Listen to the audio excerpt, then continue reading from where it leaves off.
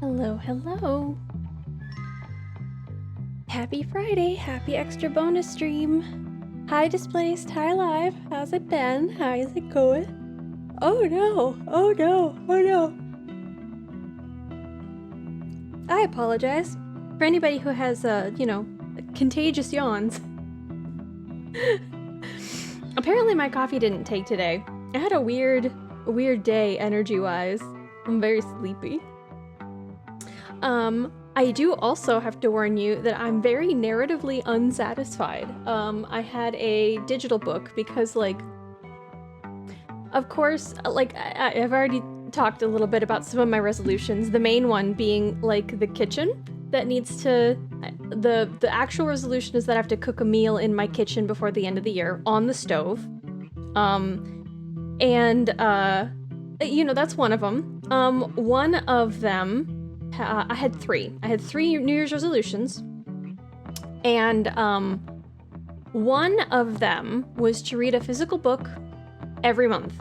I'm very good at reading, books in electronic form, and I was getting a stack of actual, physical books in my life, and I was like, I need to read these, because I wasn't getting a digital copy because I had a physical copy. So, I was just not reading them, and I purchased them because I wanted to read them. There's something about the habit of reading a physical book that has, just not become regular for me. And the other problem with, I think, a digital book a lot of times is on my devices, I have access to other things. So I will have a thought, and in the middle of reading this digital book, I'll go on a 30-minute tangent searching up the history of some bishop that I've never heard of, just for funsies, just to get info into my brain because I had a momentary thought.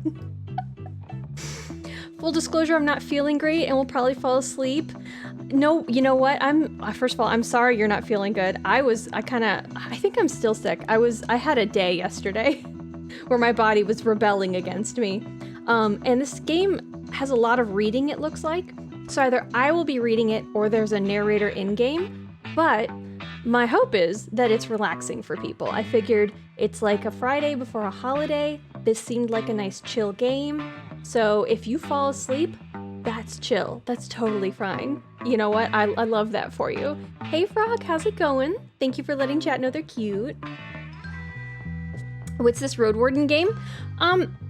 We're finding out. Legitimately, I don't know much aside from the fact that it is text-based. I read some of the stills on the game page. It looks really lovely. So we're finding out. We're gonna see. It's a text-based adventure, as far as I can tell, where decisions are laid out for us and we make decisions. So.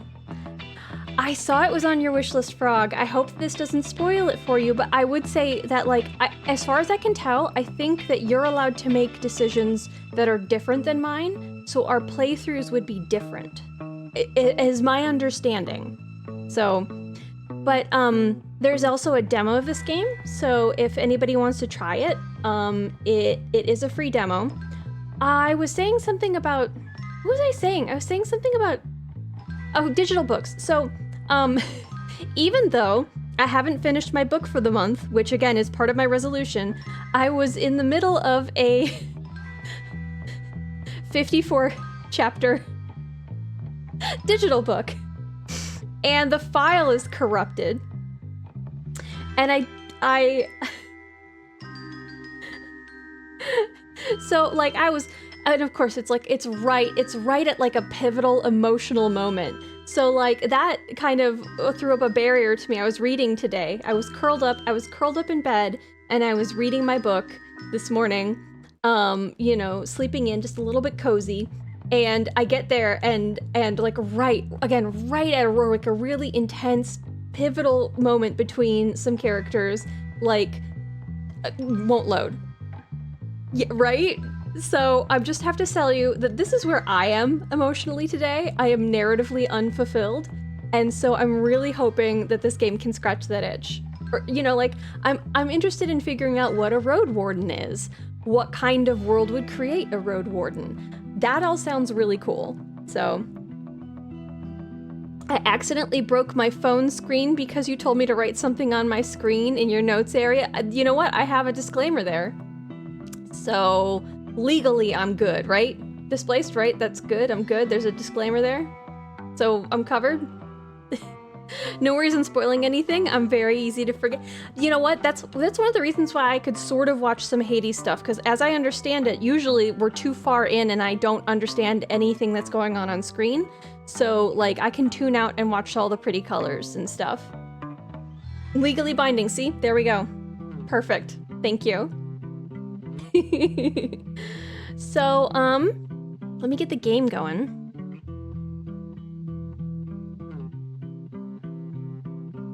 I again figured out how it is that all the audio is getting in on this screen, but I just want you to know that I haven't fixed it. So I understand that you can hear it right now.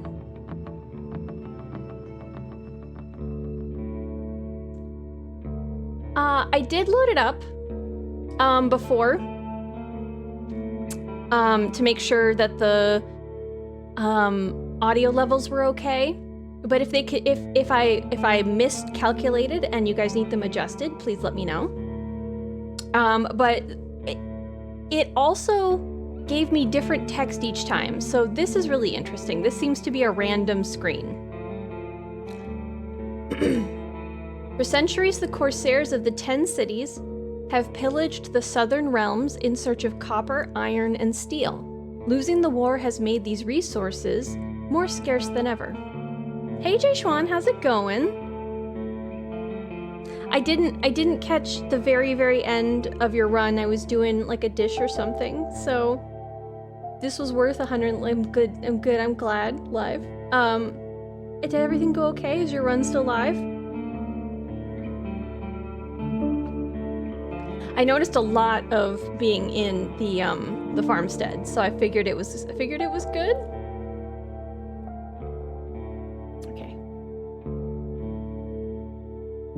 I can't continue. Okay, good. I was gonna say this is grayed out. I didn't continue. The only place I've been is this screen. So everything from literally this moment on is going to be new. Let's see.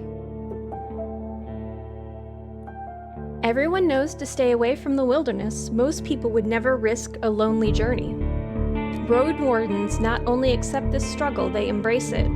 They deliver messages, assist merchants, burn human corpses, and if possible, get rid of the beasts and highwaymen. They live on the road, die young, or retire early. It's a dangerous job, but a respectable one, and it pays well. And then I guess I have my two choices. I leave the safety of the city walls, or I still have my doubts. If we're a road warden, I mean, I feel like we'd leave the safety of the city walls, right? Pick a difficulty mode. This choice can't be altered later on. Oh no. Casual for those focused on the story. No time limit. More cash at the start. Some quests are more forgiving. I am familiar with RPGs, but I am focused on the story. Maybe we play through casual.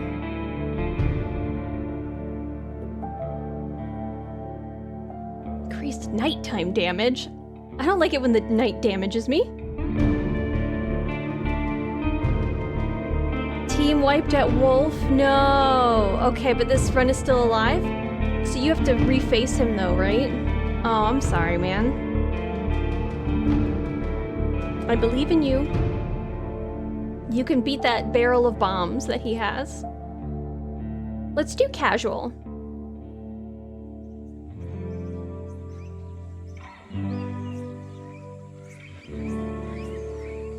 Ooh, I like the environmental noises. The wall is still standing. There are no wolves around. No stench of blood. Good signs. Oh, we have a quick save and an archive. Okay. This should be the place you're looking for. You were supposed to meet with a group of soldiers, but you hear no voices, no sounds of labor. The gate is ajar. Really? I thought it was a gate. I'm sorry. I thought it was a gate. But the camp isn't safe. It may keep away the goblins and pebblers, but not beast folk nor trolls. And the night is near. Your palfrey breathes heavily. It had a long day. Is this a word I don't know, or is this a word within the context of the universe? Is this a kind of horse?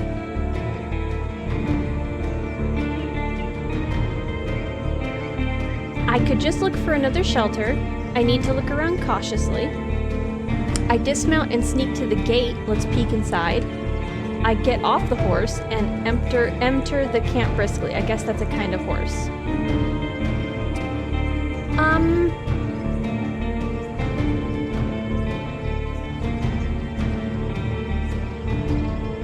I kind of want to sneak to the gate and peek inside.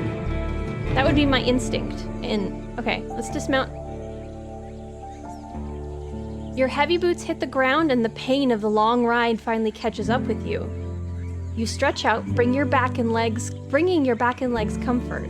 All you want now is a table, a decent chair, a nice mug of beer, and some warm stew. With any luck, your axe won't be needed here. I guess I have 3/4 of my heart. I feel well. Take care of yourself. If you're hurt or exhausted, some actions won't be available to you. The weaker you are, the higher the chance you'll die in combat. Oh, that's interesting. I like this. Okay. Approach the gate slowly. If it's a military camp, it doesn't look the part. Plenty of wasted space. The fire pit is cold. 2 people are sitting at the table, tired and disheartened. They're looking in different directions, paying no attention to one another. One of them is holding a cup. After a moment, you notice the quiet humming. You recognize the melody of a light-hearted drinking song from the city harbor.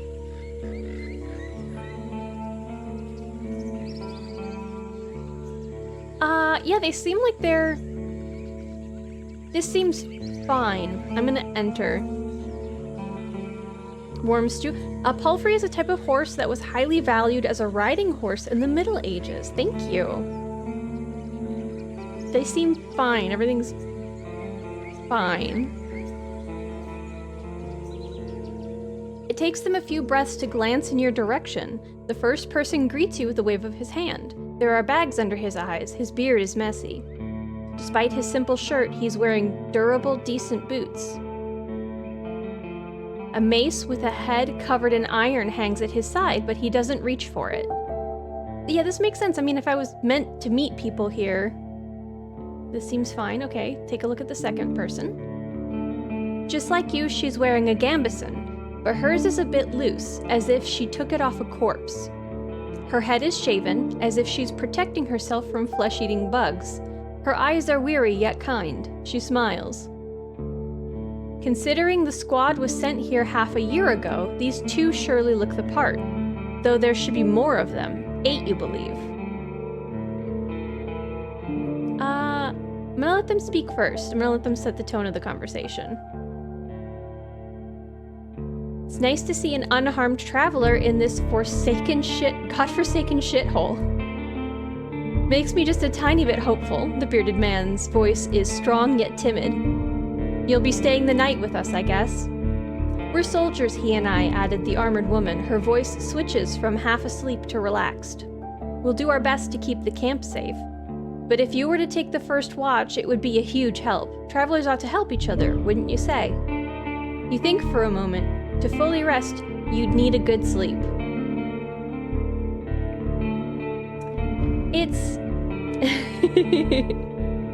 It's really interesting that they're immediately trusting me for them to go unconscious as I'm taking the first watch. And that's either a really good tactic or if I take first watch,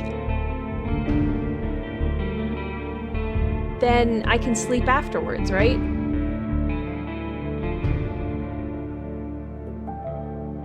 They look like they were having a hard time when I came in. Like, neither of them were looking at each other. So we'll do it. We'll do it. We're hardy Roadwardens. We can do this. This music kind of reminds you of Diablo. I'm liking it. I kind of hope it does switch up eventually. Okay, so I said I would do it. Fantastic. She rubs her hands together. I don't remember the last time I had more than half a night of sleep. Oh yeah, between the two of them, it would only be, they'd have to trade off, huh? The hours before midnight should be the calmest. Just wake us up if anything happens. The man flashes you a wide smile. It's easy to wake us up, just yell. He drinks from his mug. So let's ask him about the lieutenant. You wonder how to phrase your question. Whenever you meet new people, you can influence how they perceive you by selecting one of the attitudes, okay? So we have friendly, supportive and cordial, playful, use a joke or a witty comment, distance, hide your emotions, intimidating, hint at a threat. Why would I hint at a threat immediately after offering first watch? Vulnerable, be sad, tired, afraid, or hopeless. Okay. This feels very much like the wheel dialogue system that is in the later Dragon Age series. I do kind of wish that it was giving me the exact text of what I was saying as I hovered over these. But let's just start off. We don't know them. Let's just be friendly. I was hoping to meet with your lieutenant. Could we talk for a bit? Oh. Oh, it is gonna show me. I just have to click on it. Looking for your lieutenant. This means someone's not gonna waste my... Woof, woof, woof.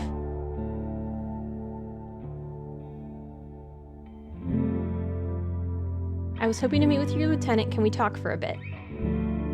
The woman lets out a loud sigh, dusts off her gambeson, and steps towards you. She pays little attention to the sword at her side. We most definitely can, you and I, though holding this rank is still somewhat new to me. Are you a messenger? Did you lose your mount? She observes you with curiosity, or are you looking for help? I'm your new Roadwarden. My horse is waiting outside. Really? The soldier in the shirt leans forward. That explains how you got here in one piece all by yourself. Better bring your beast here, adds the lieutenant. We have no hay, but I bet it dreams of dropping its saddle. A long pause. I'm Tulia, by the way. She reaches out her hand. Why would it be it? I'm just gonna shake her hand. Oh. How do we want people to call us?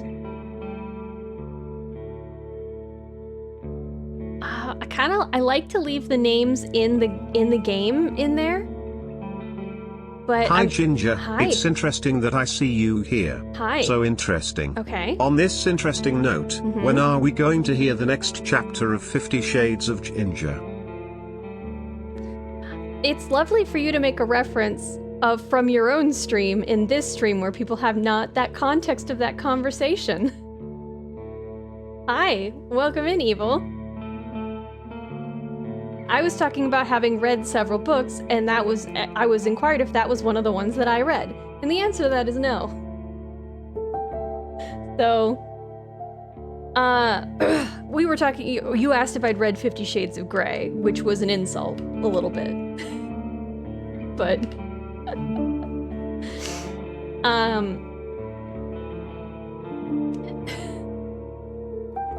Hi, Nut. I'd buy a chapter of 50 Shades of Grey. What would that even be about? I'm not gonna, no, never mind. I know what the context of that original book is. I just have to say, from what I understand, it's very poorly written. And also, hello, Nut. It's not the subject matter that I object to, it's the quality. Poorly structured characters, bad pacing, like I've heard how bad it is. I've never listened to an audiobook, not again because I object, but just because I never think to do so. So, 50 Shades of Spooky. I'm sure you can write a much better book. I think I have a hard time finishing things and feeling satisfied enough with them to like put them out there. So I would have a very difficult time.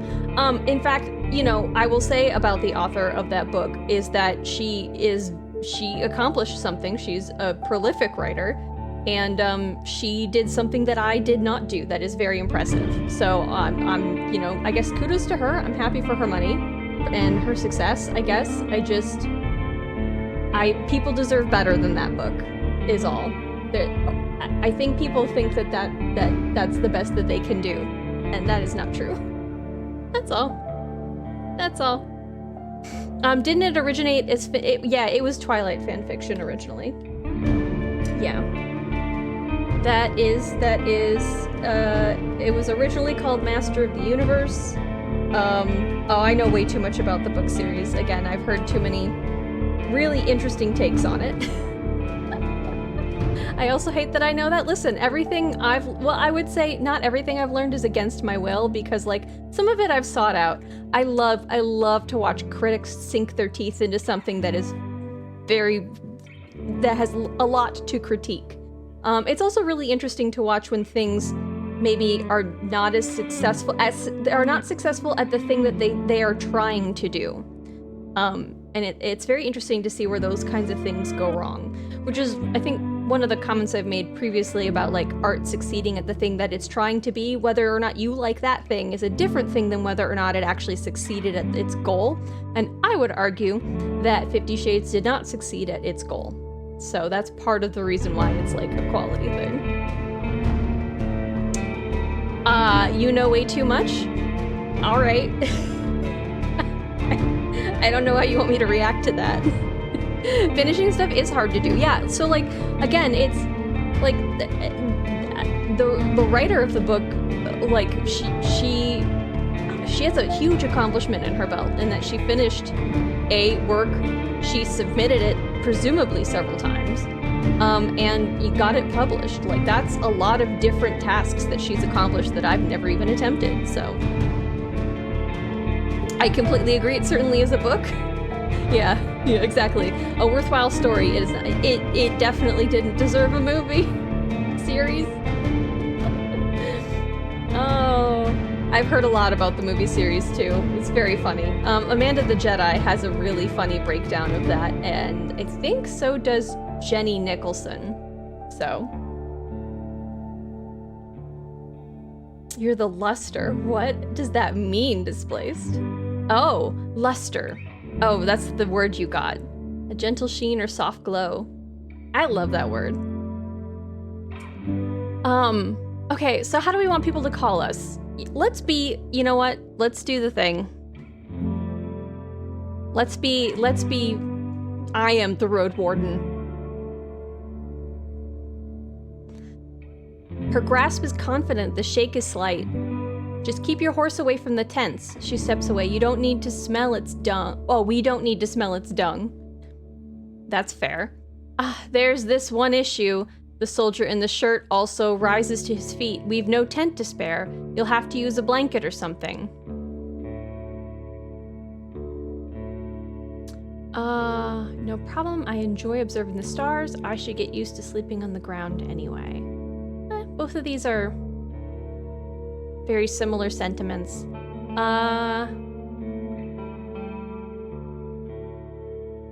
Yeah, I probably should get used to it, but you'd think that this would be like a moment where you could... We'll do this one. I should get used to sleeping on the ground anyway.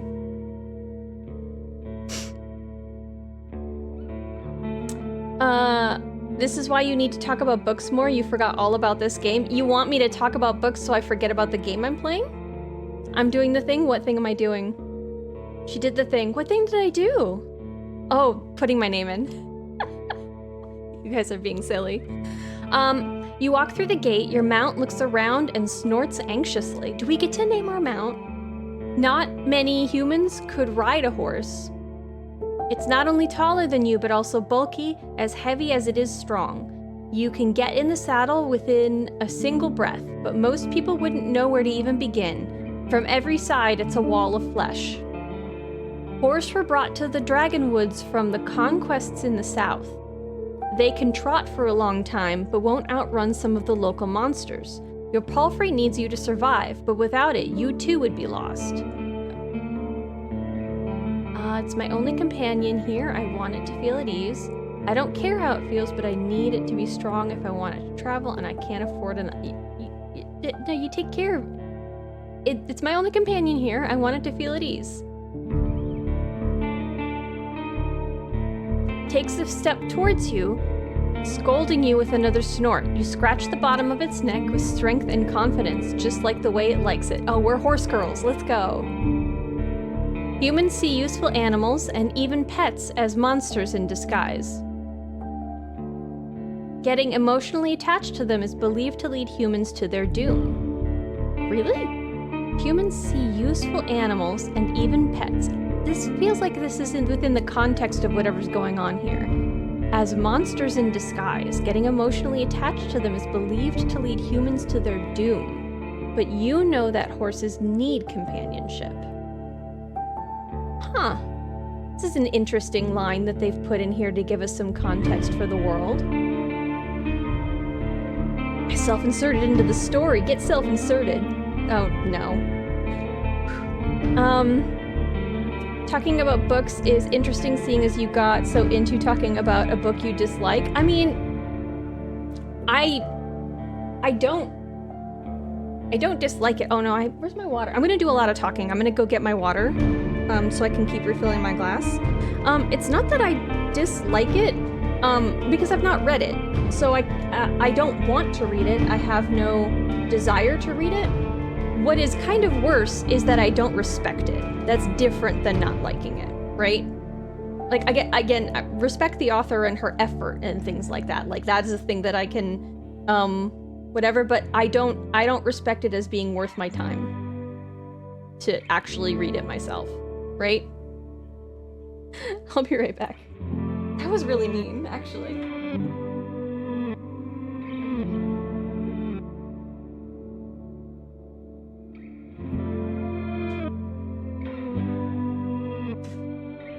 You had it coming! Get wrecked! Especially since... Idiot. Sorry, I mean, like, I've already heard enough people's opinions on it. So, like, it would be wasteful for me to also spend my time when they've already spent their time and thoughts on it. Because I already know I'm probably going to agree with a lot of them.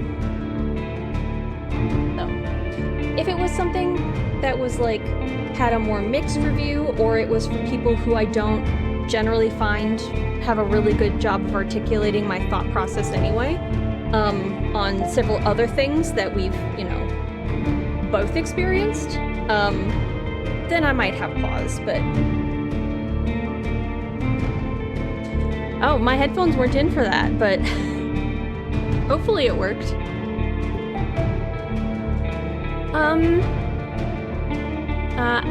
Okay, let's speak gently to our horse and lead it to the camp. You end up next to the fire pit. Removing the saddle makes the horse nicker with relief. You take a couple of minutes to examine its back, just in case. While the riding equipment is not that heavy for such a strong animal, with enough time it starts to chafe. You wish it had something better to eat than this shabby grass. You should look for an inn. I need to unpack.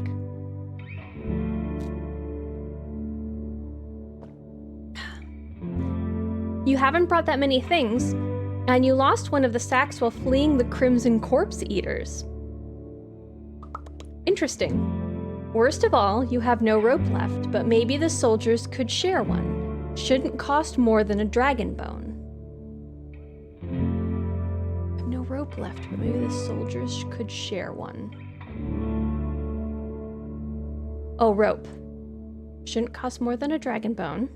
Is that a literal dragon bone, or is that the currency here? Aside from the travel set, you own a few valuable possessions, essential for your trade. Oh, I get to pick my stuff. Fighter, I spent my savings on decent combat equipment. I have a fine gambeson, an axe made of steel, and a reliable crossbow with quarrels. I do apparently still have an axe, no matter what. I have talismans that help me use my powers, as well as an iron axe and a worn gambeson. Scholar, I carry writing instruments and alchemical ingredients, as well as an iron axe, a worn gambeson, and a small healing potion. I want to learn more about the 3 classes. Let's learn. As a fighter, you'll have an easier time in physical challenges thanks to your superior equipment and hidden bonuses during dice rolls. You'll be physically more capable than the other classes, what opens unique opportunities during... be physically more capable than other classes would... I assume that's like a witch, but what is also, I suppose, technically correct? It just means something different. What opens unique opportunities during some social interactions. It's the best class for RPG beginners. The fighter's weakness is their reliance on physical strength. Your special abilities won't be available to you if your vitality drops to 0. Mage uses Pneuma, a versatile but limited pool of energy, okay, so mana, that can be spent to cast a few humble spells. Magic won't protect you better than a sharp axe, but as a mage you'll be able to heal faster while resting, detect magic in a mystical area, detect a beast with a simple trick, and find common tongue with other magic users. Using the mage's powers too freely will result in having no Pneuma left when you need it the most. Okay, so that sounds like a resource that I might end up just sitting on rather than using, but... Song and Storm, hello! Gamba Sun. Crimson Corpse Eaters. Chat and Ginger, you shall receive the honor of providing background noises to my Christmas baking efforts. Also have fun with Roadwarden. I'm so... what are you baking? What are you baking? And thank you for hanging out.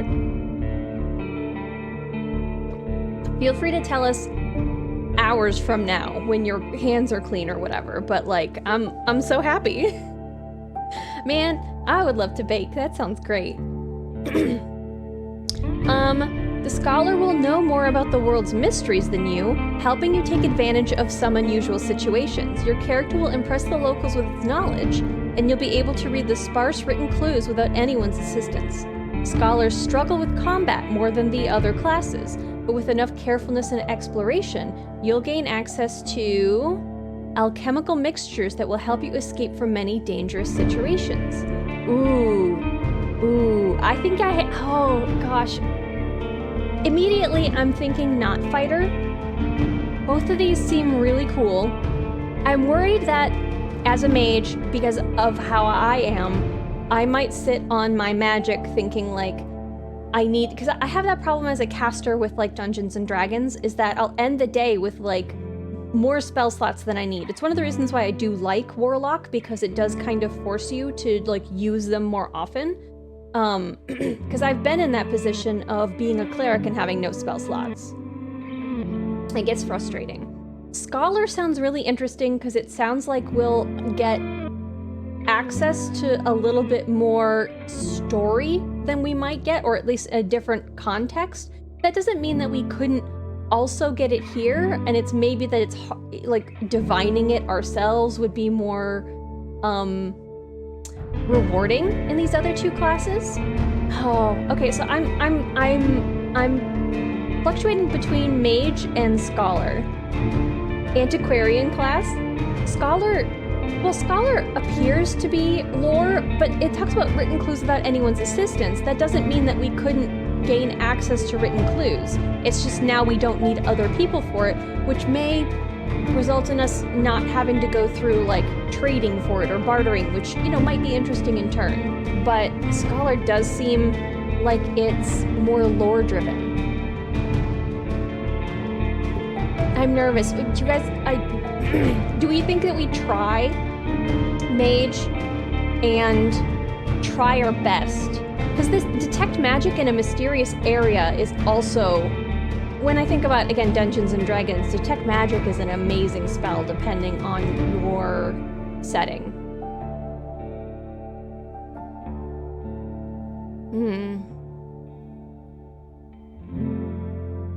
Faster healing. We'd have different dialogue with other magic users. That might be interesting.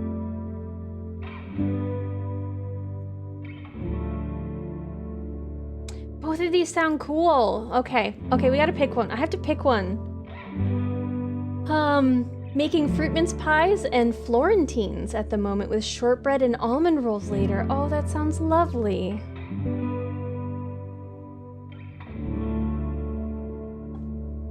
Scholar. Okay, we'll try the Scholar. If we die, we'll move to the Mage. They both sound really cool. Let's do Scholar. Okay. You unpack and inspect your belongings. Your water skin isn't pierced. The spare clothes are still there. Just in case, you open your... Why are you covering the text? Taking hits will damage your armor. You can fix it in various settlements. Open your inventory. Okay. You take a look at your wooden bowl and mug, your cape, tinderbox, bandages, food rations, knife. Nothing special or too cumbersome. I like that we have a cape. From time to time, your routine helps you avoid mistakes, but this doesn't make it any more exciting. Let's look at our inventory. So we have food rations, 2 food rations, 1 small healing potion, a pouch with 10 coins, it looks like. A city artisan makes coins by cutting dragon bones into slices. Okay, so that was currency. They are valued by merchants, though rarely used in the countryside. Okay. I believe in you. You cannot hoard resources. Well, I don't have them to hoard anymore, but we'll see. A padded defensive jacket made of linen with thread. Yep. Oh, I know what a gambeson is. Yeah, we don't need to read that. Alchemical ingredients, so there might be crafting. To brew new potions, you need to find suitable tools and some undisturbed time. Brewing is difficult, and your alchemical skills, while humble, are valuable. Your sack contains all sorts of useful tools. So that's my travel set. Can I click into my travel set? Oh, it does. Okay.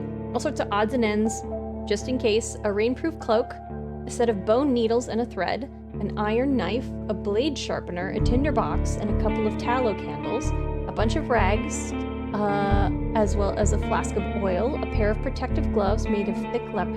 This is very... I'm like, this is like my D&D inventory. This is fun. Okay,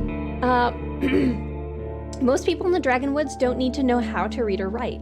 The lessons are time-consuming and often expensive. Yes, this is true, and also bookbinding was traditionally incredibly expensive and time-consuming. The exchange of written texts is practiced among people who need to create complex, exact documents and keep them in good condition for years or even centuries. This group includes priests, lawyers, inventors, officials, richer merchants, and high-ranking military chieftains. Less than 10% of society is literate, and the major part of this group lives in the cities. Okay. And here's my simple battle axe. I've practiced with it for many days. Oh no. Only many days. Okay, let's return to the soldiers. I was a little late with that one. Yeah, well, I mean, again, if we die, we can do a mage. We'll see. They're at the table again, observing your beast and chatting between themselves. Your stomach growls at the sight of them eating out of wooden bowls. One more bowl was put at a previously unused end of the table. You can sit down on a tree log. I join them and take a look at the meal. I thank them for the meal, but I don't want to eat with them. I sit down and ask Tulia what she can tell me about this area. I completely ignore them. No, we need to eat. We need health. I join them and take a look at the meal. It's cold gruel, the meal eaten in times of hardship. This specific bowl is filled with water, hog millet, some strange-looking cereals, and blueberries. Blech. Doesn't sound great. Welcoming you with a meal, even a humble one, is beyond their duty. Soldiers live with and for their companions, constantly on the move from one part of the realm to another, making sacrifices to protect their group as they face dozens of hideous creatures. Their lives are filled with discipline, hardship, and camaraderie. Roadwardens, on the other hand, learn how to work by themselves. They seldom engage in open combat, patrolling the same roads for years. They help the settlements stay in touch, but also maintain commerce, settle down,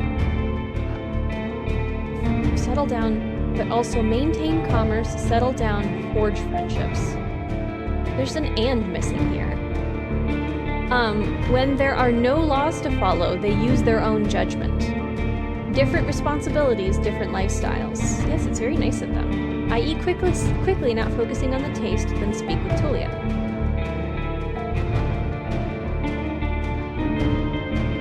Yay, we got nourished. She's focused and chooses her words carefully. She looks away only when she gathers her thoughts. I'm afraid I can tell you less than I would like to and less than I should. She nods towards the other soldier. As you can see, there's not a lot of us left. At the beginning of summer, there were 8 of us, including our previous lieutenant. 5 are dead, 1 has run away in tears. We're also strangers in this land, adds her companion. Hi, Dee. I'm on mute because I'm forcing my brothers to spend time with me. Have fun.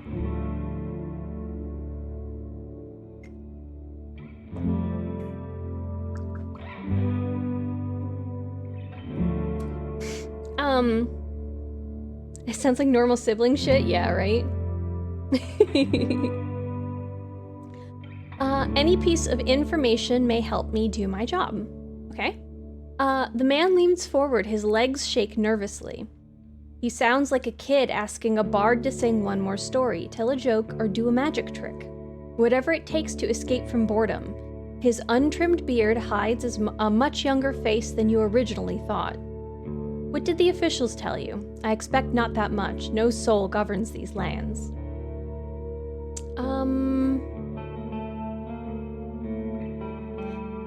I guess my option is to share what's relevant, and what I've discussed with the officials should stay between me and them. I don't have context for needing to be so wary. They've been nothing but welcoming. They've fed me. There's no reason. There's like 5 of them are dead. I'm gonna share what I consider to be relevant. Let's do that. You tell the soldiers how little guidance you've received. Since this area is too far away from Havlavan.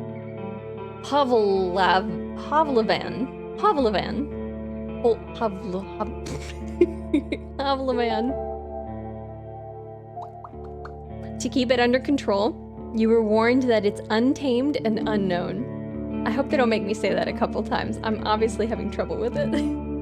Who knows how many villages, bandits, or monsters may be found in these unmapped hills and forests? Oh, so am I a cartographer now, too? As a scholar, it might especially explain why I'm out here. From time to time, new people come here to look for boundless opportunities. Most of them never return. Do they turn into walking corpses, or find what they're looking for?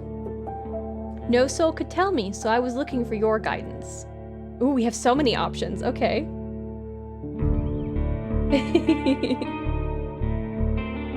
Thank you for translating for me, Displace.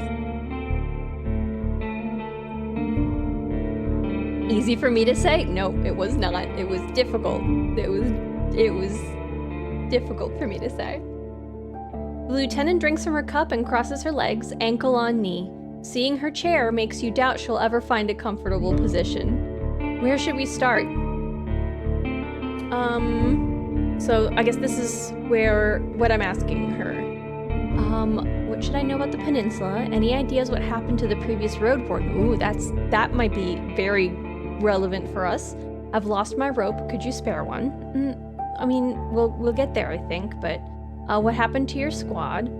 Tulia, how did you become a lieutenant? Well, because the previous one died. What was your squad's mission? Anything I should know about this camp? If you were me, where would you go next? Before I continue my journey, I need to ask them about the peninsula, the Roadwarden, and the rope. Okay, so let's start with the Roadwarden, because that's the most relevant to me personally here. Tulia takes a deep breath. Aren't you a bit late for a rescue mission? We haven't heard from him for almost half a year. They left half a year ago. Immediately they didn't hear from him? The soldiers speak for a bit between themselves, trying to get their story straight. They confirm that he had stopped by their camp a few times, but stopped showing up at all in early summer. The bearded soldier starts to scratch... Why can't I ask this person's name? The bearded soldier starts to scratch the table with the tip of his knife, without looking at you. I don't remember his voice. Always busy, drowning in things to take care of. He would sit somewhere, sharpen his sword, fix his loud mail, clean clothes, write notes on the wax tablet of his. Yep, and leave at dawn. Unlike us, Asterion never gets bored. Tulia lets out a joyless chuckle.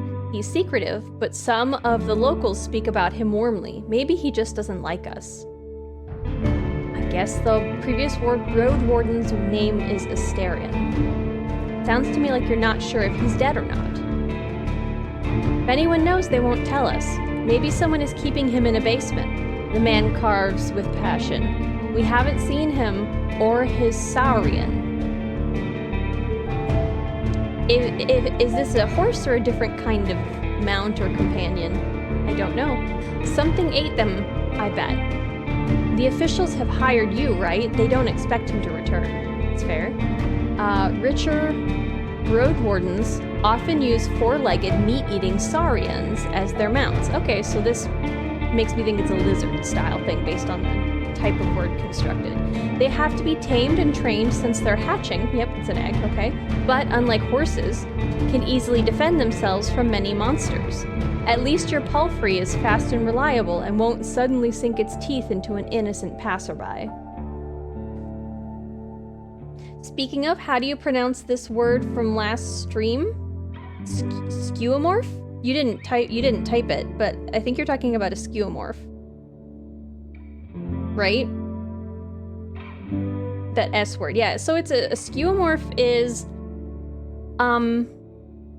it's a type of design concept that retains features of something that is no longer necessary in like the new technology, like how the universally usually if it's depicted in a pictograph and it is not just the word save, the icon that is usually used for like a save button is like a floppy disk, right? But we don't save to floppy disks anymore as a culture. It's just that has become the symbol for that has become the symbol for save. So that would be like skeuomorphic design. And it's also why like we still use the word rewind, even though there's no literal winding, because we're no longer winding reels of film or tape or any of that stuff. I believe that still counts as a skeuomorph as well, just the word rewind and like the symbols for it and things like that, because it's from something that is no longer in the current technology, but it isn't inherited it. Does that make sense? Yeah, the disk icon would also be skeuomorphic. Yep. And if you look around, there's a lot of those kinds of things where like literally it's not that anymore, right? The symbol for a telephone, a handset, right? Like if you're picking up a call on your cell phone, is for like a handset for like the, you know, the original style of phone. It doesn't look like a smartphone. That's a skeuomorph. It's kind of cool in design, right?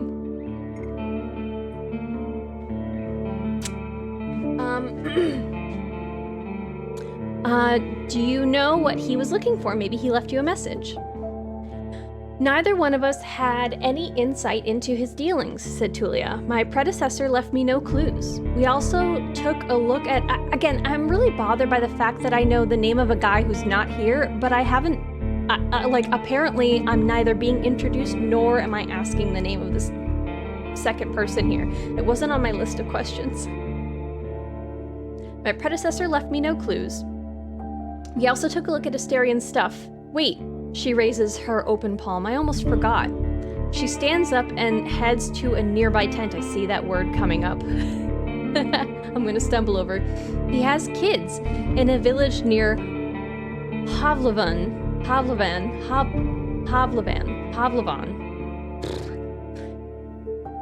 I was planning to take all his things there. A pouch, a second spear, a decent bow, some potions. Quite a treasure. She glances at you, but I would much prefer to bring them the truth about their father. So you want me to find out what happened to him in exchange for his stuff? Here's the catch. She dusts off the hilt of her sword. We've hired a messenger to ask the commanders for further orders. Since she hasn't returned and you know nothing about her, she either ran away or something happened to her. She sighs with resignation. We are meant to stay here until fall. What do you think? Come see us, tell us what you've learned about the man, and we'll get back to Howler together. You think about your real mission. You were planning to return to Howler in the early fall anyway. If he's alive, I don't think he's going to be happy about me taking away all of his possessions. Yeah, true, but he's considered dead. I doubt he'd begrudge you anything. And who knows, you may just find his shell lying on the roadside tomorrow. His shell. His shell? He wears mail, uses a spear mostly. Maybe 5 feet tall, but stout. Long, red beard, short hair, pale face, rarely smiles. She glances at her companion, but after he adds nothing, she sits down and stretches out her legs. So find out what happened to him. Dead, alive, left, just let me know. Okay, so the command here is... they don't issue me orders, nor did they issue orders to Asterion. Okay.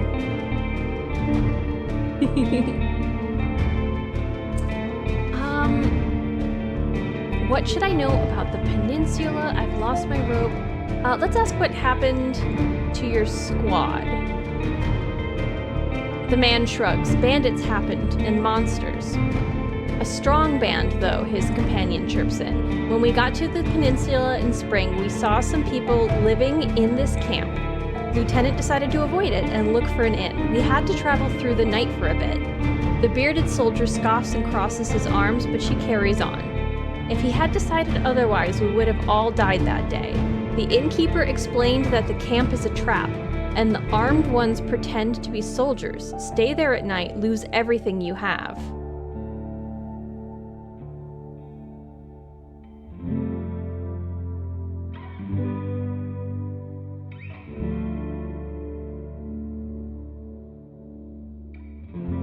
So originally this was a trap. They pretend to be soldiers. Am I being warned? Sounds like slave hunters. Well, no, she knew about the Roadwarden. So either she's making up that story or... very much so. They killed some and took others away, who knows where. They were letting the Northerners go, hoping to avoid their wrath. It kind of worked, adds the soldier. We asked them for help, but they refused. We had to clear the entire camp on our own, and that's why 3 of our people died. Don't exaggerate. It's not like the lieutenant didn't make a mistake. He wanted to get rid of them and take over their camp, but we didn't know our enemy well enough. We were outnumbered, and they had an ice mage among them. She looks at you. At least we cleared the road, saved lives.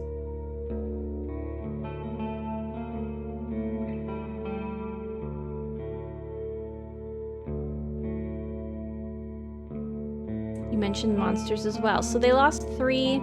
They were 8. They lost 3. They would have been down to 5 then.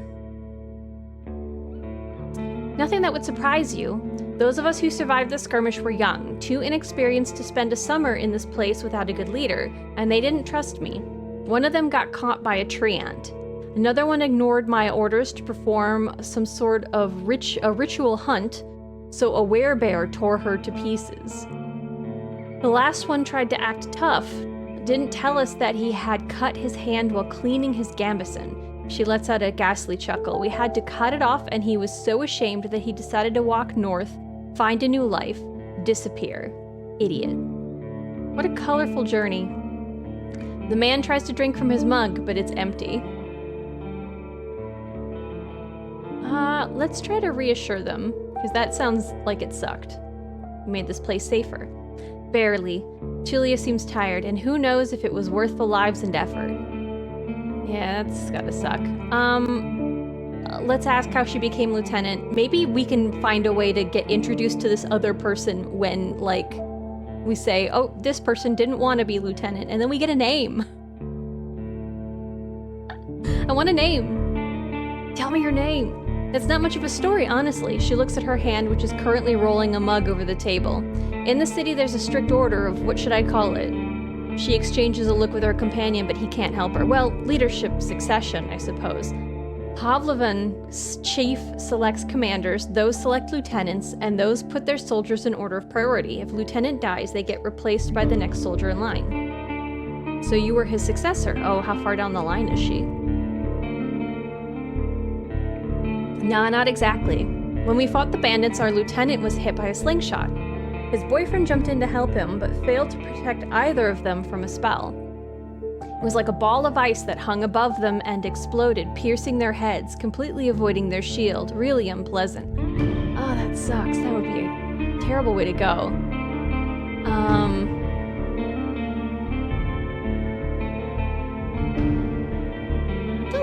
I'm not gonna insult a dead man here. I'm gonna ask if she was the third one in line, but I bet the answer to that is also gonna be no. Just because that's less funny. And you were the third one in line, is that right? Basically, yeah. Oh, okay, there we go. She says without enthusiasm, I didn't plan to become a leader, though. I'll get demoted once we return to the city. I prefer to follow anyway.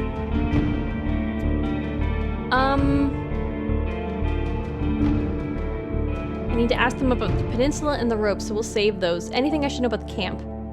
The story is brief. Some merchants built the camp to have an extra stop for mules and donkeys just between the inn and the southern villages. There's plenty of grass here and a pond nearby.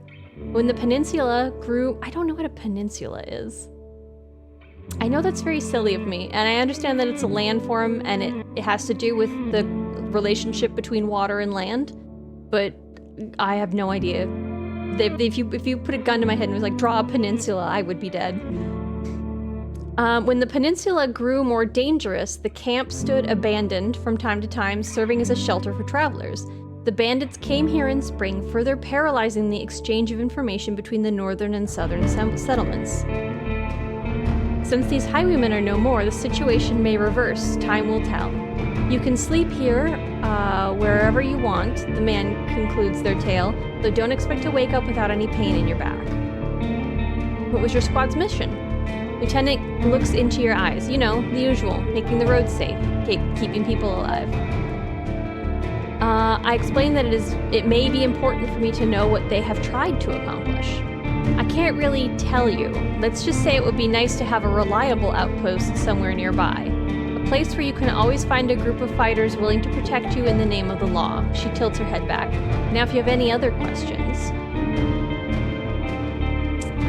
if you were me, where would you go next? The soldier answers quickly. To the inn, of course. He grabs his empty mug. The one northwest from here. If you can't afford the room, the main hall is free of charge. The locals rarely gather there. The northern road is much more traveled. But the mentions Tulia, but the hunters will tell you about this and that, and you'll have a chance to introduce yourself. The innkeeper can listen and knows many souls. Any tips on how to make a good first impression on him? She smirks. Avoid cheap jokes, stick to trade, don't waste his time. Show him that you can be relied on. Alright, what should I know about the peninsula? I'll tell you what I know. Can you tell me what a peninsula is, Tulia? A spur of land surrounded by water on 3 sides. So like, oh, is Florida a peninsula?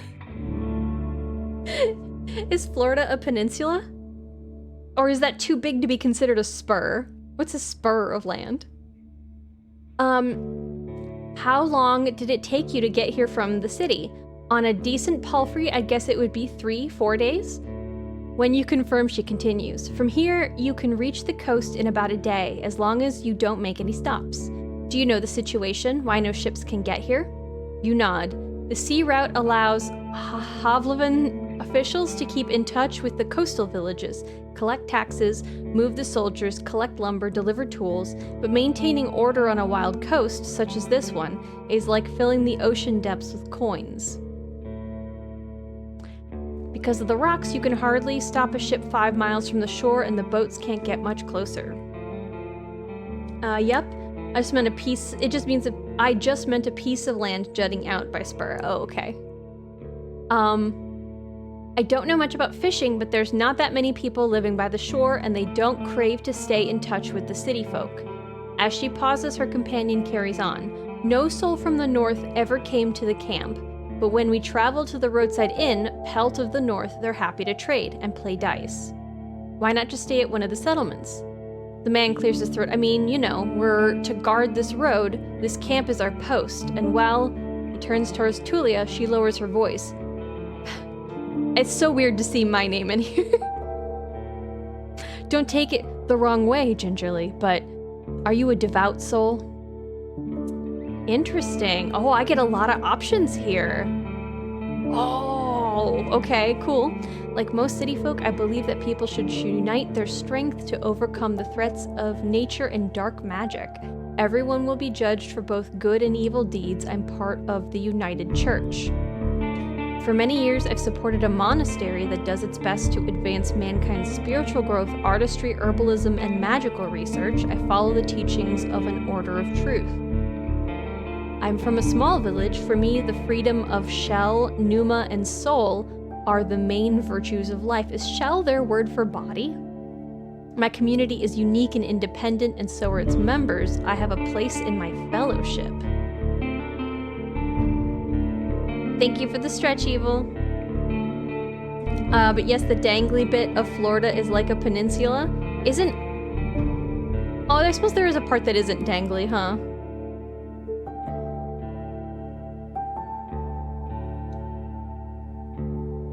Thank you. Okay, I'll stretch. I have a strong connection to nature and spirits and follow the path of my ancestors. Some of my beliefs may be considered sinister and treacherous by the city folk. You'd probably call me a pagan. Describing yourself as hey, some people... D, no hello, wow, wow, I see how it is, wow. JR, I did say hi. Hello to you too. I did say hi. Hello again, I guess, since you didn't hear the first time. How's your day going? I would assume that you're in a little bit of a grump state, since that was your go-to. I'm stretching.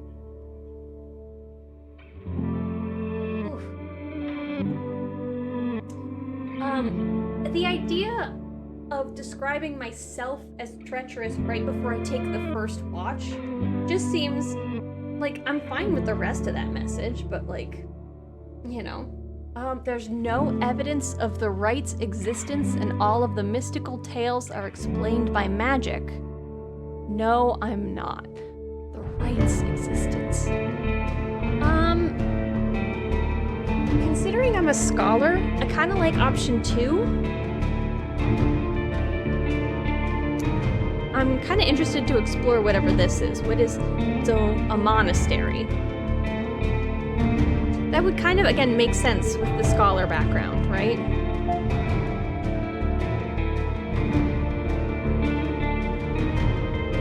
Me in a grump state. What? Grump, grump, grump. Yep. You showed me. Saying hello to me, wow. I see how it is, wow, wow.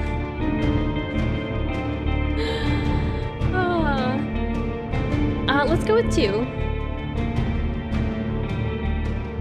The non-dangly bits of the Florida is the panhandle. Oh, I've never known what that meant. Like, legitimately. Oh, hello? My game flashed for a second. Maybe it's because I clicked out. Oh, I see. She hesitantly looks away. I don't know much about that river of faith, but I'm sure we're not that different. I'm a unite myself. She says it with with a sort of pride in her voice, so she follows the United Church. I could say or I could say maybe just explain what you were thinking of. The people here are disquieting. An interesting way of saying. All right. Every few words, she taps the table with her finger. Their traditions won't help them negotiate with the officials. Here. She starts to draw lines with her index finger as if she's pointing at an invisible map. The peninsula is connected with roads like a big circle. In the northwest, you'll find a weird village at a bog. It's not exactly pagan, I don't think. It even has a priest who claims to be an ermite? What is that? You nod, she means a fellowship. They do crazy shit, her companion chips in. They use the dead to cut down trees and dig in soil. Once I saw it, I begged to never return there. Interesting. Okay, they're necromancers, sort of. Driving home from work, good luck. Thank you. Drive safe, JR.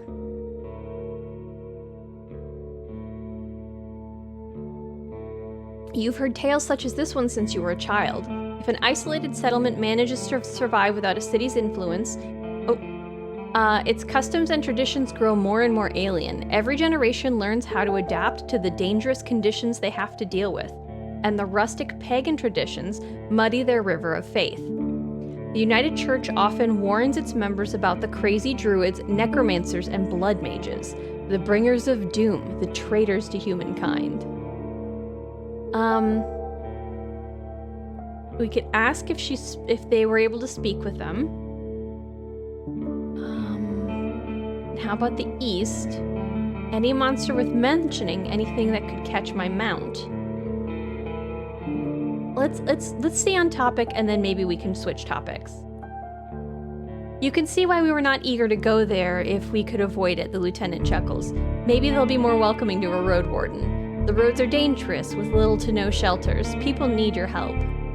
The man in the shirt turns a bit and points a finger to the northwest. If you're heading to the undead village, you'll get to an inn first, and soon. Tulia nods. Pelt of the North is a safe place. You can talk with the innkeep or the guards. Ask them about the road. So, it's to where? The northwest over here. So we would go up to an inn and then over here. Okay. And how about the east? She stares off across the camp. Hard to tell. We went there only once.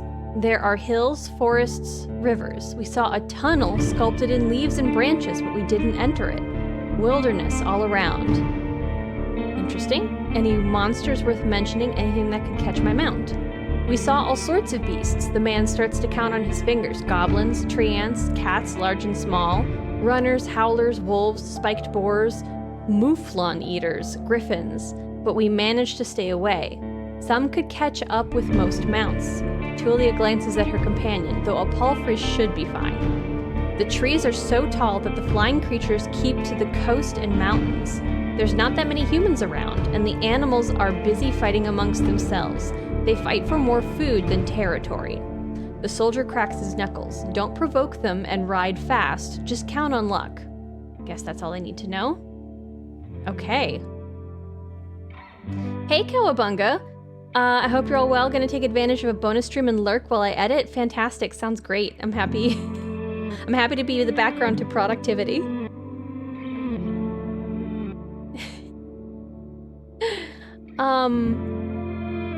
I lost my rope. Could you spare one? You're in luck. She heads toward one of the crates and moves aside a large linen sack, revealing a rope. She brings it back and nonchalantly sits down in her chair. Take it. I was planning to leave it behind. I take a closer look. Ooh, a fine rope. I guess it's for free. I either take it. Oh, I don't have a lot of food. I'm just gonna take it. She was planning to leave it behind anyway. We're good. Tulia nods. For now, you'll leave the rope on the table. It's getting late. We should prepare for the night. I agree. Tulia sighs with relief. And may you do better than Asterion did. Stay vigilant. She winks at you, shattering the mask of a soldier. Thank you for your help. Archive shows our most recent text. Oh, that's a lot.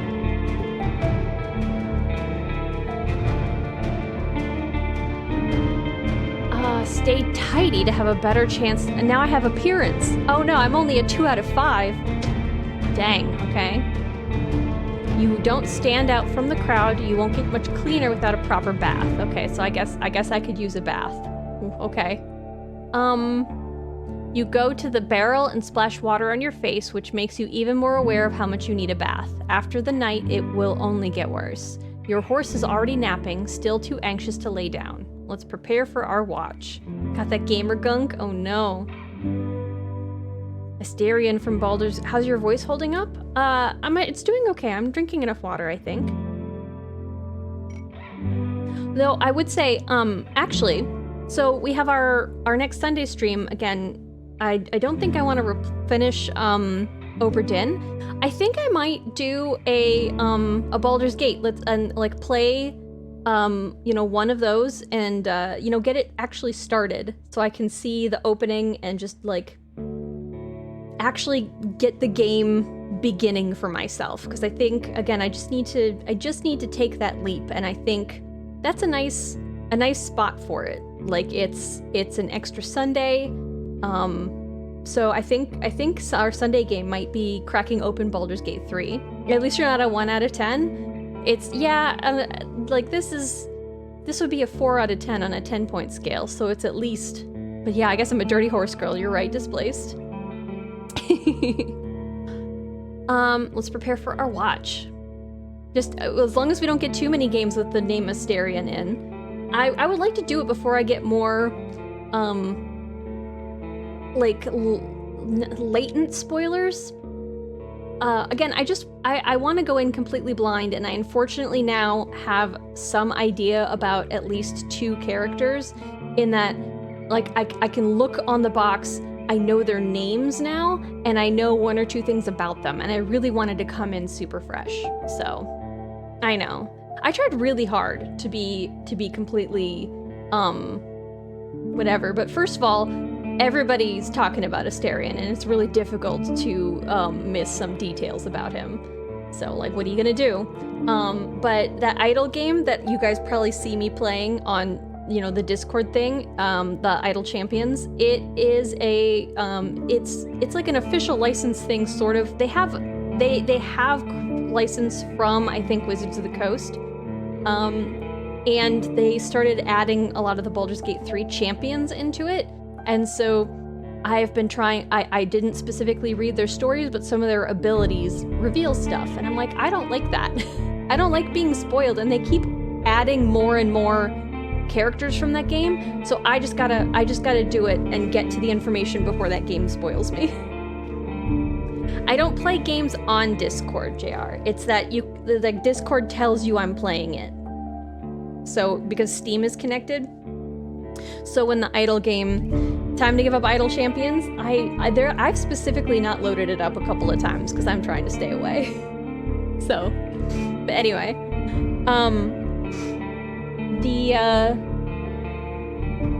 it's definitely time to like let the game bring me that information so that I don't come into it with context, because I wanna be able to play like my character, and be introduced to these people for the first time. The soldier in the shirt is eager to guide you. Just observe the area. There's plenty of griffins around, though they won't try to jump over the palisade. Probably. Better watch out for the apes. They climb up and carry out any food they can find. And there's this one really loud were-elk that keeps smelling the wall, though it has never tried to get in. I think this is the palisade in the fort that we're doing here. He points at a gate. The lieutenant and I will block the entrances. They're quite heavy, so if anyone comes here looking for shelter, better call us to help you out. And if this someone is being chased by wolves or anything, better to throw them the rope instead. He scratches his head. If it gets cold, feel free to make a fire, and the best place is on the watchtower. You may want to put a blanket there or something. I don't see a watchtower. The watchtower? He gives you a long, puzzled look. Oh, here. He points at the pile of crates. Just climb up on the tallest one. You'll have a great view at the northern side, the most dangerous side. And also, I know you're tired after all that riding. He points at the tent on the other side of the camp. I can handle a couple hours sleeping on the ground. If you wish, go there after me and rest just this once. At least I have a pallet inside. Hey, I'm gonna take that. I'll say thanks a lot. We'll do that. Ooh, okay, the sounds changed, you guys. Okay. You put your blanket on the tallest crate and sit down. The night is warm, but the sporadic summer breeze brings gentle refreshment. From time to time, your back aches, and you have to force yourself to keep your eyes open.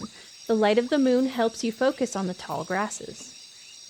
For most of the time, you spot small critters and birds, but there are exceptions. At one point, you see a three-horned deer trying to challenge one. You see three-horned deer trying to challenge one another. Before they clash their antlers, a two-legged dragonling appears, leading its much smaller offspring. The furry beasts try to intimidate the predators with roars and aggressive head movements. After a few moments, both sides walk away slowly, not willing to risk the fight, nor to admit their defeat. Yeah, I guess I'm not gonna let this distract me. I'm gonna keep looking around. You hear the death screams of distant prey and the mating calls of monkeys. Runners are chasing a gray hare. A group of musk oxen lazily chew the grass, preparing themselves to sleep.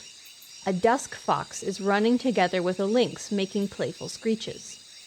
Thankfully, you never have to intervene. You just sit there, watching the not-so-distant forest, trying to outlast your sleepiness. You can only guess how much time has passed. Once you feel you've had enough, you climb down and go to a tent, waking up the bearded man with just a couple of words. You confirm that nothing important has happened. Sound design's cute, right? I gather my things and squeeze into the tent. I use my bag as a pillow, put my blanket on the pallet, and cover myself with my cloak. That sounds cozy. Sleeping in a tent is not the stuff of dreams, but it's a much welcomed rest. The pallet keeps the cold soil away. The moonlight saves the outside world from the eerie gloom. You listen to your own breath and find a comfortable position. Your job starts tomorrow. I focus on the real goal of my journey. Explore the peninsula, okay? The Merchant Guild wants to take control of this realm. Your wardening duties are secondary. First and foremost, you need to explore the peninsula. Learn about the territory, resources, and threats. Get to know the locals. And if you can, convince them to consider negotiations with Havlevan officials and traders. Could the tribes resist the soldiers, or be a threat to the priests of the United Church? Are there any forbidden practices that need to be eradicated, such as blood magic, necromancy, robbery, or slavery? Interesting. So I'm colonizing? Or attempting to... Okay. So it's my job to represent the soldiers and the church? Okay. Okay. At least I have time. I need to be as thorough as I can. Blood magic makes me think of Avatar: The Last Airbender. It's making that, but blood magic instantly makes me think of Dragon Age. Ginger monkey mating call impression when. JR, you're driving? So... hands off the phone until you're done. Once you finish your reconnaissance, you should speak with Tulia and return to Havlevan. There, you'll report back to your employers and get your reward. In the meantime, you have your own goal to pursue. So I can pick here. These are my goals, I guess. I need to gather some extra coins so I can save my siblings from debt collectors. I need to gather some extra coins so I can retire early and live in prosperity and safety. If I gather enough connections among the local leaders, I'll use them to become a major player in the Merchant Guild. I want to be remembered as a soul who brought peace and order to this realm, a hero. I just want to help people make this region safer for the locals and the newcomers alike. I need to find a new life for myself. I have a difficult past and I want to be forgotten. It to be forgotten.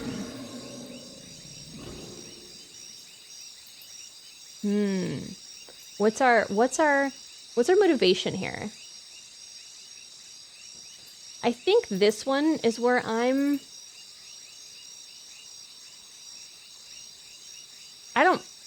there's no... I don't understand the point of being remembered, right? That's a selfish... I'm good.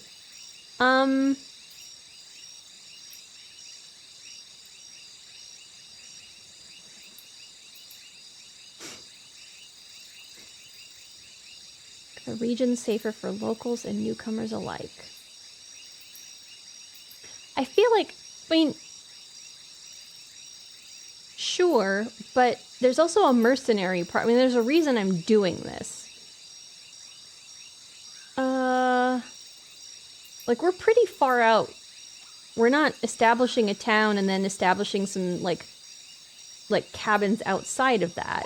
Like, this is, like, a larger territory.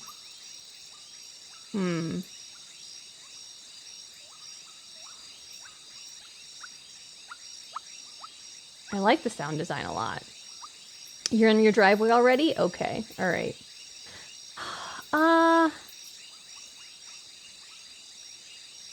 Let's go here.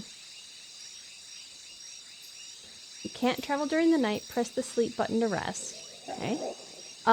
Your half-asleep senses are catching the sounds of the wild forest.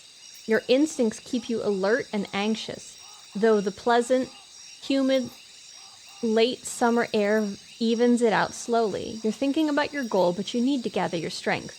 All you can do now is rest. Okay, so I have to click the sleep button. Sleeping in a tent. You can spend the night in a borrowed tent. It's nothing special, but it will protect you from the wind and rain, and the ground won't be painfully hard nor cold. It will... Sleep removes one appearance.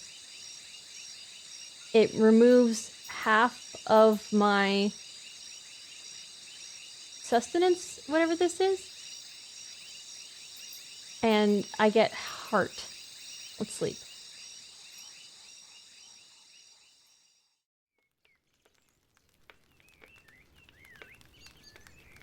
Oh, there's 2 entrances. Okay. You're woken up by sunlight, well rested and ready. My appearance is a 1 out of 5. People are hesitant to trust you. Your face is dirty. Oh no. Without haste, you gather your things. After only a couple of breaths, you notice a weird smell, like a roast. No, burning meat. Burning rotten meat.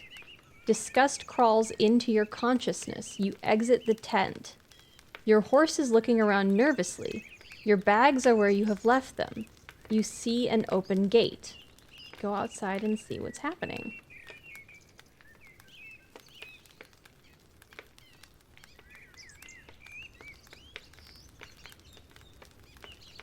Both soldiers are standing near a humble pyre. The man in the shirt looks at it contemplatively. Contemplatively. Tulia is the first one to address you. What is this person's name? Gingerly, she greets you with a nod.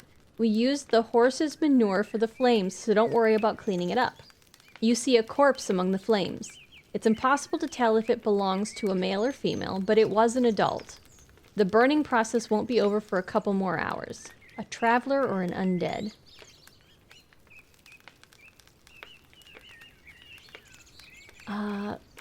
Latter, so undead.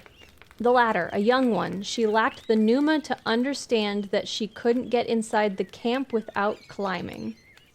That, like, brain power? I stabbed her with a spear from a safe distance. She shifts her weight.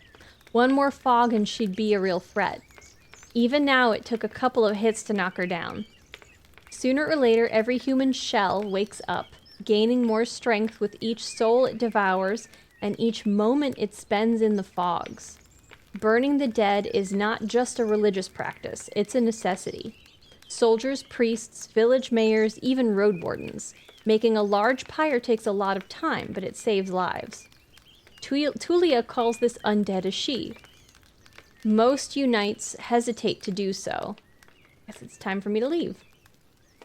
Running away from the reek, huh? I don't blame you. She walks with you for a few steps. Find us here if you need us, or if you learn what happened to Asterion. There's enough ground here for you to rest. Safe travels.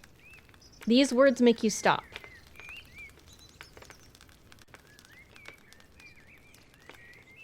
An old farewell, mocked in a number of songs and tales, but yet you hear no scorn in Tulia's voice. You wonder how many acts of kindness like this one you're going to experience in the days to follow. She returns to the pyre. I prepare myself for the journey. Pardon me? His name is Beardy McBeardface? I'm very confused by, like, not knowing this guy's name. Use the travel button to see the map and move to another area. You somehow missed the fact that your mount is already saddled and warmed up. You double-check the equipment, but you don't need to fix anything. The soldiers were diligent. Normally, preparing any palfrey for a long journey takes a lot of time. You put on your gambeson and make sure that your axe is tightly attached to your belt, then get in the saddle. The palfrey knickers, ready to leave. It's time for you to get to the crossroads, north from here. Travel forward to continue your journey. Once you're done with the north, speak to Tulia and to return to Hovleven. Travel north.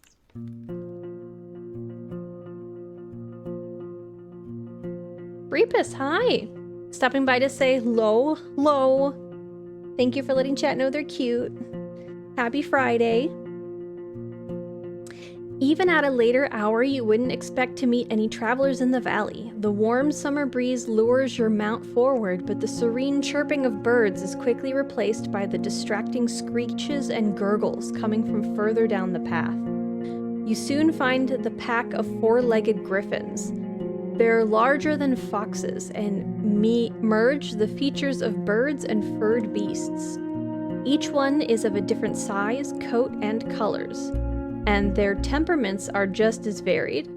Their fronts are covered with vivid feathers, while their rears have darker fur. Their wings are massive, making them impressive jumpers, but they're too heavy to fly. About 24 beasts are yelling, brawling, and chasing each other, blocking your path. I consider my options. The dice icon marks the actions that involve a random chance. Okay, so both of these are a random chance. Oof.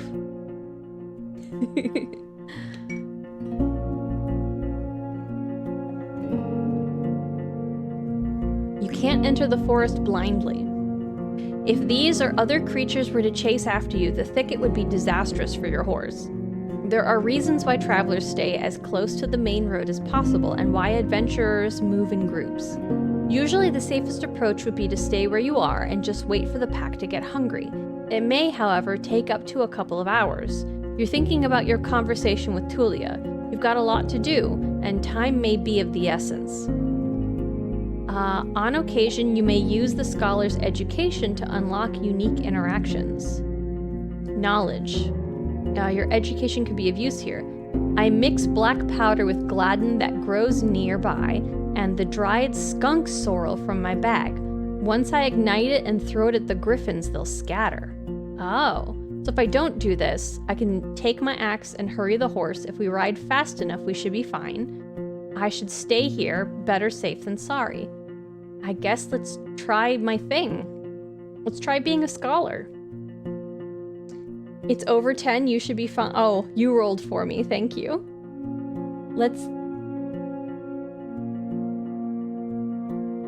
You can learn more about your abilities in the character sheet.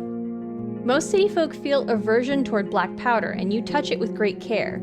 The odor of the plants makes you feel dizzy, but what's more important is that the griffins have wolf-like sensitivity to smell and noises. A few of the beasts turn their heads towards you as you approach the pack with a bag in your hand. You ignite your missile and throw it forward. At first, the creatures surround the source of smoke, but then growl in disgust, even putting their beaks to the ground. They flee, allowing you to continue your journey. I climb on the horse and cover my nose. I really need to find a proper alchemy set.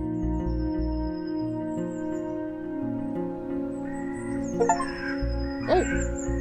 We got an achievement! Keep track of your achievements as your journey unfolds. Is this? My name is Gingerly. I used to be a scholar. Good to know. Thank you. Thank you, hover button. The road splits. According to what the soldiers have told you, you may find a safe inn by turning left. The forest to the right is lush, and the trail overgrown. Kids used to have this song. How did it go? The harshest pathway leads to the dragon's lair. For those who search for treasure, do you truly dare? The signpost in front of you doesn't make your situation much clearer. It was put here by someone who can't write, for folks who can't read. Covered in old red paint, it points east. Blood there, as people say, danger to be found. There's not a soul to ask for guidance. I guess I'm gonna look at my horse. Oh, what's our horse's name, everybody?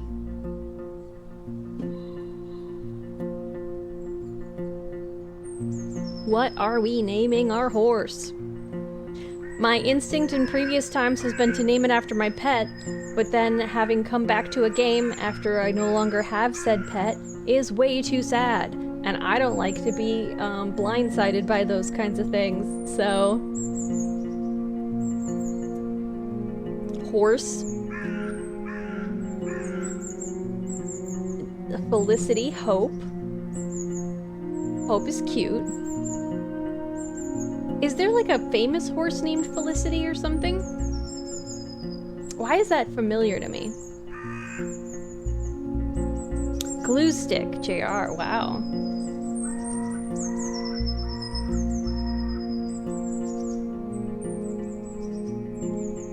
Sodal is cute, but Seabiscuit, okay. JR?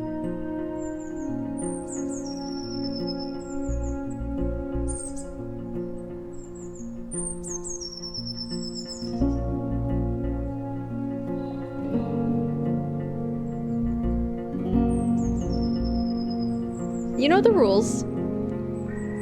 What did I say? What do I say? Uh-huh.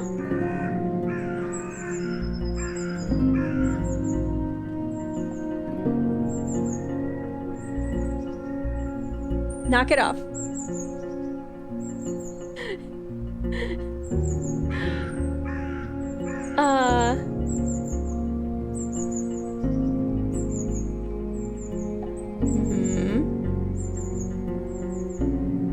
Let's try. I sure do say thanks for the stretch, but you know what the rule is.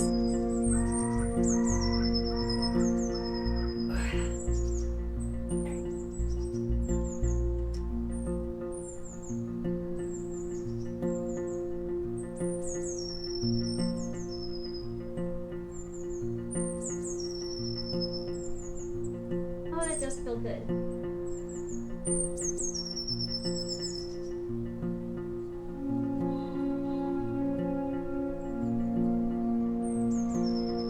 Oh, stretching my arms. There we are. Well, I can't go back and name my horse now. I've had a long day. Let me have a little self-deppy. No.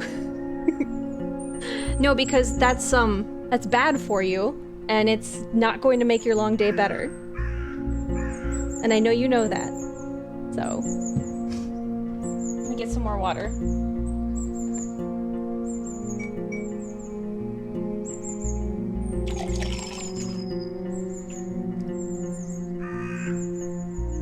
I do that because I would like to see you taking care of yourself. Because you're important. And you matter. So... that's why. That's why it's a rule. Ooh, get cutied. Thanks, Cowabunga. Hope is peaceful as you stroke its mane. Maybe it can't help you choose a path, but you've spent many years together. By the way, I'm surprised you guys didn't take the opportunity to name it after a cheese, because that was nearly always what you wanted to name the horses in Zelda. And here we have a horse name, and it's not a cheese.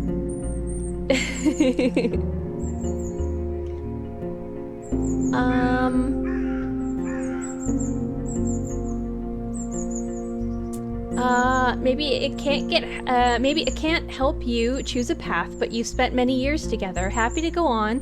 It takes a couple steps forward. You spot a few berry shrubs and wild cabbages, but they still need at least 2 weeks to gain maturity. Time to make a turn. Oh, we have to travel.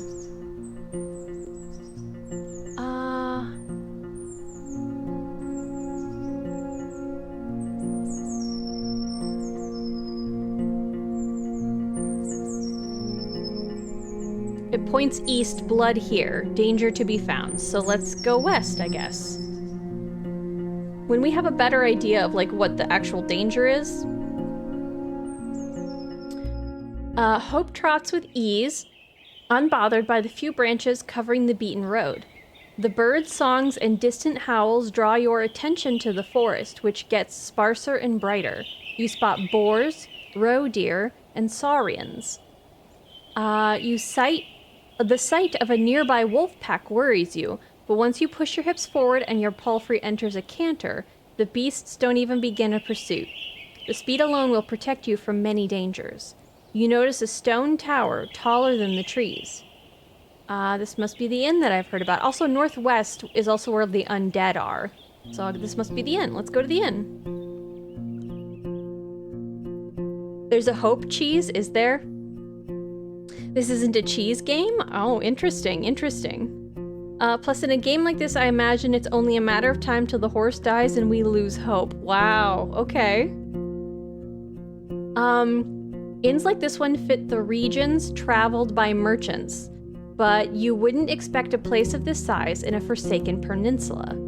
The stone and lumber must have been transported from far away, and the workers, guarded by expensive mercenaries, surely lived for many seasons in a primitive hamlet, subsisting on salted supplies.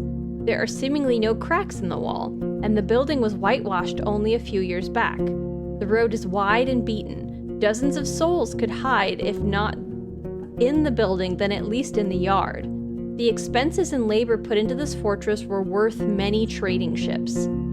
3 armed people are on the ramparts, though you only see what's above their waistline. They're leaning on the parapets right next to the gate, and you think you notice a glimpse of a smile.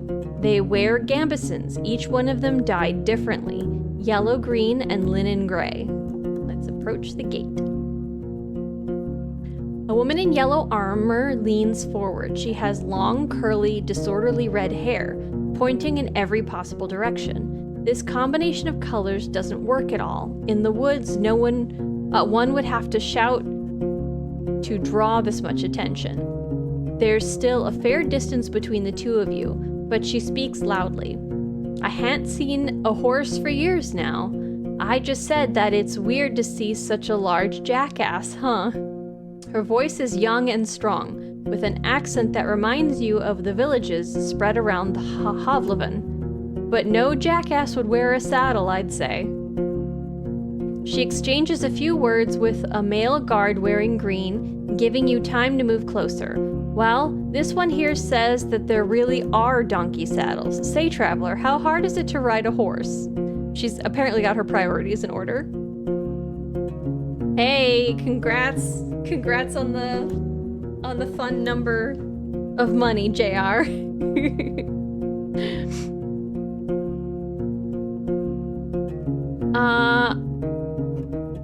How about you give it a try? You wouldn't believe it, the lessons were a pain.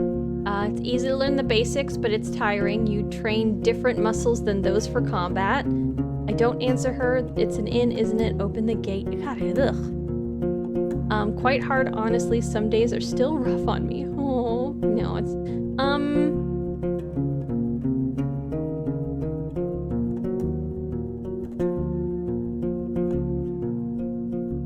She's being pretty like open. I think this would do really well. You wouldn't believe it, the lessons were a pain. You get off your horse and imitate the silly walk from the day that followed your first long journey, when your whole shell was crying. Yeah, that is their word for body in this context. You illustrate the pain as you move your hand from your back to hips, then thighs. In return, the guards tell you about that time when they had to carry their friend with bitten off legs for 3 days straight through the heart of the woods. Meanwhile, the other guards open the gate. You may be in a good mood, the woman in the yellow jacket smiles at you, but don't get so noisy when you talk to our boss. Yeah, I was told already to not do that to the guy inside, that's fine. The man never smiles. He has the world's suffering sculpted on his face. She leads you under the roof under which your palfrey can rest, tethered with a cord to a wooden post near some old hay. Once you're ready, go inside, speak with our boss. Maybe you're hungry. The other guards take care of various chores. They peek at your mount every now and then as they're splitting firewood, cleaning their clothes, weeding the garden patches, and moving chairs. 2 of them are making a rope. You head toward the inn, hearing the piercing scream of a boar from the other side of the yard. Okay, let's open a door. Ah, look at the inside. The inn inside. You get it?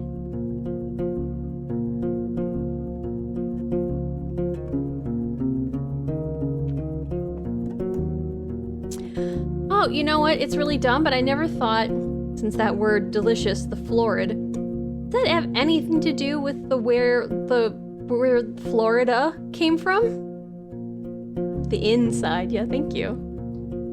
You got it? Okay, alright. The locked windows make the air stuffy, and the weak fire in the stove hardly lightens up the hall. A muscular man is sweeping the floor near the stairs, but after he glances at you, he leans the broom against the wall and heads to the counter. Oh, I shouldn't have clicked that. I didn't see what that said. I just wanted it out of the way, because I'm reading. You're lucky to show up. His voice is deep and soft with a city-like accent. He observes you with keen attention, yet avoids your eyes. Of a keg of decent ale, wormwood, bog myrtle, juniper berries, cat's foot, he fills a mug carefully and puts it on the countertop. It's going to spoil soon, today maybe, and we don't drink here before the even. I hate to see the good stuff going to waste. His skin is dark, almost purple, rare even among the southern tribes, and his hair is naturally bluish. His clothes are quite fancy for manual labor. The elegant tunic wouldn't stand out in the city square. What does this do? This is the time, I think.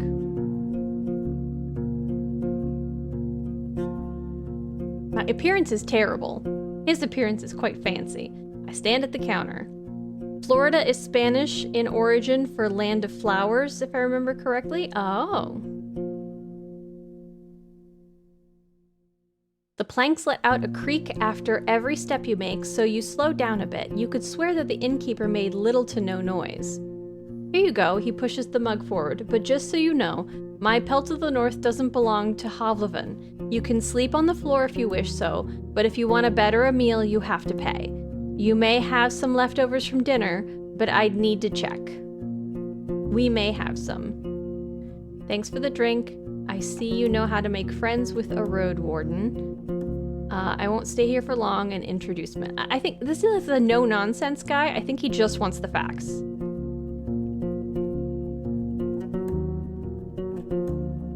He's not going to enjoy that. I'm not here to pay compliments to piss in a mug. I'm a Roadwarden, and I'm looking for answers. What the hell? Thank you. I'm a Roadwarden, so I'd never refuse a free drink.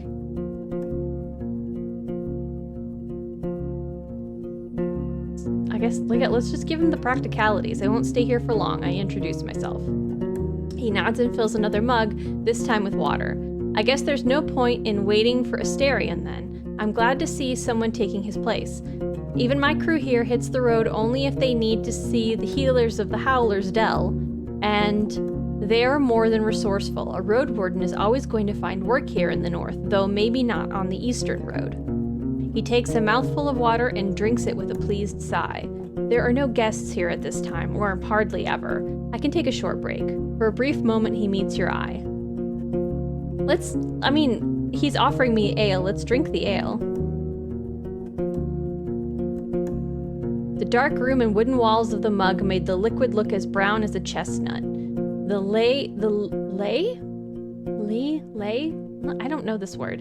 In spring hits your nose, and the first sip is even too complex, too flowery. While the brewer has used fancy ingredients, the exotic licorice ruins the aftertaste. Oh, okay. Now you know why there's so much left. Maybe it takes an acquired taste. The innkeeper nods. I was hoping to see someone willing to patrol the roads. Maybe you'll help me with a worrying thought I have. Yeah, which one is it? There are brigands in the woods. Our place is a stronghold, so I'm not afraid of an open strike, but they've gotten more active in the last 2 years. One day they may steal our furs, and I've no doubt they're the reason why merchants come here only once. Having bandits around gets expensive. He rubs his hands together, camouflaging his paws. I want you to reach Howler's Dell, northwest from here. It's the largest settlement around. I'm sure you'll get there sooner or later. Ask Thias the mayor about Glaucia, that bloodthirsty wolf of a woman. I've heard rumors about a raid in the north. If Glaucia's ready to break the truce with the locals, I'm willing to join forces with them to get rid of her band. He looks at a nearby dragon bone. Not too difficult, right? Just do it when you have a chance. A couple days won't make much of a difference. I'll pay you 2 coins when you get back with the news. Fine? Howler's Dell.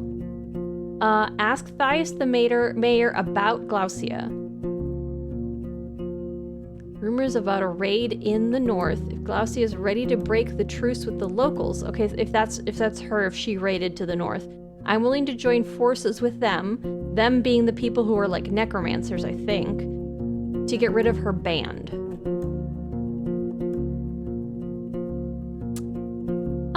Honestly, there's no reason we can't barter. Let's try 3.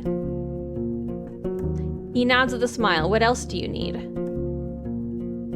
You could say the drink was florid in both meanings of the word. I suppose so, yeah. Florida's not very complicated unless you consider methed out alligator wranglers complicated. I do. That sounds like a lot. That's a lot of adjectives to put in a sentence, sorry. What else do you need? We could eat something. Yeah, do we have any leftovers? I'm looking for Asterion. What can you tell me about the peninsula? I didn't expect to find an inn about Glaucia's band. Any rumors worth sharing? That's all I need. Any rumors worth sharing? Start there. Crosses his arms. I don't like to talk about people who ain't nearby, but you know what you're doing. Who are you wondering about? Tell me about...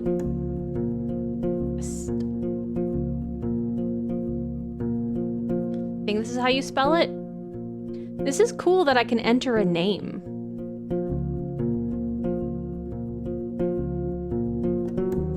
How about Tulia? The only other person whose name I know. I ain't seen Tulia in quite some time. Since her squad vanished in the fog, she's been careful. Glad to know she's still alive. She's too inexperienced to lead others to battle, I think. He shrugs. Like most people, she needs to follow others, but she already knows that. There's nothing worse than a fighter too stupid to limit their ambitions. This is cool.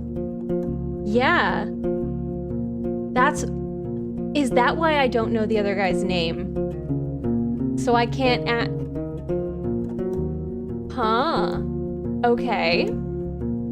Interesting. So I don't know his name, so I can't ask about rumors about him.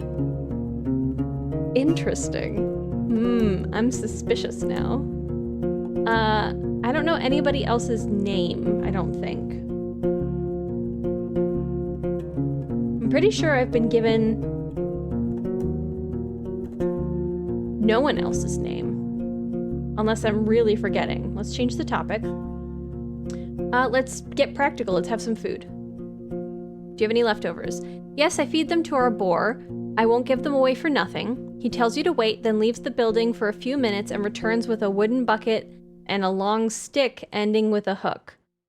Go through the gate and turn left. You'll see a bunch of bushes. We need some berries. Bring me a bucket full. You'll be done in half an hour or so. Your horse could use a nap anyway, and I'll prepare something to fill you. The hook is not made of metal or wood. It's a long, curved claw, almost black. Yeah, let's do that. I can exchange labor for food. Of course. Half an hour, that's quite a lot for berry picking. The tools are cold but not heavy. You notice a pair of black gloves at the bottom of the bucket. The berries are not a problem, the innkeeper smirks, unlike the snakes. Better scare them away with a stick or move them with a hook. And protect your hands. The little ones won't eat you, but don't get bitten. I'm sure you know how to be patient. Let's ask some other questions really quick. I'm looking for Asterion, the previous Roadwarden. Are you now? He goes to the table and invites you. I spelled that right, I thought. Huh. Okay. I don't think I'm going to be of much help. He rests his elbow on the tabletop and grunts quietly to clear his throat. But I do want you to find him, so. When asked about his intentions, he measures his words. Asterion and I made a risky deal. Well, a very promising one. Last time he was here, he took 50 coins, my half of the investment. He knocks on the table with a fist, anxiously. If you get my coin, or at least find out about what happened to the guy, I'll make sure you won't be disappointed after bringing me the news. Can you ask about concepts like peninsula or necromancers? I think it was asking just for a specific name, but I can see if I can re-enter that course of dialogue. Could it be that Asterion stole the coins and ran away? He looks at a window and starts to play with a shutter. I just think Asterion ain't the kind of soul that would do such a thing. For him, it wasn't much of a fortune, and I'd risk saying he had earned my trust. Not only mine, you know. It's easy for a Roadwarden to make connections. He always had places to go, things to take care of. He rubs the table with his thumb, as if trying to clean an invisible stain. I've asked travelers, I sent a couple of my pals to find him. No real news. I know he stayed in White Marshes for a day and was meant to do something for the people there. It's a village in the northwest. Just stay on the main road until you reach the bogs, then enter them. You may get there before dusk. So let me know once you find anything, and we may yet return to this whole investment thing. Right, I'll think about it. It's about someone. I'd like to ask about someone.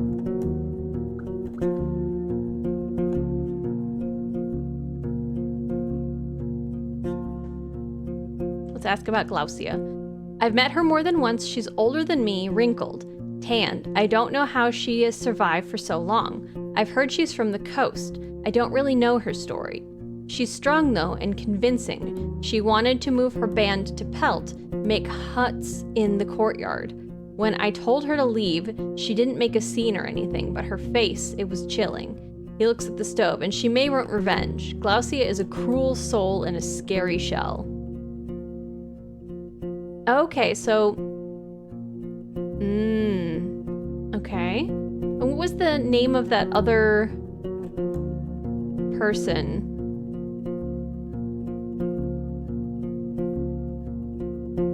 Thias.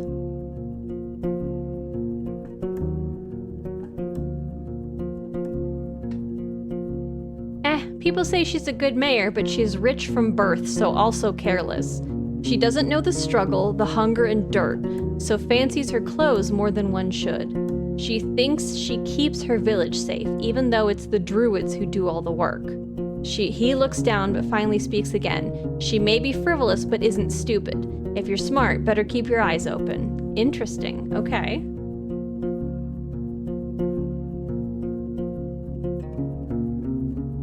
Do I have anything you'd like to buy? Why would I have anything?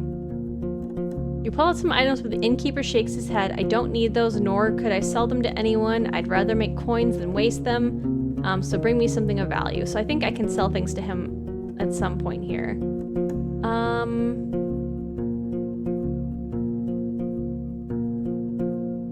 What can you tell me about the peninsula? What could anyone say? This place doesn't even have a name, unless there's an old book in an archive that no soul knows about. You know what I'd call everything from here to the coast? The hunting ground. He glances at your eyes. But it's not us who hunt, keep that in heart, but the beasts in all shapes and forms. His words gain confidence slowly, which is strengthened by his deep voice. I've lived in this inn for over 10 years now, and I've only seen a couple of roads. A couple of places. It's just... Once you get here and see how harsh it is to hit the road, you have only more reasons to stay at the warm stove behind a wall, even if it's suffocating. He looks towards the windows. I'm sure you've heard a lot already. That people don't build hamlets anymore. That there are no more ibexes from the south, and the traders stay for only a few days. All of our iron is used for cauldrons, not swords or tools. Are the eastern roads as rough as I've heard? Let's try that.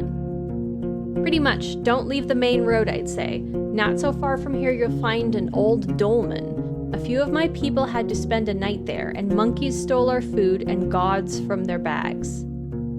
Gauds, G-A-U-D-S, okay. It was their fault. One of them had fallen asleep in the middle of his watch, but you know, the eastern forests are wild and the roads are rough. Almost no soul lives there. One day all these roads will be swallowed by the trees again.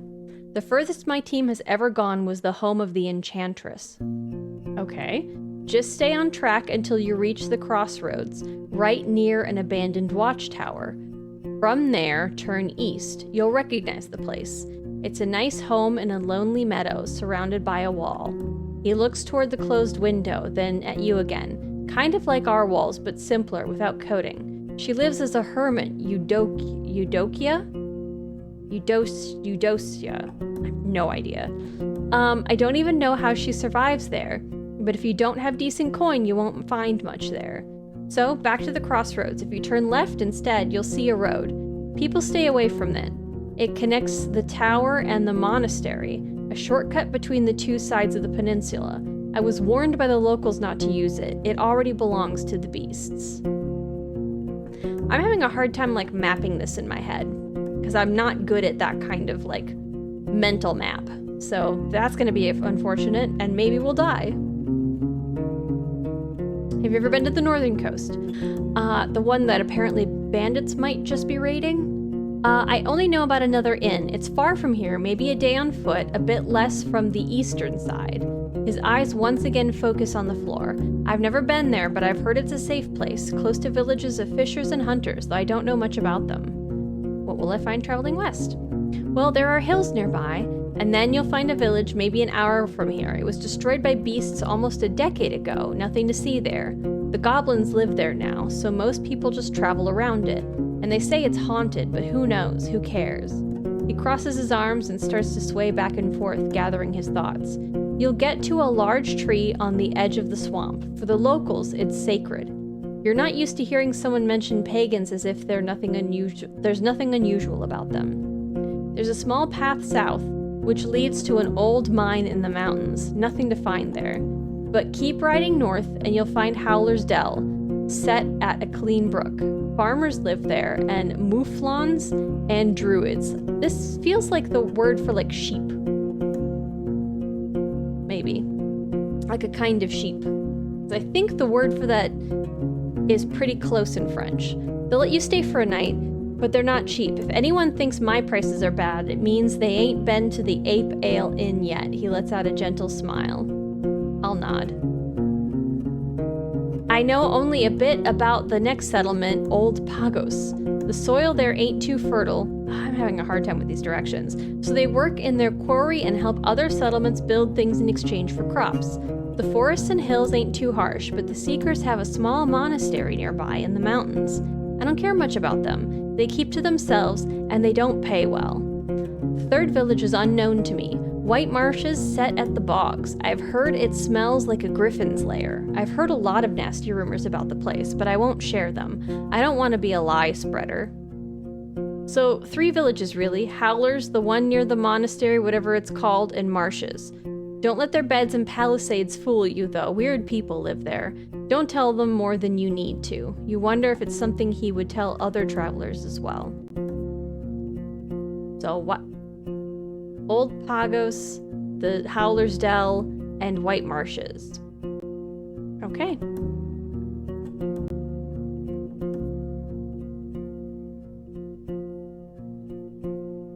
Let's go outside. You step outside. Hope is enjoying some old hay. Good horse. At this hour, the armorer's workshop is closed. I enter the inn. I approach the guards. The armorer is nowhere in sight. I go to the well. I should go outside and forage for berries. Yeah, let's go do the berries. The innkeeper knew what he was talking about. You put on the gloves and look through the bushes from a safe distance. It doesn't take long before you notice the first serpent lying on a rock somewhere in the thicket. The creatures are not that large, and even if some of them hiss at you or slither closer, the jabs of the hook keep them at a distance. You don't know much about these berries. They are round and reddish. You wouldn't trust such a color even if you were looking for food in the wilderness. The plants don't have thorns, but the leaves are harsh, so you make sure you thoroughly cover your skin with your clothes. You have to look through many bushes to fill the bucket, but the presence of insects and snakes doesn't allow you to relax. I gather the berries and go back to the inn. Let's notice a shrub that's not like the others. Let's use our knowledge. One of the bushes in the back has more berries than the others. They're purple, and as you squeeze one of them, you recognize that these are marsh bules. In small amounts, they are added to pies, sauces, and beverages, known for their delicate sourness and sweetness, unique but not intrusive. Still, eating a cup of them will make one sick, if not poisoned. You're surprised to see them in a meadow, far away from a wetland. You could use them at an alchemy table if you can find it. For now, you put a fistful into one of your jars. The others are still a bit greenish. And oh, we got some poison berries. Let's go. So we'll gather our berries and head back. You've returned to the courtyard. 2 of the guards are participating in a friendly skirmish. Their wrestling is accompanied by a crowd. I will enter the inn. Lightens up the hall. Several guards are eating gruel and talking with the innkeeper at the stove. So you again. Need anything? I put his fruits on the counter. Great. He peeks inside the bucket. I've got cabbage stew with a few goose chunks for you. I'd serve it even to merchants if there were any around. The meal is warm and filling. It's well seasoned and not overcooked. And like I've said, I rarely have food to spare, but feel free to ask if you ever stop by. You may be lucky, and I've been cooking my whole life. Yay, we got some food. Let's say thanks. And how did the old hook of mine work out for you? I see you still have your hands.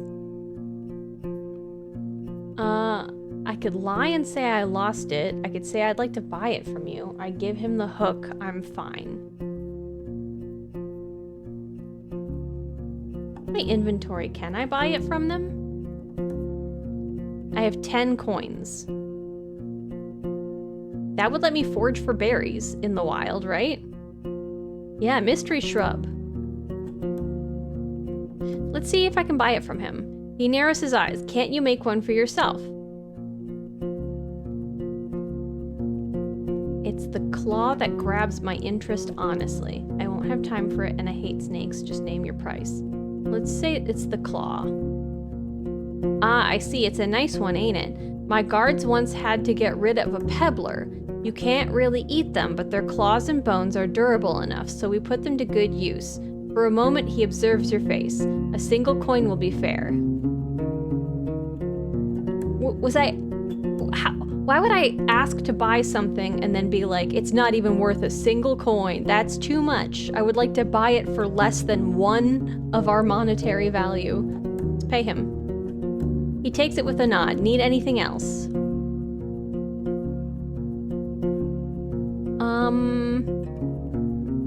That's all I need. You step outside. Hope is looking around. You hear the clinking of tools coming from the armorer's workshop. Hey, let's try the armorer, I guess. Hey, Patat, how's it going? It's such a good game. Have you played it before? I'm liking how open it feels. Like, it feels like there are a lot of possibilities. Head to the armorer.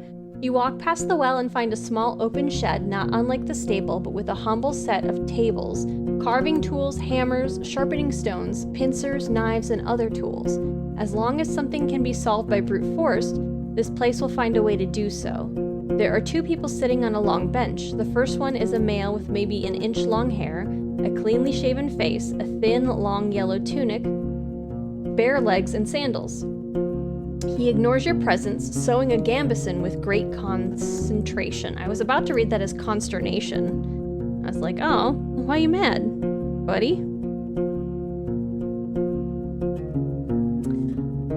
The second person is a boy, maybe 15, who's wearing the crude outfit of a farmer. He glances at you, but soon returns to sharpening a long dagger.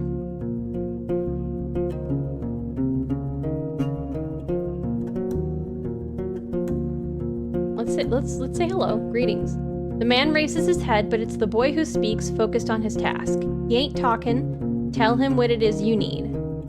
The man smiles in confirmation, looking at the piece of garment in his hands, then looks around, shrugs, and returns to you with a raised eyebrow.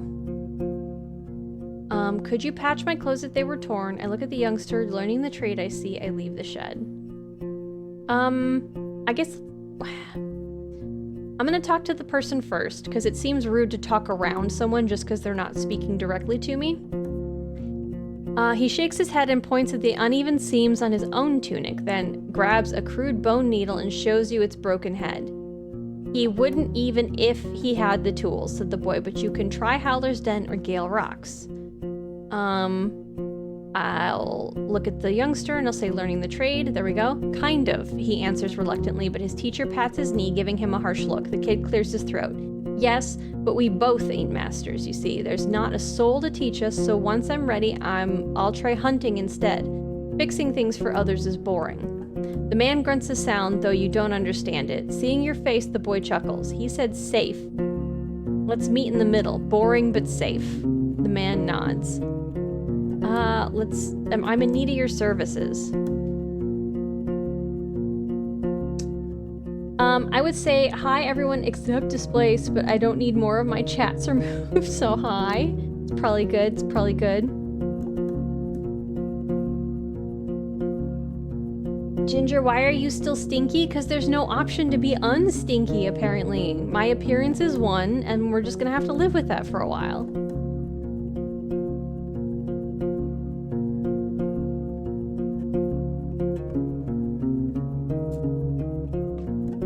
Yeah, you wouldn't challenge Displaced while he's sick, would you?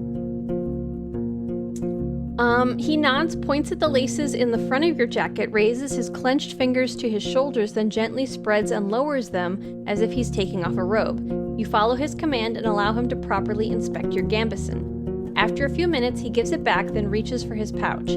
He pulls out one dragon bone, shrugs, then takes another and waves both of them in the air, pursing his lips. He makes a few speech-like noises, with his empty mouth, groaning what sounds like, I don't know. I consider his offer.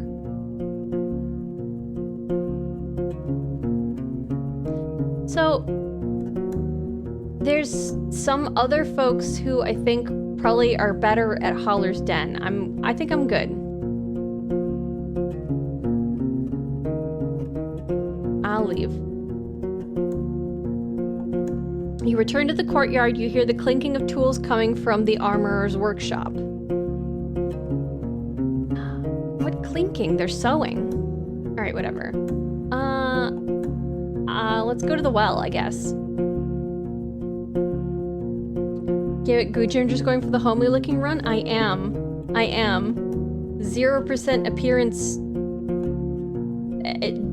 Yeah, that's the speed run we're doing. It's a weird way of speed running by not going fast at all.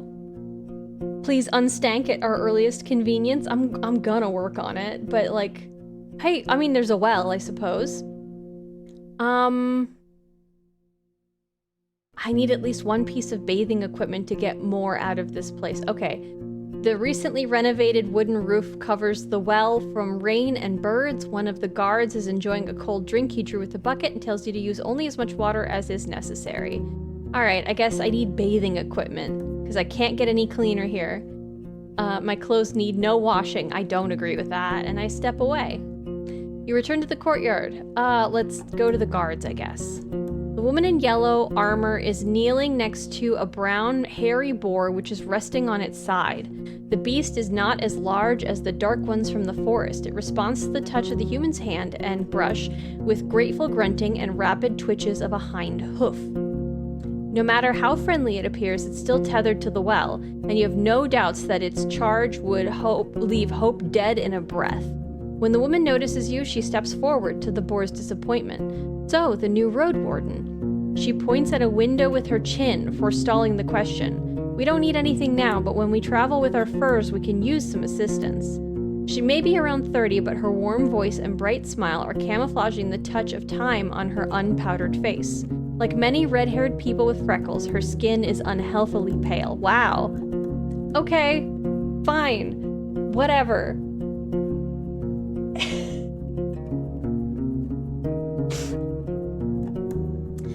So what if some of us order, you know, the palest makeup from a company and it makes us look tan? That's not your business. It's rude. The boar runs up to her, observing your boots and fruitlessly sniffing for food beneath the beaten ground. She pats its back, but maintains her focus. How about a game or two? We have a bit of time and can talk a bit about this and that. Maybe you'll get a couple of coins, or lose one. She winks. We could play dice or throw axes at a target. She's 30 and ancient? I don't see where it said she was ancient.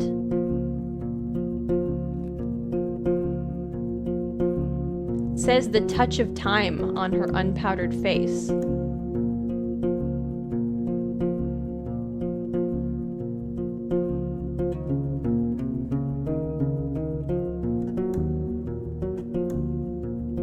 Says she's in armor and that time has passed on her face.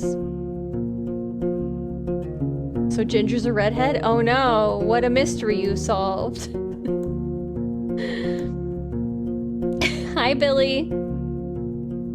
I was gonna say something, but I'll just get timed out again. You're learning. Ginger stanky because of Twitch chat, maybe. I mean, I'm literally stanky because the game's telling me I'm stanky, and I'm playing it because of Twitch chat, so technically, huh? Thank you for the lurk, Patat.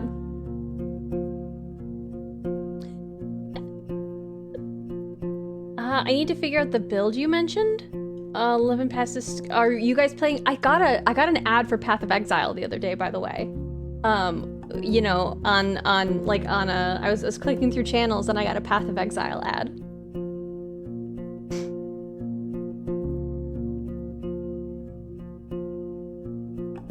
I didn't know when was Redhead disclosed. I mean, a couple of people asked me why, if I'm called Gingerly because of that, so.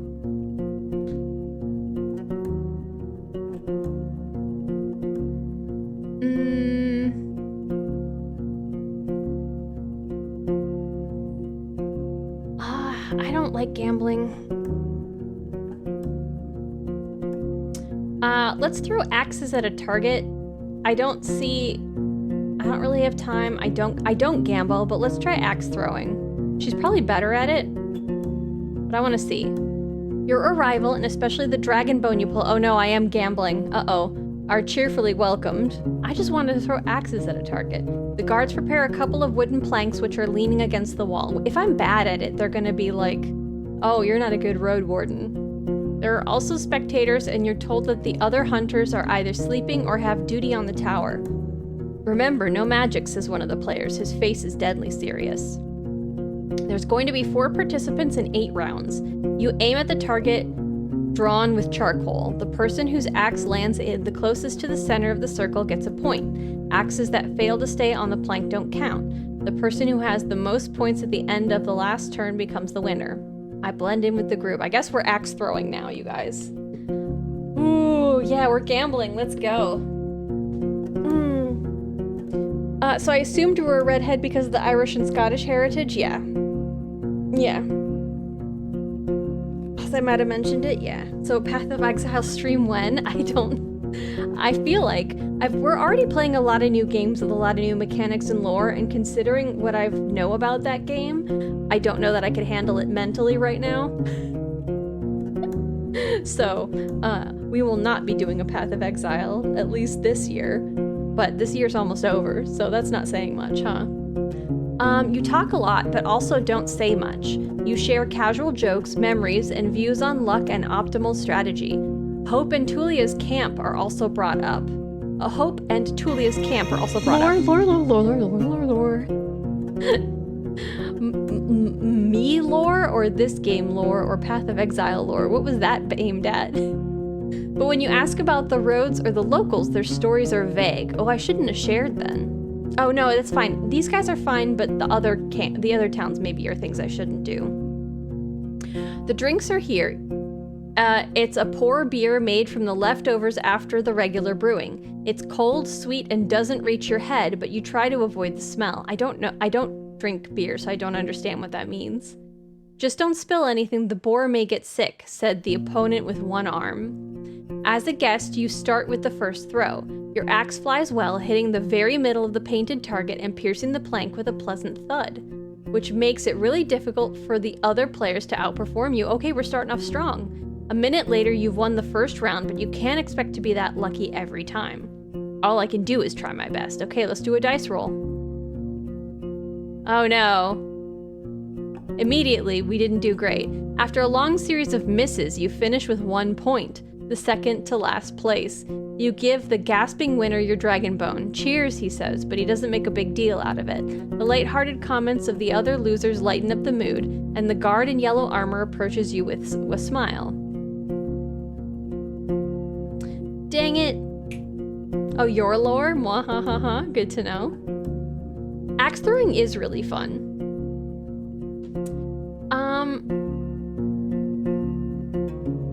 Do we want to let on about the berries? I don't care about that. I don't think. I just kind of want to be a secret squirrel about that. Have you ever been to the heart of the woods? We sometimes hunt south from there. There are good hunting grounds in the western half. The second one is too overgrown. Maybe the soil is different. She shrugs, then moves the hair away from her forehead. But it's a risky spot. There are tree ants there, and wolves, even the furless ones. If you have to go through the tall grasses, watch out for what's on the ground. There ain't many archers in the trees. She smiles as if it's a joke, but there are all too many worms, even larger than a water leech.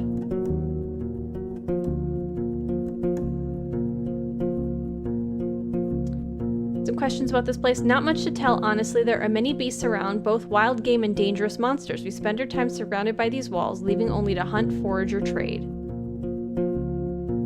That's an unusual tower. I'd expect it to be closer to the gate and shorter. Any interesting creatures living nearby? Your group seems to be quite attached to this boar. What do you usually hunt for? What can I find north from here? Have you heard anything about the necromancers? And thanks. I guess necromancers? It's something new, her voice lowers to a whisper. I've never been to White Marshes, but over the years we've seen people moving away from there, south. They told us that the place has changed too much. A priest died, I think, and the new one awakens the dead. Sorry, Roadwarden, that's all I know. If she's hiding something, she sounds convincing. You seem quite attached to the boar. How could you not be? She crouches and raises the boar's head, but it steps away and squeals as if someone's murdering it.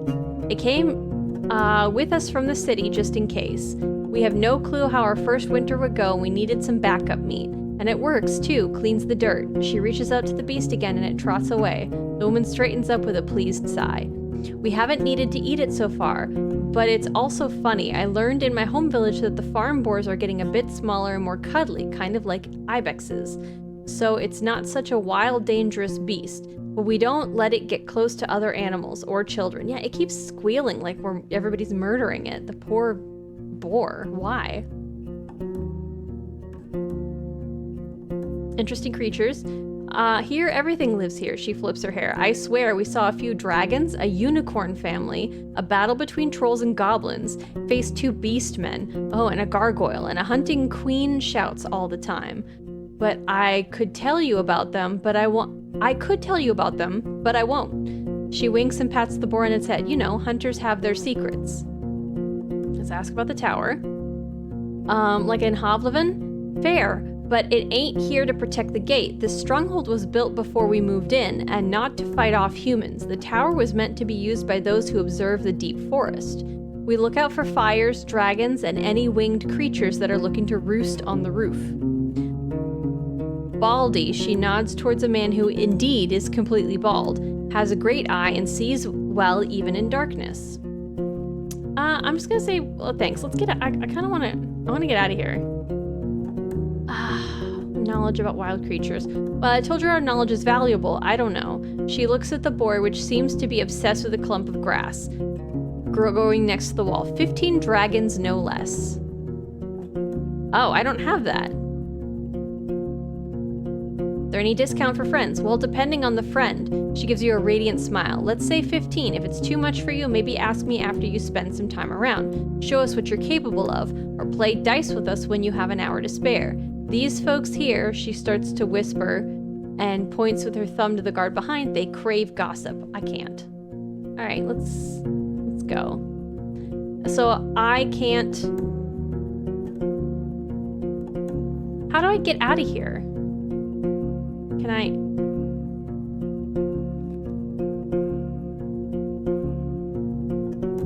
Like, I can go into the inn. I can go outside, but how do I leave?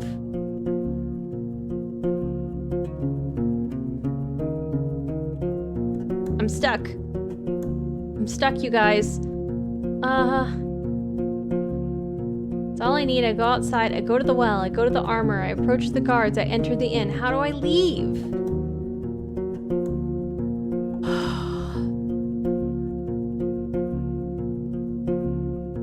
Oh, here I can travel here. All right, we're good. The road uphill meanders, slowing you down and forcing you to pay close attention not only to the shadow of the trees, but also to the tight, rocky passages. You can't help but notice a few caves and fine ambush spots. I guess we'll keep an eye out for sign of life.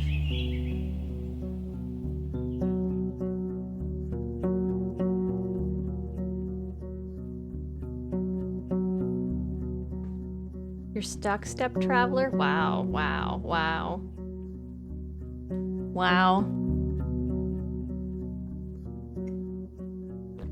Standing in front of the gate, you hear no voices, no tools at work, no steps. Dozens of birds live among the collapsed roofs. Their fluttering, singing, and squawking is free of worries. If you want to travel any further, you need to ride around the palisade. Searching the ruins may take a lot of time. The broken gate in the north will lead you to the village.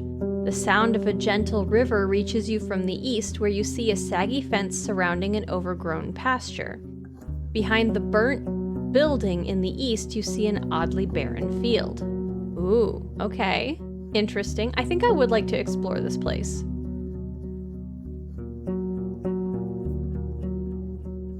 I kind of want to go to the river, because part of me feels like I really would like a bath, but I approach the building near the field. I take a closer look at the gate. I move forward.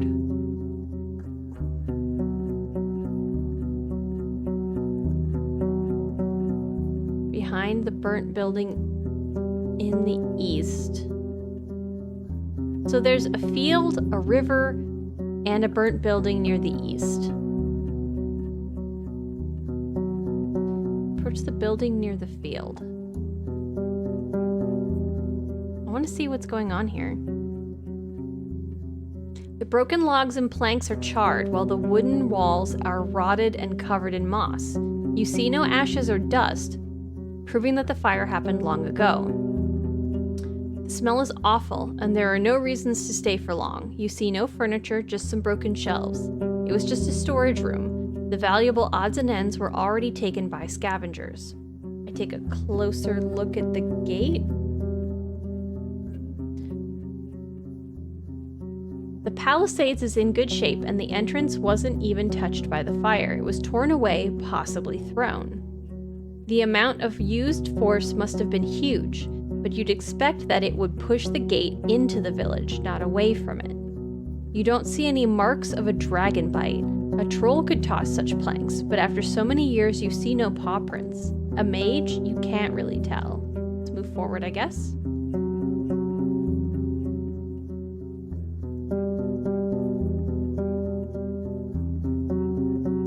Southwest part of the village.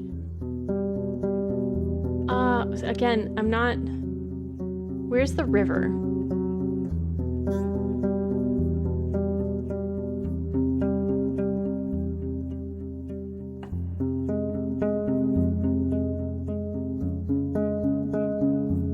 At the north, gentle river from the east, the overgrown pasture.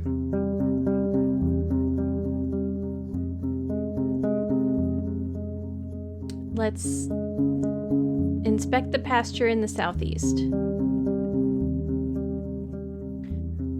You don't find a single sign of the livestock that lived here in the past. Any bones, horns, antlers, or dung have already been devoured by the wilderness. The pasture ends at the river. On the opposite bank, the meadow turns into a thick forest, impenetrable for a rider. What are the chances that a herd of defenseless animals could get there and survive?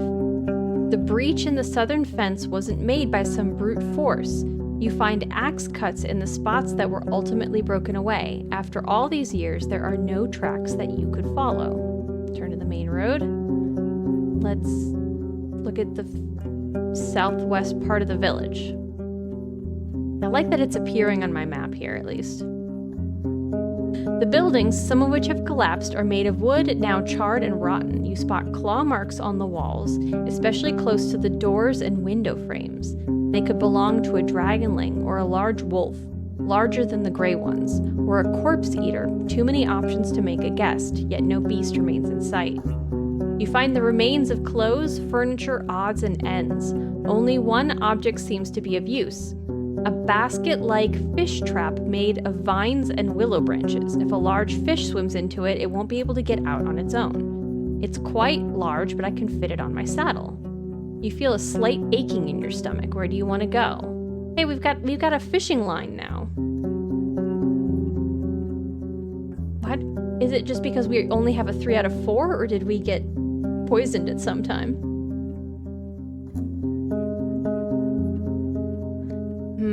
Okay.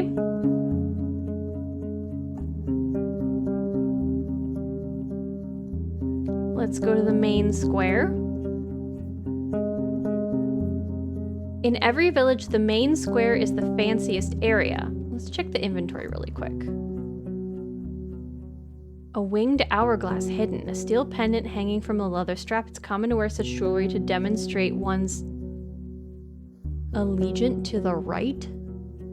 Allegiance to the right. Okay. I guess I got this when in the story. I have a berry picking hook now. I have hope.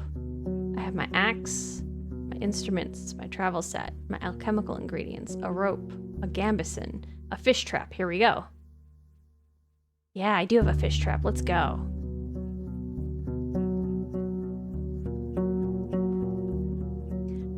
The walls now charred. In every village, the main square is the fanciest area meant to charm the travelers. Yet this is way more than you expected. The houses are as big as in Howler, and the paved ground took a lot of work and materials. The walls, now charred and riddled with holes, are made of an expensive coated wattle. I don't know what wattle is. The tiles for the roof also had to be brought here from a different settlement. You peek inside the 3 smaller buildings, the rotting remains of their former splendor. The birds living in dozens of nests respond to your arrival with quite a commotion. You don't find even a single dragon bone, nor a tool or a piece of furniture left unbroken or unrotted. You're surrounded by bad smells, dirt, animal droppings, and garbage. The well also stinks. I'm just gonna check right here. So it's 11 hours and 0 minutes before dusk. I'm gonna check if I go somewhere if this increments. Nor a tool or bad smells, dirt, animal droppings, and garbage. The well also stinks. It has no bucket, but you'd be afraid to use it anyway. Who knows how many birds have relieved themselves inside, or how many old rats have found their death while climbing up the walls. Suddenly you hear some sounds coming from the largest building.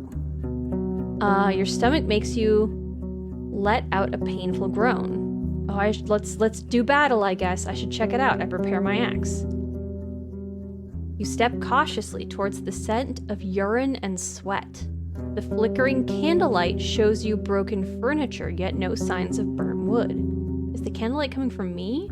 You consider pulling the other door when a masculine voice proves that your presence is not unnoticed.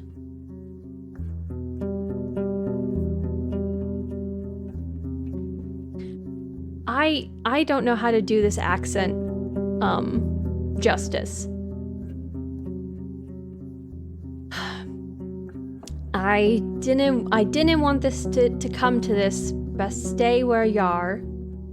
Whatever you put inside, be it a shoe, a hand, or your damn thinker, it'll get a bolt.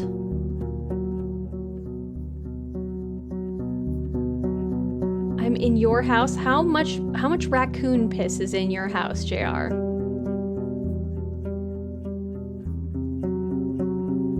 Relax, stranger. I'm a Roadwarden. So I kind of need my thinker. Will the boot be enough? I'm the new Roadwarden. Let's talk. Are you really going to bet everything on a single shot? Don't miss or I'll get angry. Angry enough to swing my axe. Or don't hurt me. I'm not looking for trouble. I'm a Roadwarden.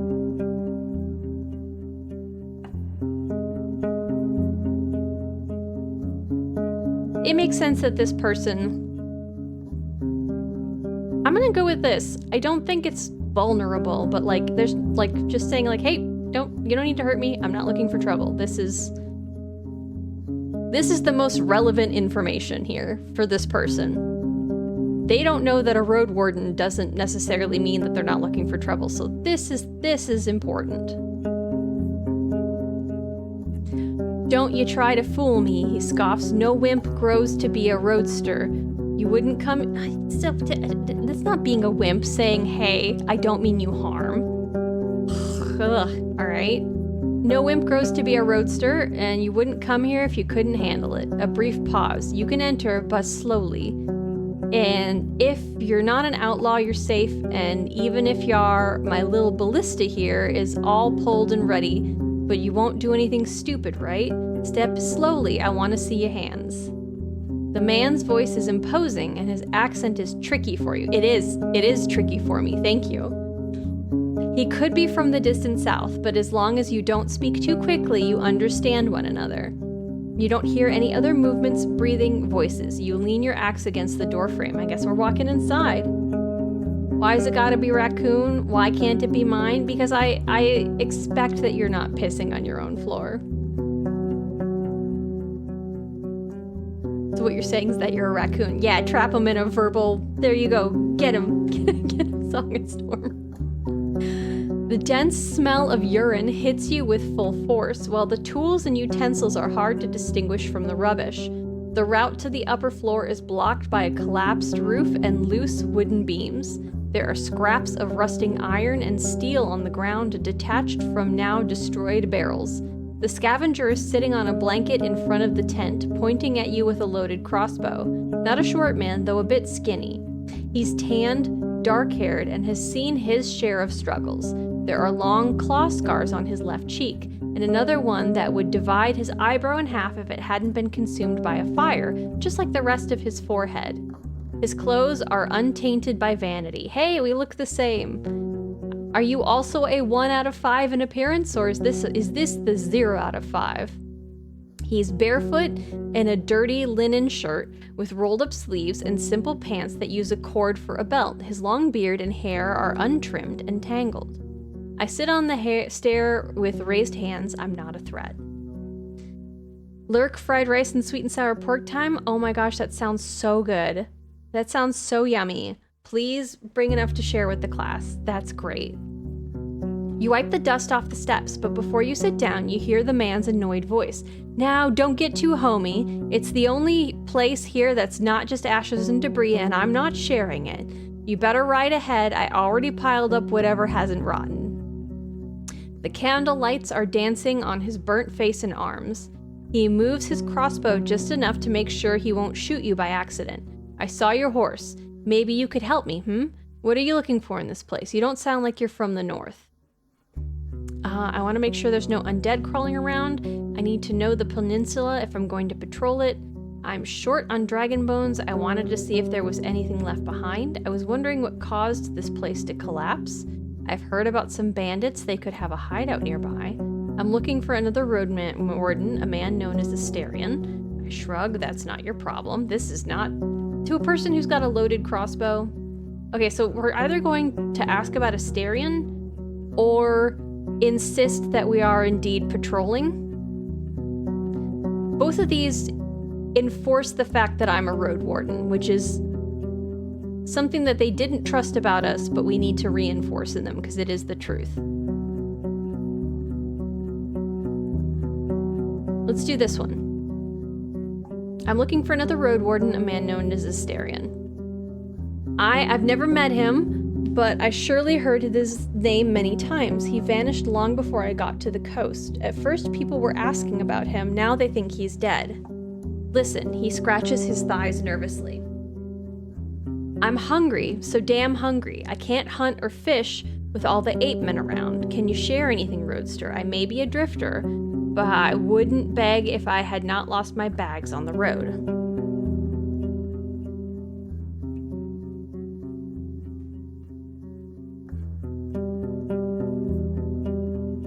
I mean, I kind of want to go use my fish trap in the river. I may have something later on. What's my inventory? Like, I wanna share. Oh, I have 2 food rations. I might have something later on. Let's see if we can get some fish. Just my luck, I tell ya. He clicks his tongue. Well, I'll try to shoot down a bird or two tomorrow. I'm saving my bolts for the 8 men. Because of those stinkers, I can't even roast anything, and raw meat makes me want to puke. A long sigh. Everything's shit, stranger, so if you have questions, ask. I'll say a lot to make you get me out of here. I'll say a lot to make you get me out of here. What? I should ask him what he wants. Where do you want to travel to now, and what will you give me for my help? This village makes me sick. Tell me about yourself. I brought you some food. How do you keep goblins away? Are you sure there are no undead around? Have you searched the entire village? Are there no hidden treasures left? He just said he did. I mean, I found the fish trap, but do you have any idea what happened here? I've heard about some bandits. Have you seen any? Let's figure out what happened. Well, I won't guess, but I saw many ruins. There's no treasure and skeletons here, so this place means as much as dirt. Someone was barking too loud, so the beasts broke through and make them quiet again. He clicks his tongue. And that's that. Talking about nature's fury brings bad luck, don't you know? I think something burst out from the village, personally.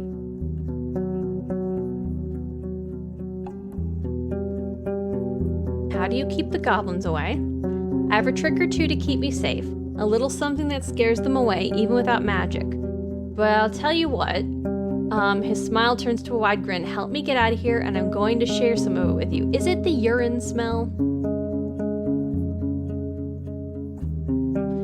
Where do you want to travel to now, and what will you give me for my help? Let me explain first. I was in Howler's Den, the closest village to the east and north. And people there are nice, you know, not like in old Pagos. They are all boring and grimmer than a crow, but they cry coin for everything, and damn good coin. I left, wanted to look around the ruins, see if there's anything left, then moved to Pelt and hire the hunters to help me there. No luck, a bunch of griffs jumped my pack bird. I just bought it. He spits on the floor. Fast and nimble, but not brave enough to listen to me when all that screeching and scratching started. What's a pack bird? So it ran away with my bags. A few fell on the ground and I pulled them here, but you see how it is. I won't travel around with a tent on my back. He taps the crossbow with his fingers. I need maybe a day more, just a day, and I'll have all the iron scraped from the barrels so I can move forward. But I can't take all my stuff alone, and without me around, the 8 men are going to break in and steal all my shit. I need to stay here, but since you have a horse, come back tomorrow and help me return to Howler's Den. How about it? I just need to know that the road is safe as it can be, I mean. What exactly do you want me to do? I needed to make sure there's no danger hiding on the road from here to Howler's, or rather, I know there's some danger, but as long as you can get there and safely return, I'm sure we can handle some roaming monsters. He theatrically rubs his hands together. This ballista has hit more beast skulls than I have fingers, and I've never lost a finger, Roadster, only the toes. That's okay. Maybe to prove it, he starts to count on his fingers. So, see if the road there is clear, then come here tomorrow. We'll pack my stuff on your horse and move out, but don't come when it's close to evening. We're going to need 3 hours on our feet, and I won't push through the night. Even sleeping next to an 8-man tribe is safer, he chuckles. And don't make me wait for too long. I can wait for a couple of days if I find some food, but if you don't get back, I'll have to risk it no matter what. Why Howler's Dell? If you want to go south, we should travel to the Pelt to the north. I mean, I see your point, but I've never been there. Can they afford my iron? Do they have means to pay for it? I need coins to find a handy bunch that will walk south with me, and I need a new staff and bolts. I know the village, it's a nice place, and it even has a smithy of sorts. They seem to be rich and have enough hunters to guide you south. You can use the iron to barter. Let's just say I don't work for free. I'm trying to go to this town anyway, and it's where they want to go. I have ways to pay you, don't you worry. I can give you dragons, but I have to sell the iron first, so I'll need a bit of time, you see. 5 for a short escort would be plenty, I'd say. But if you want, I'll give you a secret jar of mine, a very fine mixture that scares 8 men away. Works on pebblers, too. When you ask if all this stench of urine is somehow related to the potion, he just winks and chuckles.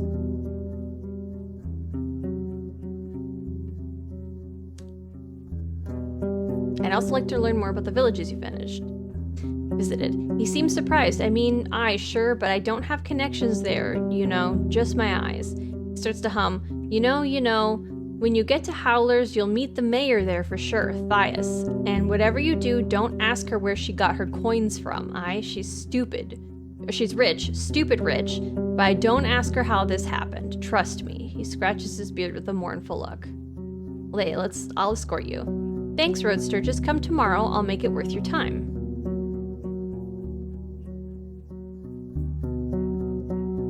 We searched the entire village. Are you sure there's no treasures left? You came at the wrong time. Time, moisture, and the damn borers devoured all the loot. I've been here for a couple of days now, and all that's left is the iron I carried here. I was planning to get back here with some hired muscle and clear the collapsed buildings, but I doubt it's worth the time and risk.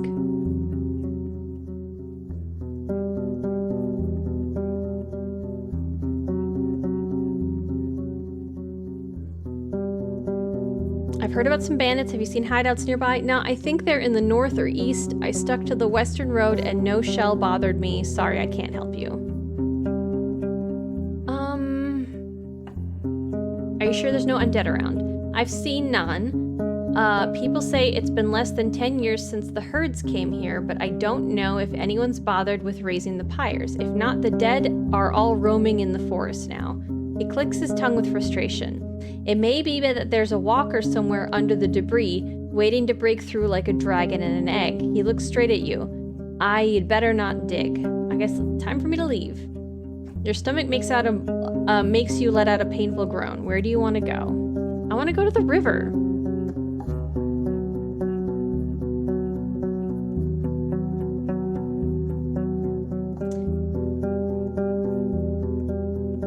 The palisade in the west is next to the river. I'm pretty sure. The tracks of human footwear and many, many more ape footprints cover the path formed around the palisade's breach. As far as you can tell, the freshest footprints lead to the village. The wooden stakes spread on the ground are rotten, covered in mushrooms, small flowers, insects, and worms. A good source of animal or goblin food, though you'd expect them to also hunt for birds and eggs. The meadow in the west turns into a forest quickly. The grasses in the north surround dozens of tree stumps already covered with moss and fungi. I shouldn't enter the forest, especially not in this area. It's unpredictable. Yeah, I agree. I want the river.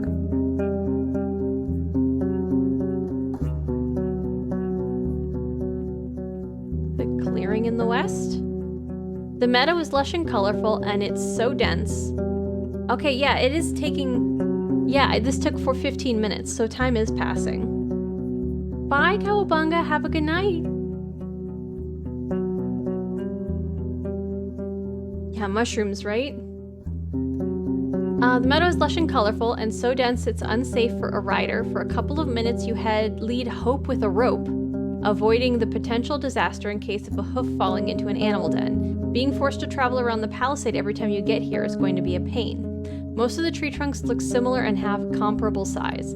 They were most likely planted with the sole purpose of being cut down and used by locals. Though cutting so many trees at once, that alone could provoke the wrath of the herds. Such a process would be spread across a couple of seasons, and you can't be sure that was the case. In the west and north of the clearing turns into wild forest. In the east, you see a road leading north. I leave the clearing. Where is the river?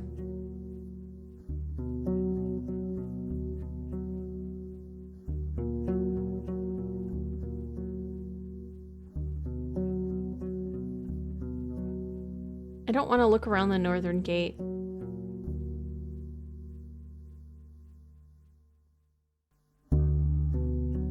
Do the field in the south.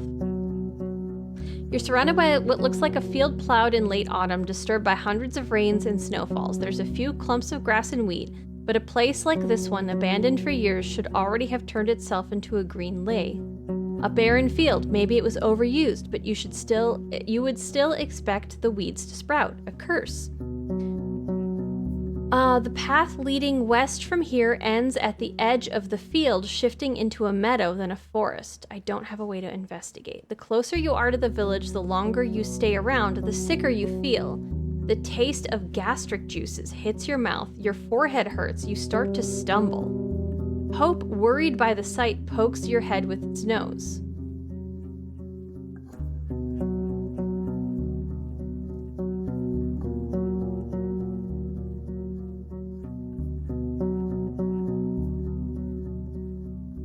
What is going on here? Hi, Lady Miss Dragon. Okay, so this place was making me sick. Let's get away from it. Leaning on your mount, you go outside, keeping your mouth shut. After a few minutes, your eyes get clearer. It may be better to leave, or at least stay away from the village for the rest of the day. You stop and touch your aching stomach. Where do you want to go?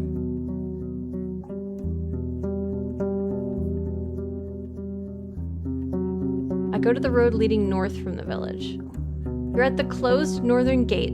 The neglected road is partially overgrown. You hear a river in the east, separated by the lush meadow filled with crickets and rodents.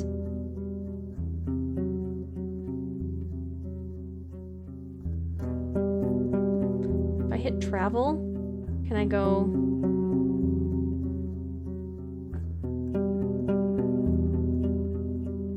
Said it was to the east. I guess we're going this way. You enter the wetlands with their many streams, ponds, and fish. That's great. I love fish. I have a fish trap. Large birds run and fly between the... the large birds run and fly between the gray, sparse trees that are covered with moss, mushrooms, and critters. For a human, it may be an unwelcoming and harsh realm, but the overwhelming swarms of insect prove that it's a realm full of life. The danger, with teeth and claws, is hidden below the water's surface. I guess I'm staying away from the banks.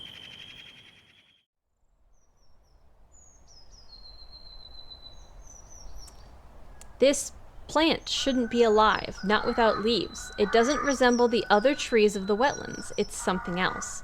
You get off your horse and prepare your axe. The water is filled with dirt and dead plants, and it smells like an old corpse. This is the sacred tree, isn't it? The roots are spreading far, breaking through the water's surface. You don't see any saurians in the grasses or on the shore. You approach the table-like altar made of 3 limestone slabs. Were these rocks originally as formless as they are now, or was there a point in time centuries ago when they were precisely shaped and decorated by masters of artistry? There's no way to tell. Hope is peacefully observing the dark grass and slapping flies with its tail. Whatever it is that you feel in the air, it's clear that your companion sees this place through very different eyes.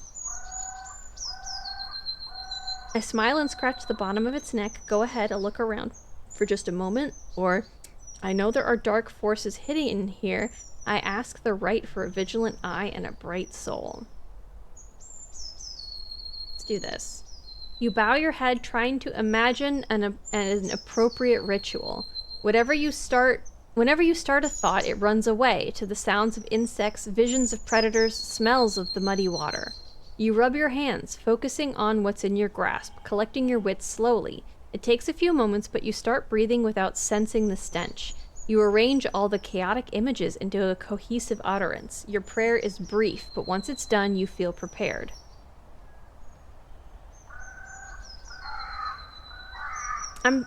I'm feeling dangerous. Let's look into the water. You step cautiously. Without knowing how deep it gets, you have to consider that a saurian could be camouflaged in the mud, waiting for a victim to get near. Since you don't plan to kneel down and drink, you're hoping to dodge a potential strike.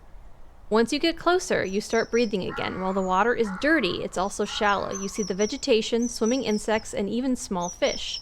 All of them stay away from the tree roots, which look like a spider web covering the bottom of the pond. Aside from that, you don't see anything that would catch your attention. Let's look at the roots. You kneel in front of the one that's lying on the shore. It's brown, covered with hair that resembles that of on your arm. When you touch it, it's moist, soft, and warmer than you'd expect.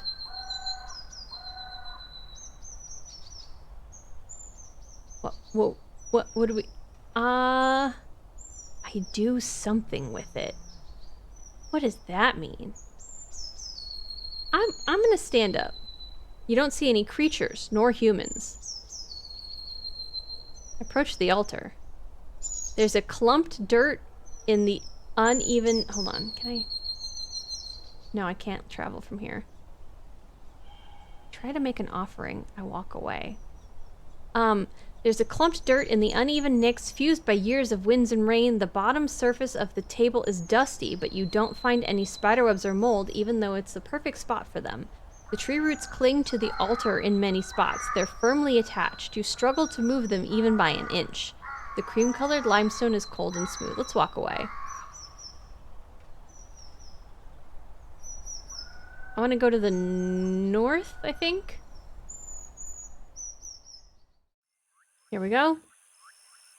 You slow down. Among the shrubs, a small pack of dragonlings is feasting on the carcass of a gray auroch. One of them, with red feathers on its arms, straightens up and gives you a curious glance. Its head tilts left and right, forward and back. It screeches at you, but doesn't move forward and returns to its meal. You wonder what would happen if you were on foot. Would they let you be, satisfied with their prey, or would they run after you? But if so, for what reason? For now, you have enough space to move forward, yet stay safe. The powerful jaws break the monster's bones loudly, then bite off and swallow chunks of meat. I ride forward, but I keep my distance and look over my shoulder.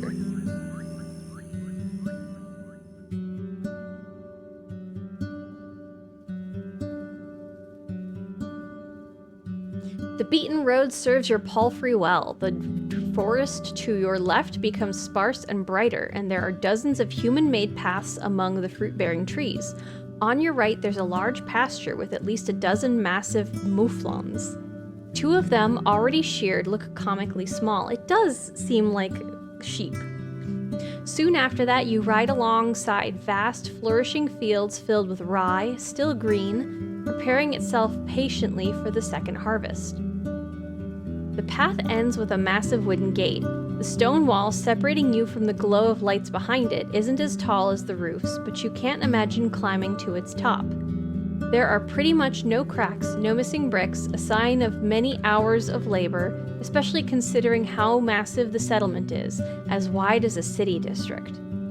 The birds and monkeys are now just a distant echo, replaced with the sounds of carts, running, hammers, saws, laughter and shouts. The monkeys, I think, are a strange touch to me, because I keep thinking of this as being like a deciduous forest, but then there's monkeys. Maybe I can rest here. A young man is leaning against the closed gate, covered by its shadow. He's young, tanned, and has a short, elegantly trimmed red beard. Beneath the green gambeson, he wears an expensive tunic decorated with colorful The slide along the guitar string startled me. I thought it was a screech. Oh, okay. He's young, tanned, and has a short, elegantly trimmed red beard. Beneath the green gambeson, he wears an expensive tunic decorated with colorful trim. From his arms hangs a steel helmet, though the metal is so thin that it's mostly made of woolen leather. He moves into the light and takes on the posture of a disciplined soldier, not a mercenary. He's standing upright with his chin up. There are two weapons on the ground, leaning on the wooden beams of the gate, an axe made of steel and a wooden club. He doesn't reach for either. You dismount smoothly, still having some vigor left. Hope holds its tail high. If only I could, get better with my appearance there. A narrow path leads north towards two field workers, one with a hoe and one with a pitchfork. They wave to you. You can't see their faces, but their clothes are simple. Gray pants and vests made from hemp and wool. I wave back. Why not? It's better to keep some distance. Yeah, let's wave back. They talk for a bit, looking toward you and pointing at your mount, then walk away, disappearing behind the wall's corner. The guard smiles yet avoids your eyes and has to clear his throat before he speaks. Welcome, traveler. If you're not here to make trouble, Howler's Den welcomes you. We have the whitest flower there is. When he bows, you realize it's a well-practiced performance. If it's new garments you're looking for, you can order everything you need right here in all colors, shapes, and sizes. Capes, boots, vests, robes. Or if you are yourself a master of the needle, I can assure you we have the fabric you're looking for. His act is over and he glances at your mount in a moment of silence. Oh, he's like one of those greeters when you walk into a store and he has to tell you about the sales. It's a 2-for-1 special and it's like, okay. And they don't want to bother you and you don't want to be bothered, but it's like court required by corporate. That's what that feels like. His eyes get wider as he observes it with a childlike fascination. This is Hope. It helps me patrol the roads. You can pet its side if you want, but no sudden movements. I'm gingerly your new Roadwarden. I want to see your mayor. Let's just stick to business here. A city folk eye. The mayor is busy, but I'll ask her. Give us a moment to let you in. He knocks at the gate, which is then pulled inward by 2 other guards, a man and a woman wearing their own gambesons. Everybody's got a gambeson. It's the hot item of the season. We should tell them about how tunics are going to be the new fashion. Similarly green, but tailor-made to match their figures. The nearby buildings are simple houses made of wooden beams and covered with thatch, while the storehouse is even more modest with a roof made of planks. The watchtower has a ladder made of ropes and sticks, no stairs. Just give me a moment. The guard strides away before he finishes the last word. The others close the gate behind you and observe your mount carefully. Your eyes run east to a running creek running through the center of the village. I just want to fish. I have my fish trap and I really want to use it. Let's wait. Somebody let me fish. Let me fish. Calming sound, that's Howler's Creek. The guard, like most of the locals, is taller than you. Wide but shallow. There's not been a flood in years. Pa told me there used to not be bridges. Neighbors crossed it with their boots in their hands. And it's clean like a raindrop, but there are not many fish. We're the cleanest village in the north, her companion chuckles brightly. I need that. When the guard returns, he's still alone.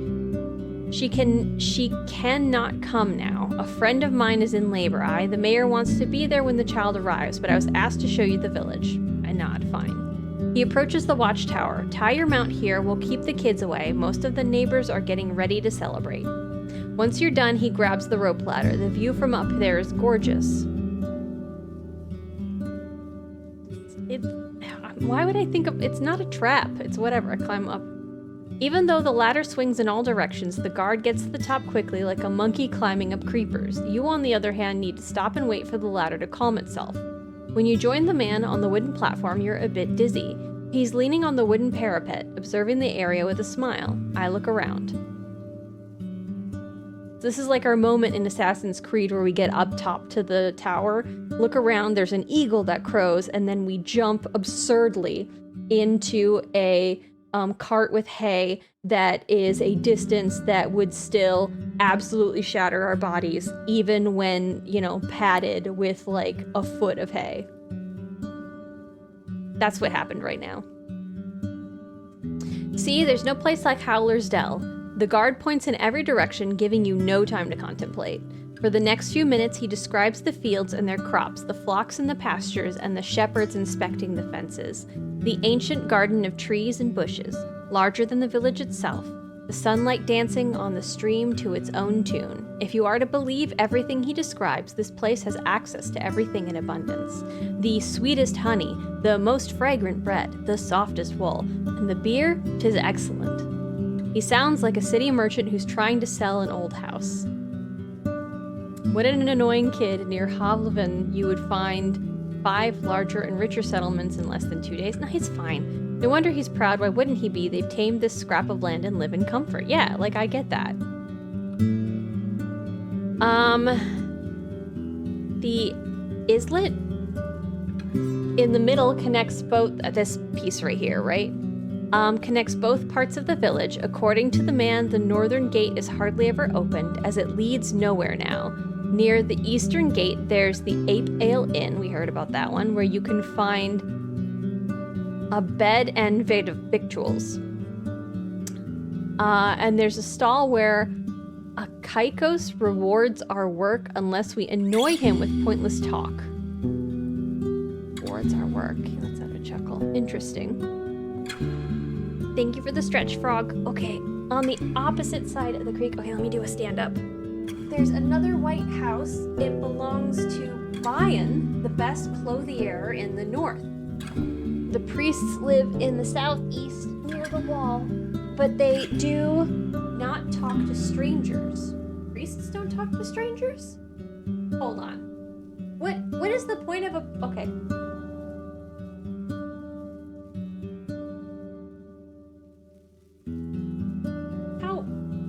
How do people unbecome strangers then? How does anybody ever talk to the priests? It's dumb. I'm annoyed about that. You also hear about the hunter, the cooper. A cooper is a person who makes barrels, right? Or is that have a U in it? I think that's a barrel maker, is what a cooper is. The fisher, the miller, the pie maker lives with his sister, the baker. The smith and her husband, the carpenter, live with their kids. Some of the larger buildings could accommodate 2, maybe even 3 generations at once. Okay. Thank you for the stretch. There could be more than 100 dwellers here. You consider stopping his speech, but he suddenly points at the islet again. See there, the mayor's coming, the one wearing purple. You're free to join her, traveler. I wonder if purple in this place is also an indication of power and money.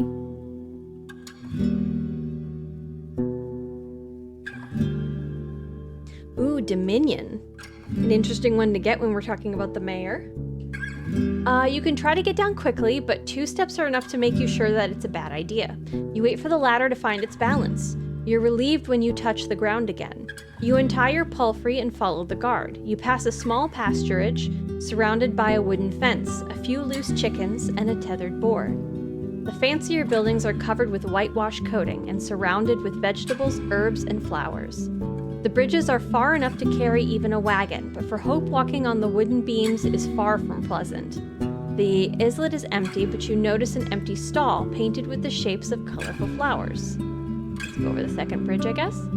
Along the entire path, you notice more and more people observing you, smiling, or casually greeting you as they're focused on their own tasks. Finally, you reach the main square. A large tree grows in the center, surrounded by dark water, held together by a thin wall, perfect for sitting, but the smell coming from the liquid makes you think of rotten eggs. Dark water, large tree grows in the center, surrounded by dark water, held together by a thin wall. The dark water has sulfurous, I'm guessing. The plant reminds you of the tree you saw in the south next to the swamp altar. In the north, you see the Ape Ale Inn. Judging by the tables, stools, and benches outside of it, it's open for guests. The villagers are chatting and dining loudly, and you can catch their curious glances. On the side of the dining area, the merchant is arguing with a tall, broad-shouldered worker. An old man is sitting by himself, eating a pie, with a walking stick leaning against the table.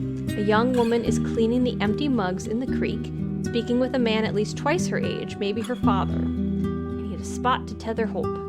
There's a wide wooden roof right next to the gate that shelters carts, crates, and sacks. You move your mount next to a donkey to a beam placed here just for this purpose. Without a moment of hesitation, Hope starts to chew on the nearby haystack. You have some time to make sure it doesn't struggle with your bundles. You return to the inn. I look for the mayor and approach her. She's sitting on a chair with a 4-year-old boy on her knees. She's holding his hand gently, showing him how to eat gruel from a bowl. It's not a cheap meal, though. You spot nuts, berries, and milk, and the added honey makes it yellowish. The kid is clean and quiet, and once he notices your arrival, he crams his mouth with a spoonful of oats. I feel unfancy compared to these folks. Now, love, the mayor titters. Do not get distracted. She rubs the meal off his face. A few more spoons and you'll go help Papa in the kitchen, aye? She gives you a radiant, though apologetic smile and then turns her attention back to her companion. I guess I will observe her more closely. Her long, full-sleeved linen dress. You know, now that I've been told not to, I want to know how she got her money. Her long, full-sleeved linen dress must have been dyed once in blue and then once in red to achieve its dark, fancy purple, which would draw looks even in Havlevin. From her left shoulder hangs a green woolen cape as thin as a shawl. The brown belt on her waist has a large steel buckle that portrays a running deer with unrealistically large antlers growing in all directions like tree branches.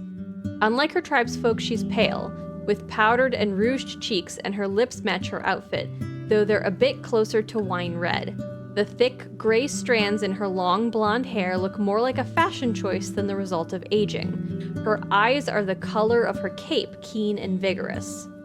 She's shorter than most people around, though would still be the tallest woman in most of the northern settlements. While she's around 40, her slim hands add fragility to her appearance, even though her posture is upright, her legs confidently crossed, and her delicate voice assertive. She makes plenty of gestures, but her shoulders hardly ever move. Do people go gray at 40?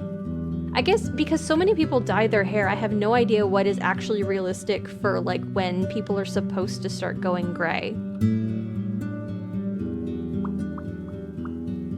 Huh. Okay.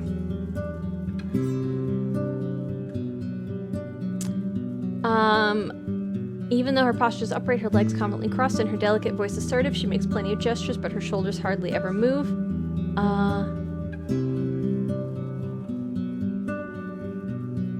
I can sit down. Just a moment, please. She glances at you harshly and puts the boy on the ground. I was just sitting. I can wait. Okay, whatever. I'm sorry, love, but I need to speak with our guest, darling. She addresses one of the inn workers, a girl close to 15. Take him to father, will you? Her tone suddenly gets firmer, leaving no hint of a question or suggestion. Yes, Ma, she responds. Both her hair and her eyes are nothing like those of her brother, and neither of the kids resemble their mother. The flowing water hits silently the rocks and wooden stakes surrounding the aisle. I have made a faux pas. I did not mean to do this. Then splits into two steam beds. In Havlevin, the river is surrounded by tall walls, protecting the banks from deterioration, and the water is seldom free of dirt. Here, the smell is as fresh as it would be in the woods. So we have a Roadwarden again. The plant reminds you of the tree you saw in the south next to the swamp altar. What? Why is this sentence here? I'm sure you're hungry. My husband will bring us something soon. Is this just an errant thought or a typo? Let's appreciate it.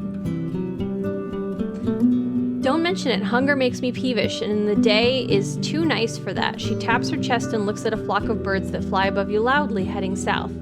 As you're waiting, be so good as to help me understand something. Even if you're but a mercenary, I cannot imagine a single reason for you to choose this realm for your wardening, and so long after Astarion's disappearance. There's not glory or treasures to find here. Her pale fingers form a tent on her stomach, then clasp, leaving the forefingers pointing at you. You were sent here by the merchants. They want the peninsula. Okay, so she is... I present Havlavin's interest as an opportunity. I portray the situation as lightly as I can. I simply explain the situation, make it clear that collaborating with the city would keep her people safe. Well, she caught me. No, I present, let's just be friendly. I'm not supposed to tell her much, actually. Right? I'm supposed to be slightly cautious of her. Let's simply explain, yeah. You introduce yourself and confirm her suspicions.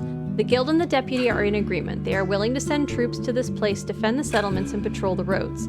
They'd cover their pay, and you'd only have to look after their board and lodging. You explain that the rate of taxes is open to negotiation, but they would be taken twice a year in spring and fall.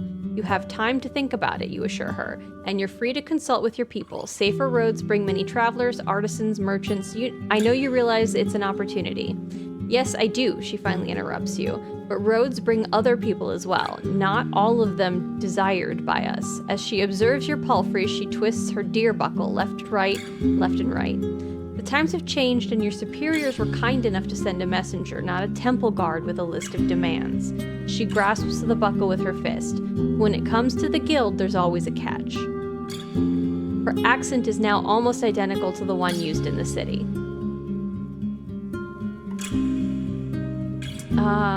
What sort of catch? I'm telling you everything I know. I can't ask you to trust me, but I'm not hiding anything. You don't have to trust anyone blindly. The negotiations can satisfy both sides. You're speaking from experience, I assume. Let's do this one. Do I really sound that confident? She titters and waves her hand by her chin, as if you just offered her a compliment. I've seen such negotiations during my studies, though I can't say I took an active part in them. Let me show you an example. So she's brushing me off here because, like, yeah, it's almost like I caught her out with her accent slipping. So this feels like an act.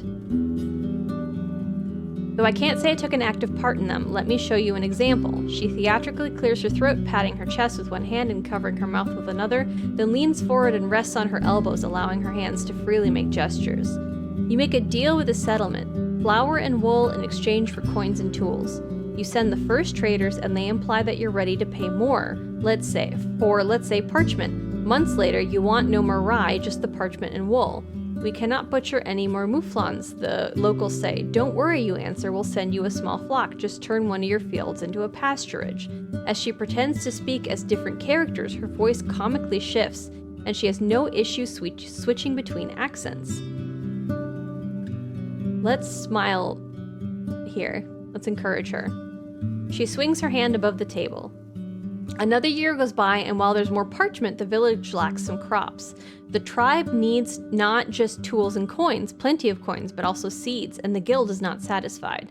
Sending our wagons costs a lot, and there are more highwaymen now. If you want us to come again, you need more mouflons and to sell us their cheese. And guess what? With a haunting laugh, she straightens up and spreads her arms like someone a third her age. Turns out that the village can't say no anymore. They lack supplies, seed, and land. They can't refuse. Ah, yeah, that makes sense. I nod, she's right, and it's better not to say anything stupid. Don't you think the city would see value in keeping you strong, fewer risks for them? I smile. I have no doubt that a smart leader like yourself is going to protect her people from these games.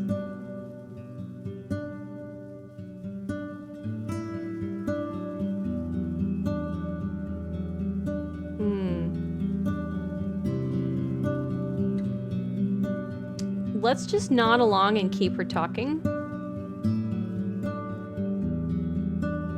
This is flattery for her. And she is smart.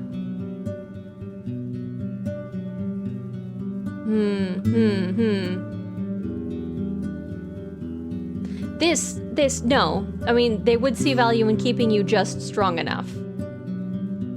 It's fewer risks, but it's no, they want you to have a need for them so that you can't say no.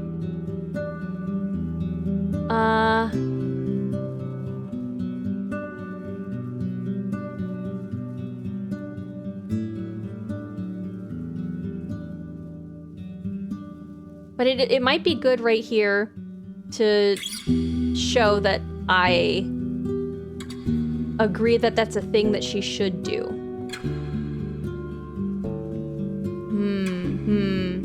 I'm gonna start here and see what her response is.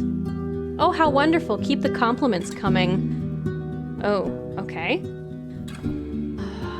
All right, no soul in the square reacts to her loud laughter. But all that doesn't mean I can counter every single city ploy on my own. That's the good thing about living here with these kind people all around us. She nods towards two little girls that are carrying a basket filled with vegetables between them. If some of us struggle, we all have to deal with the consequences. We all struggle, but we all benefit. But Havlevin, if they see profit in chopping off our arms, they'll sell them to the first bidder. She gives you a sad glance, but cheers up after a sigh.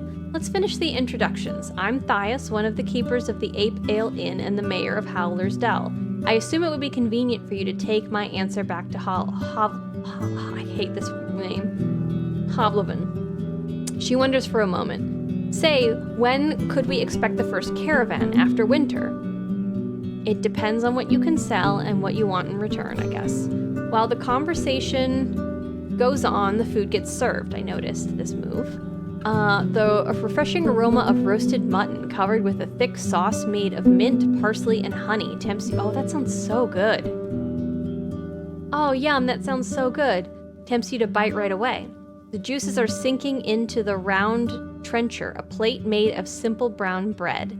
There's also a small bowl filled with chopped red radishes and a sliced boiled egg and a mug filled with cold buttermilk. This sounds decadent. It's all brought by a few young people, all of them referring to the mayor as their mother. And in the end, the innkeeper himself shows up to wish you a good meal. He's wearing a clean orange tunic and a not-so-clean apron made of hemp. He politely introduces himself as Eric's, and after confirming you won't get sick from what he prepared, he leaves you and his wife to your conversation. Thias tears the meat into smaller pieces, then eats slowly, often expressing her enjoyment with a hum. JR from your laptop? Hey! Hey! Oh my goodness! I'm so excited. So, like, is it fully functioning? Did you get the drive to boot up? Ah! I'm so excited for you. Let's go. Are the fans working? Like how viable is this? Okay. Meanwhile, we get to the important stuff. Sounds like the nearby ground is fertile. The village would gladly pay its taxes in grain and vegetables with the expectation that a squad of soldiers would provide additional protection. Our youth is strong, she claims proudly, so we don't need your guards on our walls. But a lone Roadwarden won't keep the roads passable. We need fighters willing to patrol the paths, maybe even the heart of the woods. That's what we'd expect in return. You're not an expert when it comes to linen, cheese, and wool, so the mayor spends a good couple of minutes describing the outstanding quality of what the village has to offer, especially the clothes, which are meant to be as unique as those made by Master Crispus. You vaguely recognize the name of this tailor shoemaker, but you've never earned enough to pay him for so much as a single sleeve. And of course, we will never reject some steel and bronze. We lack alloys for sickles and scythes. She then repeats her question about starting a trade route. I guess this is good news for the guy that's in that city that wants to come north. I wonder if he's still going to be alive by tomorrow. Truth be told, the guild is not sure what the peninsula has to offer. It's going to take more than your village to convince them. Understandable, but you won't find much in the other tribes. They have barely enough to survive, even if they trade for our crops. For we have the only decent soil in this realm. At least the people of Gale Rocks have salt and barrels of fish, while Creeks sells meat and wood. Additionally, actually, if you haven't been in Creeks yet, the farthest village in the northeast, you could give them a chance. She nods with a smile. They could use your help with keeping their roads safe. White marshes, on the other hand, as well as old Pagos, are close to worthless. For a trade route, that is. She clears her throat. After these words, she stands up, walks to another table, and offers her trencher to an elderly man who sits there by himself. With a trembling voice, he thanks her, then starts to chew on the soggy bread. She sits down, wipes her hands into a clean cloth, adjusts the folds of her cape, and once again crosses her legs. So tell me, gingerly, it's so weird having the name here. How's Hovleven? I haven't gathered much news since the invasion. What invasion? Fans are running and I have all the drivers and ASUS programs preloaded on here again. Let's go! Oh, wow! Okay, so what was the secret? How did you get it done? I was able to get the original SSD inside an enclosure and install the recovery image on the brand new 2 terabytes. Nice. Solid states are... That's the new NVMe that you got, right? No. Yes. I don't have any... I'm not fancy enough for an NVMe in my machine, so I keep forgetting that that's literally what a drive looks like.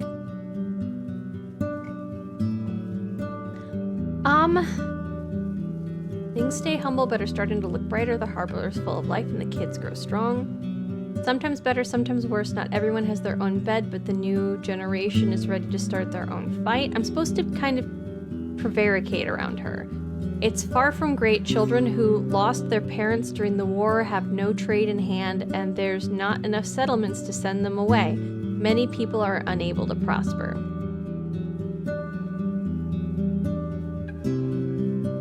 Let's be in the middle, because I genuinely don't know the answer here. And I was afraid it was lost to hunger. Her chuckle is trimmed with scorn. Good to know I was wrong. When the invasion started, some merchants were cheering in their houses, happy that they would sell out all the blades and food they had stored. Can you believe it?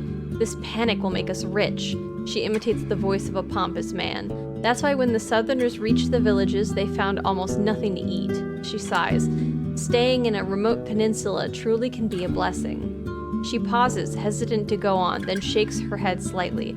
Well, we can't change the past. How can I help you? Gingerly. Again, it's so weird. It's so weird here.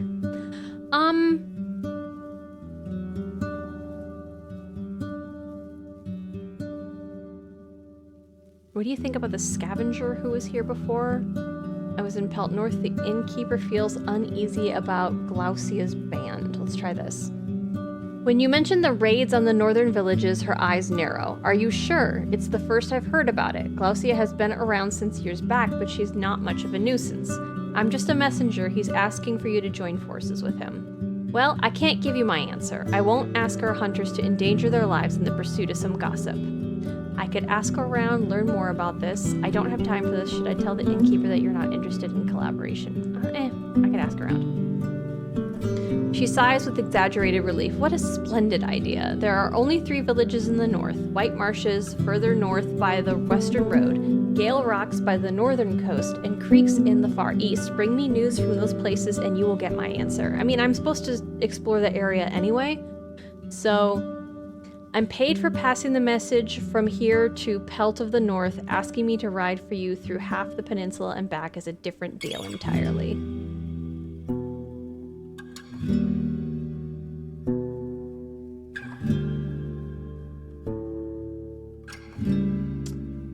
I don't know. This feels like a no, but it also feels like it's a, hey, could you please, like, make it worth my while? And she has money, for sure. But she did just feed us an amazing meal for free. So let's not right now do that, because again, this is a thing that I need to do anyway. I wonder, back in Hovleven, did you spend any time in Backwood Corner? It used to be this dark, dirty alley with muggers working even in daylight. I'd stayed there with Octavia the miller in exchange for doing chores for her. She had this small wooden hut.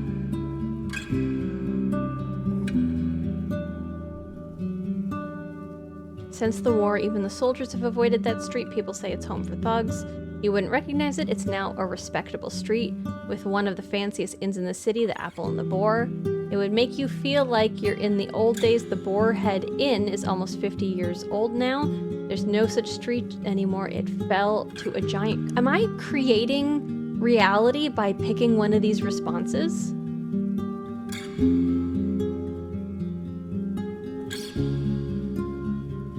Be right back, bathroom? What do you mean? He's checking the time. I get distracted sometimes. Fans are running and I have all the drivers and aces fans are drivers. Then it wasn't a waste of $200? Let's go. This solid state is advertised as having a lot of megabytes, so it should load stuff fast. Let's go. No, it's not, Evil. I've been reading to you for quite a while. We've gone through 3 cups of water.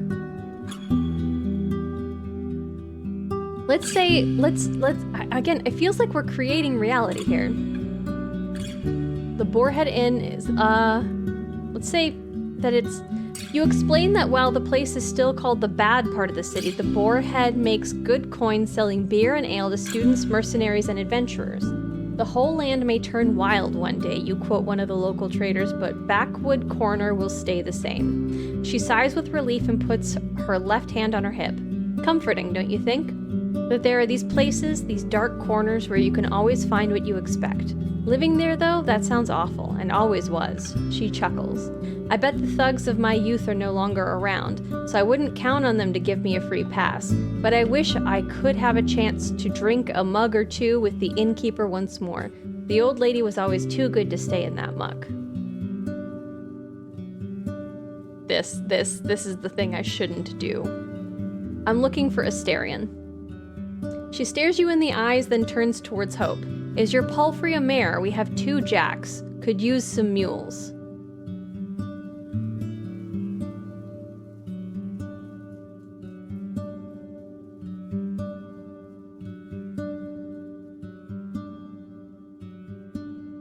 Oh no. Okay. Do we double down?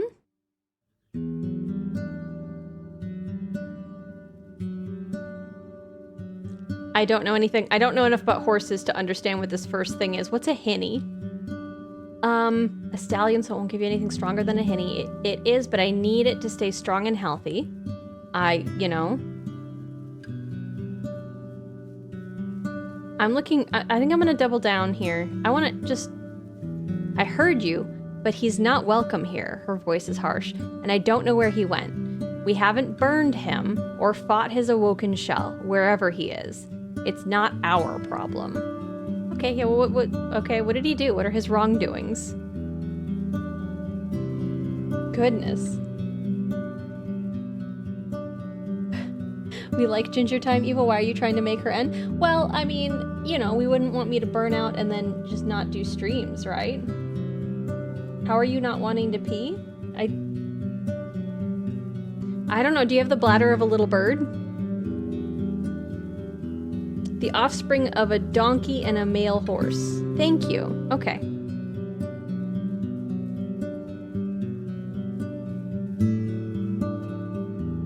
That's a risk I'm willing to take. An extra hour now for less streams in the future? That's a risk you're willing to take?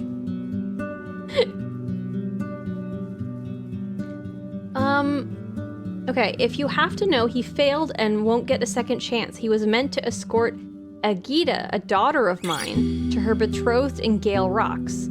She was a great archeress, and the road from here to the coast is not that dangerous. When they saw goblins on the road, Asterion ordered her to push through right into their trap. She touches her deer-shaped buckle. They got jumped like a bunch of wealthy pilgrims. A Roadwarden worthy their gruel should know better. He can fight with a blade, but my girl, she never had a chance.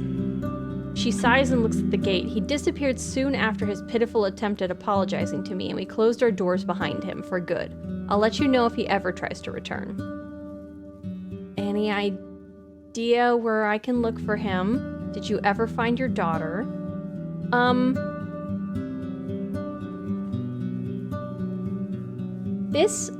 I would like to show sympathy and empathy of like concentrating on her loss here, but I'm also worried that it's going to focus her on an old pain. This one right here, any ideas of where I can look for him keeps us on the thing. It's not a thing that she wants to talk about. She doesn't want to talk about him right now, but it would get us off this topic as quick as possible, which it seems like she would like to move on from. This, why did you let him leave, feels unproductive. The reality is that we just have to find him. I don't care why she did this. There's no reason to interrogate her for her intentions. We want her help. Let's do this one.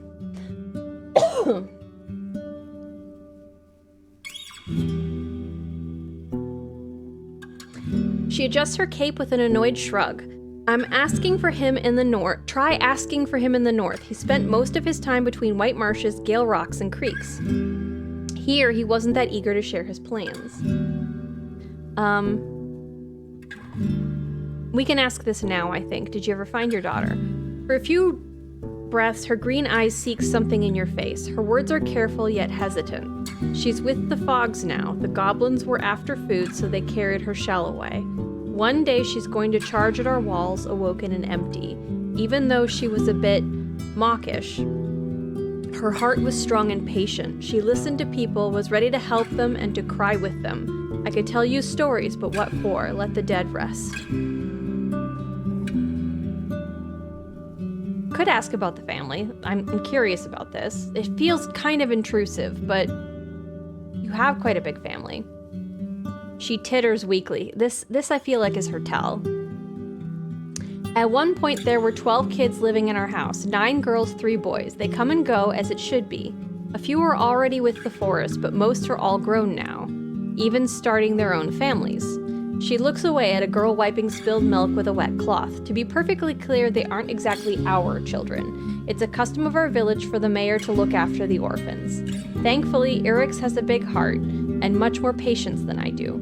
As she speaks, her smile widens. Okay, well, we at least were able to pivot the conversation into something that, you know, was something that she could have some, like, positive feelings about. Because that was probably a difficult conversation for her. Who knows how much time we got now? Get as much ginger as possible. I mean, we are back at a turn off the laptop again. Let's hope it turns back on. Fingers crossed, we got this.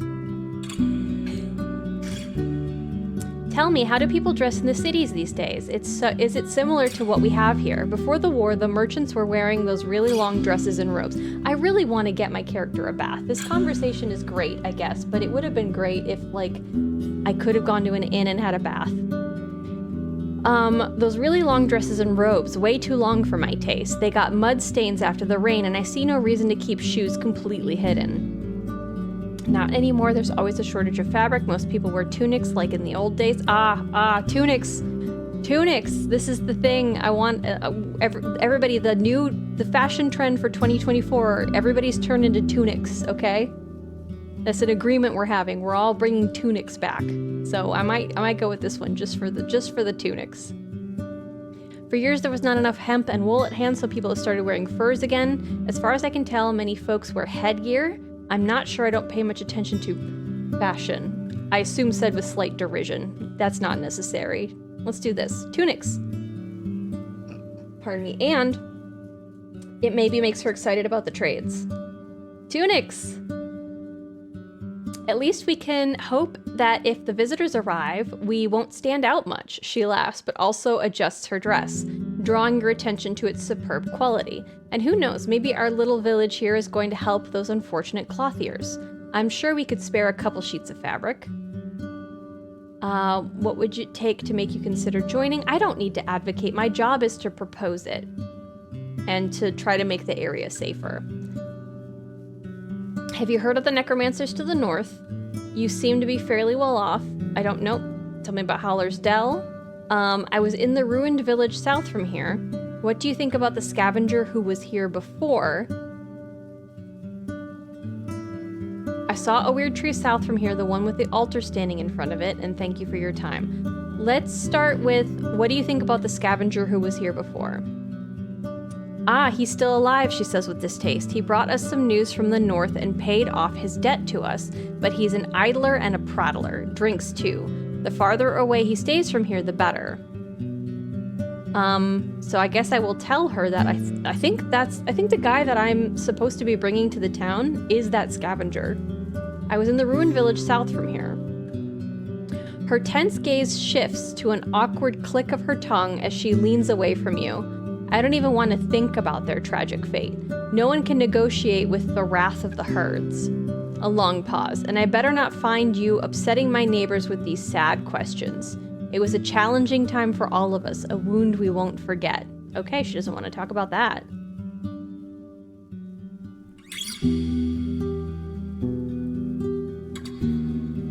I saw a weird tree south from here, the one with the altar standing in front of it. She straightens up and raises her chin. You mean Beholder, the guardian spirit of our wetlands. Every fall we bring it our gifts, and in return it provides us with its blessed fruit, the flesh of the forest. She stares into your eyes. It's older than the oldest books and the oldest thoughts. The druids help us honor its sleep and show us how to ask for its help. Neither of these rituals, she scoffs, would be of use for you. So I need to maybe connect with the druids. Interesting. Okay.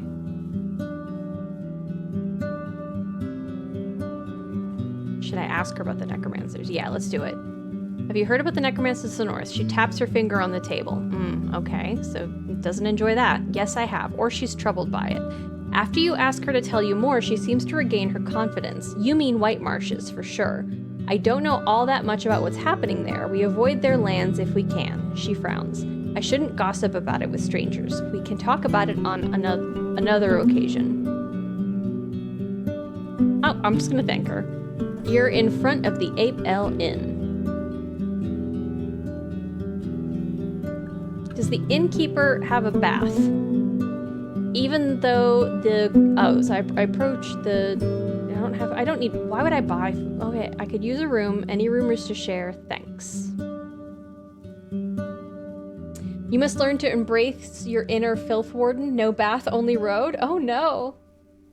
Yeah, JR, is that success? What does that face mean? Please help translate it. Even though the counter stands outdoors, it's not rotten or dirty, and you guess that like the other furniture, it's brought inside every night. Eric's approaches you with a smile and leans on its surface with his fists. He's portly and even taller than his neighbors. He's got freckles, short gray hair, and an elegant beard. His long woolen orange tunic has a decorative cut right under the neck, and loose braids at the edges.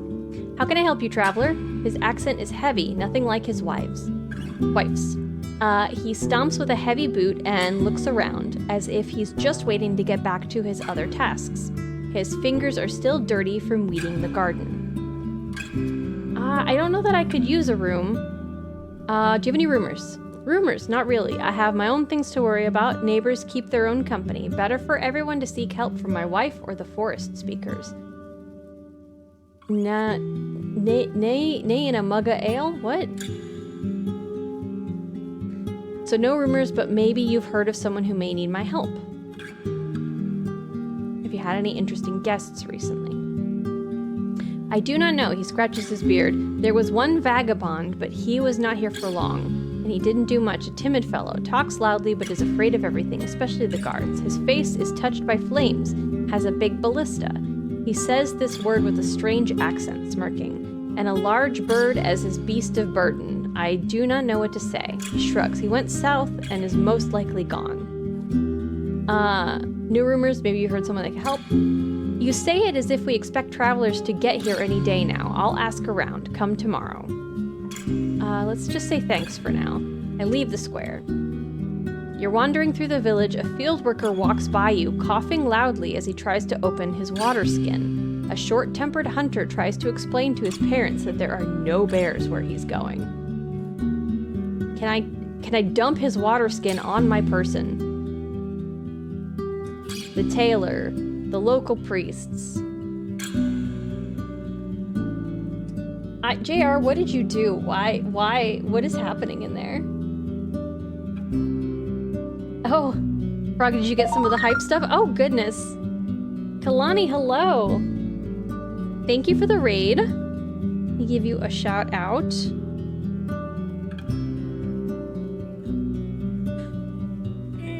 How was your house flipper game? It looked kind of cozy.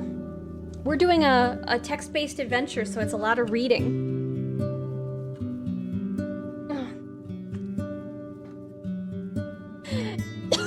Gross. I assume that's directed at JR. Cozy and fun? Fantastic. We're trying to figure out what being a Roadwarden means. There's a lot of interesting context here. And I do have to tell you that my most important thing here is that I have an appearance of 1 out of 5. So I'm trying to make my Roadwarden bathe or something. We're trying to I'm currently desperately trying to figure out how to make them appear more kempt. If you could, you know, start house flipping, pick a place in this place, the Hollow's Dell, flip it, add a shower, and then rent it to me, I would love that. But I'm glad you had some cozy fun. Hopefully you've got a good weekend ahead of you. You're wandering through the village. Okay, no, I already read. Okay, I don't want to go to the main square, I don't think. The tailor, I guess? Let's go to the tailor. You follow the guard's directions and reach the whitewashed building standing on the western bank next to a small garden of flowers and herbs. It's well kept and clean with a plain, beaten front yard, its parts covered with sand. Through the open windows, you catch a glance of the furniture made of smooth, almost shiny wood with hints of dark, cherry-like red, decorated with carvings of plants. Sorry, I didn't introduce this game very well. For context, we're a brand new Roadwarden, and we're finding out what that means, but it is basically that we travel the roads and make it more safe, because there's, like, beasts and scary things between towns. And we just got assigned to this new area, and we are in this is the second town, but the first town had been burned down. We've also been to an encampment and an inn, and we named ourselves and our horse. So it's been an absolute whirlwind of adventure. I'd rent you a fancy shower in a clawfoot tub. I've never showered in a clawfoot tub. I feel like the baths in those must be really cozy. It seems fun. But if you need to go lurk and eat and, like, you know, finish your post-stream things, Kalani, don't let me keep you hostage or anything. A woman in her 40s is sitting on a wooden bench. The table is covered with fabrics, threads, and needles made of bone and iron. She's sewing a long sleeve to what's to become a blue tunic. Her movements are quick and confident. Her brown, wavy, shoulder-length hair is tied into a wreath-like braid. But other than that, her clothes are simple and inconspicuous. She doesn't have a left leg, but you don't notice any cane. It's one of my favorite hairstyles, but I can never do it to myself. Like the crown braid. Oh, it looks so cute. You observe her for a few moments until, without sparing you so much as a glance, she encourages you to speak with a grunt. I don't have a lot of money. Do I really have enough to spare for my gambeson? Because I don't think I'm going to get paid the 3 coins that I told the innkeeper, since I don't have, like, an answer yet. I'm not looking for a tailor, I'm looking for a bath.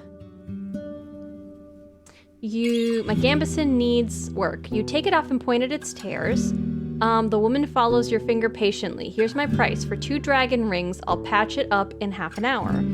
If it was in worse shape, I'd ask for more time and more rings. To get it truly stronger for longer, I'd need it to be made of better materials like spider silk.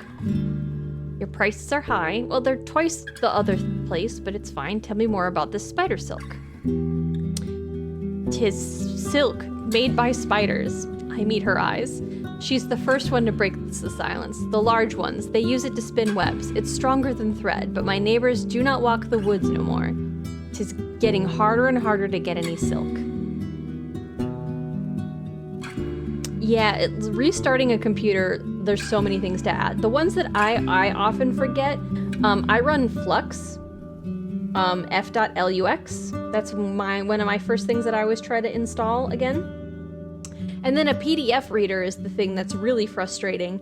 I had one that had been working for months on this, because we remember I built this, rebuilt this machine when I was playing Subnautica Below Zero, because that game is, it was turning to absolute ridiculous pixels, trying to stream and play it at the same time. So I did that, but then like the PDF reader was the thing that was just the most annoying to try to get, and it worked for months, and then it suddenly started crashing, where like I would have the PDF reader open for 10 seconds and then it would close down. So that was annoying. And I still haven't quite solved it. I have a temporary solution, but I want my PDF reader back. But Flux is my big thing that I almost always add. And then I will always advocate for Firefox as your browser, with uBlock Origin as the plugin.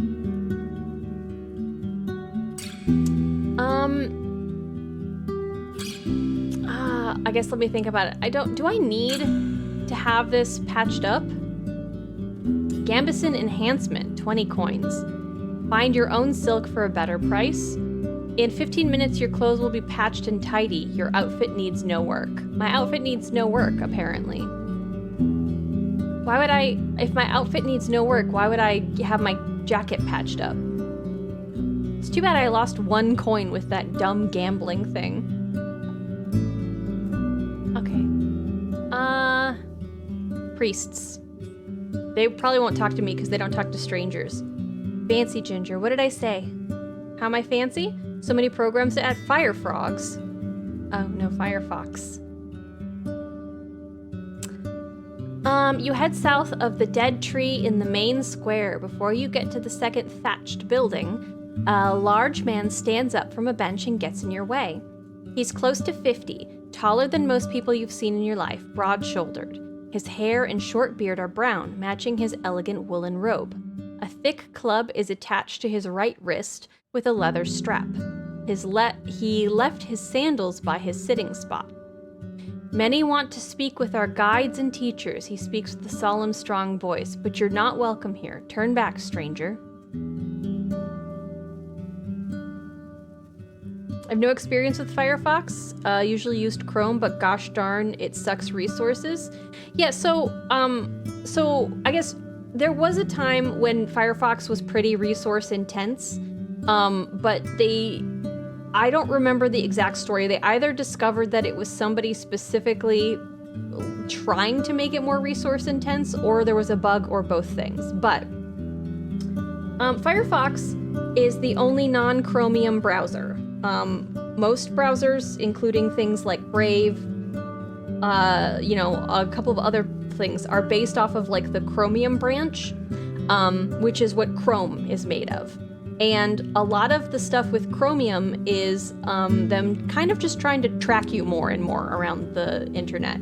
And there are some places that go in and remove parts of that branch that do a lot of the tracking, but they have to do it each time. And Chrome is getting more and more resource intense because it is trying to track you more. So Firefox specifically protects your cookie data and things like that, and tracking data and stuff. It specifically blocks them for you as a browser rather than trying to be worse at it. So if you're thinking of switching, just a heads up, you can. And they have a tool to import all of your Chrome browser passwords, all that stuff directly into Firefox, so you can run it like you did Firefox. But the other point of it is that if Chrome really does entirely get the entire market share, the Chromium branch, it's the only thing with that has any significant market share, and it's not very much. And they need a competitor, right? Having an absolute market domination where there's no competition means that they can just get away with whatever, because then what's your alternative, right? So that's my little thing. If you're thinking about it, I'm just saying, Firefox has a tool to import your Chrome stuff. You can try it. The other thing that's really cool about Firefox, first of all, is that you can mute individual tabs on the same website. So if I have 2 browser sources or 2 tabs open from YouTube, I can mute one of those tabs and not the other. I don't have to mute YouTube as a site, which is something that I hear you have to do on Chrome. The other thing is that anytime there's a video source, you can pop out the video player to lay on top of stuff. So a lot of the times I will have a YouTube video or a podcast or something that's on YouTube playing on top of something that I'm working on. And it's really easy to move around and resize, and that just comes with Chrome. The other thing that you can do is open up new containers. So I can open up YouTube under 2 different accounts, under 2 different tabs without having to do anything, because I open up one under my streaming tab. So I have my normal YouTube account, and then I have my streaming YouTube account, which is logged into the Gingerly VODs channel that I, upload all the VODs and stuff to. I'm just saying, I think it's a good browser. So there is Tor browsers. I mean, I don't understand what you're saying, Evil.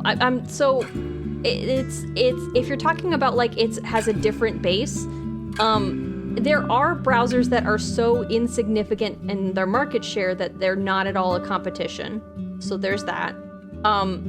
And if you're talking about something on Linux, then shrug shoulders or whatever. But like it really is the only valid competitor to Chromium at all. The sad part is that you could mute individual tabs in Chrome until like a year or so ago. I think Tor is based on Firefox. I would have to again Google, because I looked at a bunch of different alternatives and stuff when I was searching, and everything pointed to Firefox. So it's the browser you use when you want to hide bodies. Okay. So much Linux shade? Just that I'm unfamiliar with Linux. That wasn't shade. It has a minority operating systems user, so if we're talking about people who are using a minority browser on a minority operating system, again, that's not a significant enough of a market share. That doesn't count under what I was talking about, which were my qualifiers. That's all. Edge is now based on Chromium. It sure is.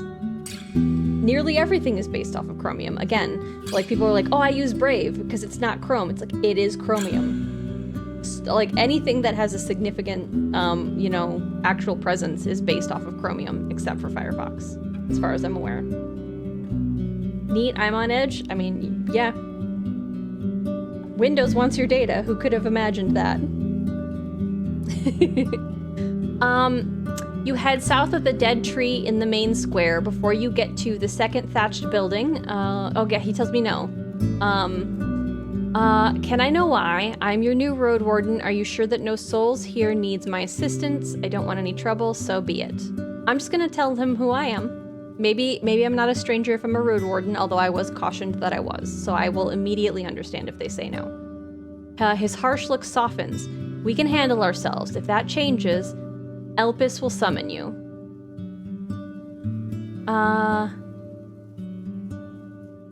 I think at this point, if his face is softened, maybe I can ask, can I know why? And then I'll go. You can. He swings his polished heavy weapon. You're from the outside and can't be trusted. The boors and slaves of the United Church would crush us if they had a chance. Before we allow you to spy on us, we need to be sure 'tis worth it. Okay. I can insist that I'm not a spy, but he has, like, legitimately, he's said, like, we need to know. And me saying I'm not a spy is something a spy would say, so that's not helpful. All right, so be it.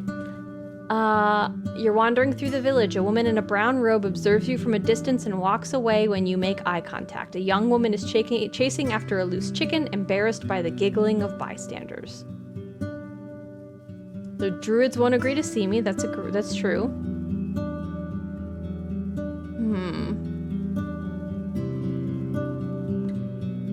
I feel like I remember this person's name, the trader. Let's go here. The man behind the counter is inspecting a sack of white flour, mumbling to himself and occasionally cursing. The other locals walk away, giving you space to talk trade in peace. Weevils, he points at the little dark blue insects that's trying to flee. Shh. Everybody loves cussing in this thing. Shit me fire, 'twas ground a few days ago. Nay, no pies for us tomorrow, looks like. He puts... Oh, weevils are in his flour, and the flour was only ground a few days ago. Okay.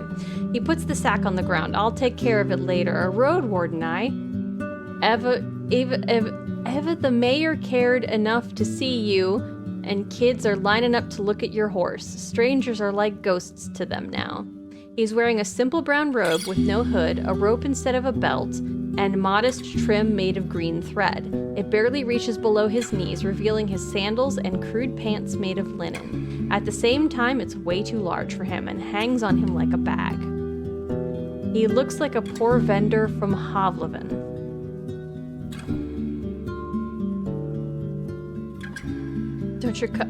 Don't cut yourself with that edge, JR. JR. You are so close to getting your stuff again. Be nice to yourself. Them's the rules, and you know it. I've already warned you today. He stands sideways to you with legs crossed, leaning on the counter with one hand and keeping the other on his hip. He's around 40, short and a bit greasy, with a humbled beard and hair. His fingers are unusually long. You're a trader. I guess we'll see each other often. Are you a barrel collector? I'm looking for a trader. I'm here to trade. I'm here to trade, not talk. Nope, that's not necessary. I may not be wealthy, but I need a few things. I guess we'll see each other often. That's warning number 2. Yeah, cruising for a bruising. For you, a trader. For my neighbors, the treasurer. My name's Akaikos. I'm gonna pronounce this a bunch of different ways. Everyone brings here what they have in abundance, and I either sell it to travelers or divide it among the workers, builders, artisans. These things here are not mine. He runs his eyes over the crates and barrels, but I can show you our wares if you want. But do not ask me for better prices just because you're a traveler. I need to explain myself for every deal I make, or Thias will laugh at me all the way to the pyre. I don't need furniture or barrels of food. Do you have anything of use for a traveler? 'Tis hard to say, what do travelers need? He clears his throat and turns away to have a look at his store. While some of the crates and barrels are empty, they carry an assortment of odds and ends, tools made of wood and stone, pots, mugs, seeds, vegetables, fabric. It takes him a few minutes to look through the wares. He puts 3 packages on the countertop, and as he unwraps the first one, you recognize what it is by shape alone. Tell me this isn't a beauty. He chuckles and lets you hold the shiny battle axe. The haft is long, but the head is light. I know what you're thinking. Your eyes say everything. He praises the weapon loudly, but you barely listen to him. You see your reflection in the unused blade, as sharp as they get. You're not a smith, but you see not a spot of rust. When you take a swing, it takes hardly any effort. The leather straps holding the piece together are just a decoration, and the handle is as smooth as glass and perfectly fits in your hand. I have a feeling this is going to be way too expensive for me. The man chuckles. You like it, Now I doubt you can afford it, but do not worry. That's not all I have. Okay. His long fingers tap against the parchment window of a lantern. Its frame is cheap, made of oak. 'Tis glued and 'tis quiet, he says, while shaking it in the air. Not as fancy as the iron ones with oil, but you can carry it in caves without luring all the corpse eaters and goblins. Perfect for a traveler. Just take a look. I don't know how many caves I'm going to be going in. Inside the lantern, you find a place for a candle. Not a great match for people living in wooden houses. Hide and glue are not easy to make, but I will not ask you for more than 4 rings. The last stack is as wide as a saddle and 3 hands tall. It contains a whole bunch of undyed linen sheets. We usually keep them for traders, but we could use a few dragon rings, and who knows if there's ever going to be a next caravan. He gives you a look, interested. Depends on what you want for it. Oh, the battle axe. I want this. I think we'll save for the battle axe. I could probably sell the linen fabric in like a different town, but I can't afford it. So, can I bring goods to sell? He gestures for you to gather your things. This junk does not interest me. We're looking for what we can not make by ourselves, like iron or enchanted items. Next time, maybe. Okay, that's fair. What can you tell me about Asterion? That Eva thought he was here more than once. He did not leave much behind. Smelly hoarder. He looks around and spits on the ground. At least he bought a blade from me. Do you remember what blade it was? Sure, 'twas a special one. A sickle sword with a tip wider than 'twas at the grip. Long as from fingertips to shoulder, not a sword, not a knife. Single-edged, brought his own steel to melt for it. What's it good for? Fencing. More for cutting bushes, creepers, roots. It will not fell a tree, but it is a fine tool. He nods to a passerby, but his smile disappears as quickly as it had shown up. Pathfinders use it. My pa used to have one as well. He chopped nuts with it, nuts and mouflons. So he took it into the wilderness. He shrugs. Pretty much anywhere. There are hills from here to the coast and bogs in the north, and the heart of the woods cannot help you with it. What about some useful herbs or ointments? Do you have druids around here? Maybe he can give me some hints about them. Will not happen, sparse supplies. He puts a finger to his lips, giving it a slight bite. The druids are better at casting healing than making balms. Used to be different, but magic's stronger regardless. Before you can change the topic, he points northeast. Try by White Marshes. That's what's-his-face, a warlock there, who used to take lessons at our village from the old archdruid. If anyone around here knows his way around leaves, 'tis him. Okay. Do you need any help? I could use a job. I could use some money. Know what? There's something urgent. I need a medicament for my daughter. Not that she's hurt or anything. He raises his open palms as if to show he's not holding a knife. She's a teen, wants to start hunting in the woods. I cannot teach her much, but I'd sleep better with her having a healing potion. You have, he hesitates, almost 19 days. Bring me a potion before the last dusk, and I'll pay you 5 dragon rings. I have one now, but I'm not... And where can I find such a potion? She didn't want to take the stall after you, and a strong elixir would be more... Where can I find such a potion? I can think of 2 places. The safer bet is beyond Old Pagos on the mountain of the crazy monks. Crazy and boring, more boring than a mouflon, but they often brew with Numa. You can also head south, east of the crossroads behind Pelt of the North. I've not been... That's a super dangerous road. I've not been there myself, but you'll find a dolmen there, as old as a city. And this, he reaches for his clinking pouch and pulls out a massive iron key. It's meant to open some secret passage there. How do you know about that secret? From a merchant. She's from south of Hag Hills. I was meant to pass the key to her friend, but he never showed up. And you've just been keeping this key at your side ever since.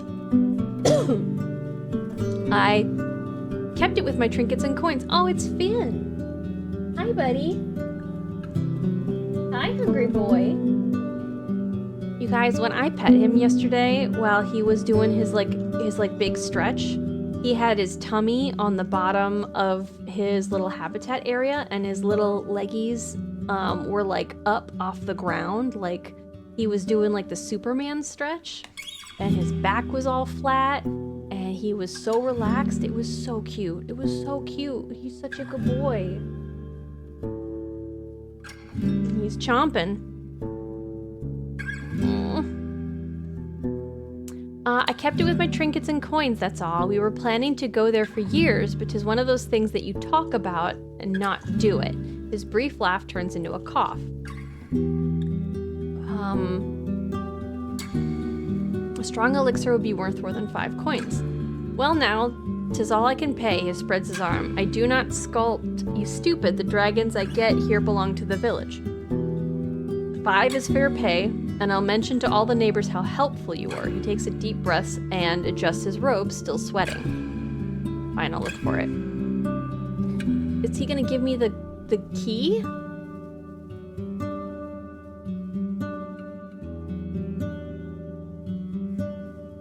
I guess I'm gonna look for a room.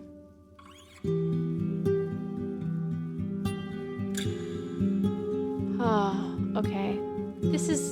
It's 7 hours before dusk. Thanks. Leave the square. There's no reason. I need to pass a whole day. Safe water source.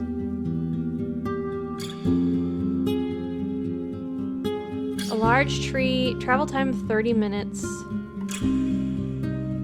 Currently here, the ruins. Okay, so this is, I'm able to hover.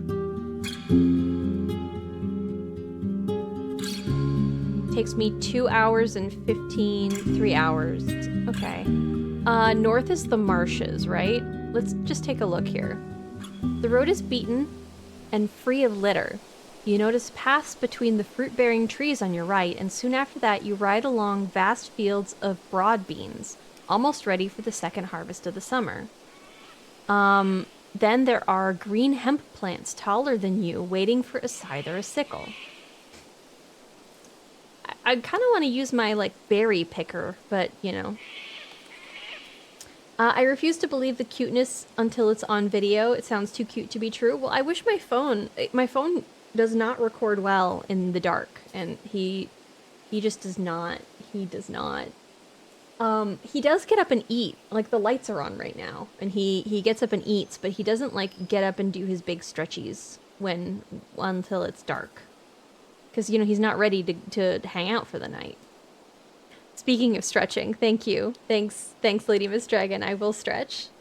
He is too cute to be true. The locals keep the beasts at a distance, I guess. You know what I really want right now is, like, wild rice hot dish. I don't know why, but I have a sudden craving. Like the mushroom soup and the tender chicken and the rice. Oh. It hasn't really snowed too much here. And it just feels like winter when you have hot dish, you know? Okay, stretching out my hamstrings.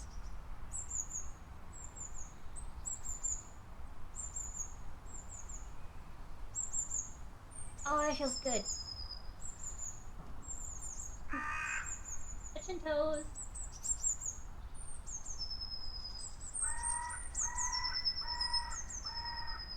Stretching arms.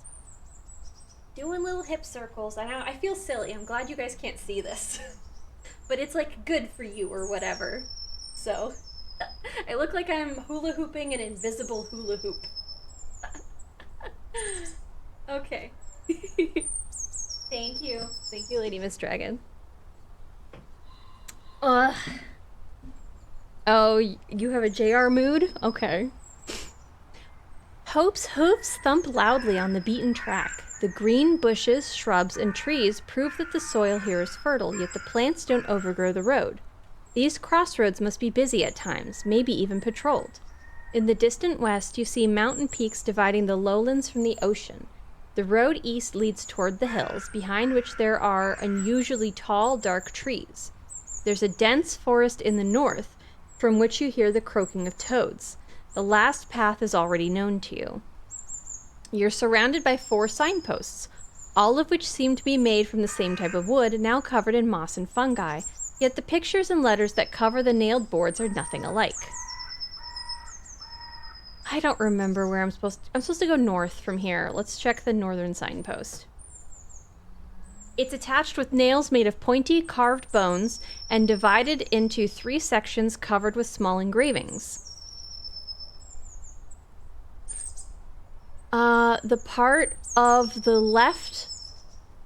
on the left has 3 large squares with roof-like lines hanging above them. No other pictures or words. The one in the middle has only 1 square, but also a simple horizontal symbol of a fish and a short word beneath. It spells salt. The image on the right has 2 roofed squares, but also 2 other images which you recognize easily, a deer and a standing barrel.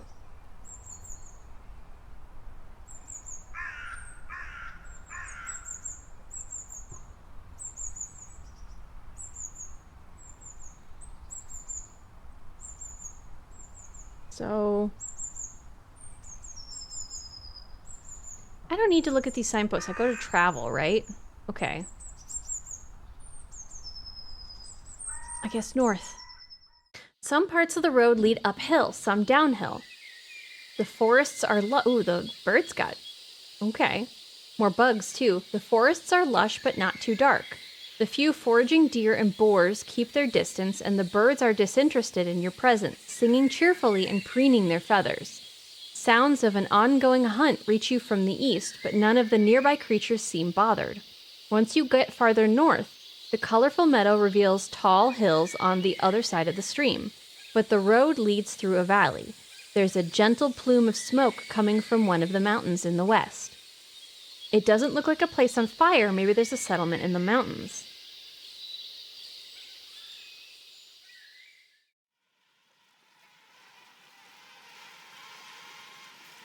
The road leads to a gentle creek filled with the buzzing of flies, mosquitoes, and gnats.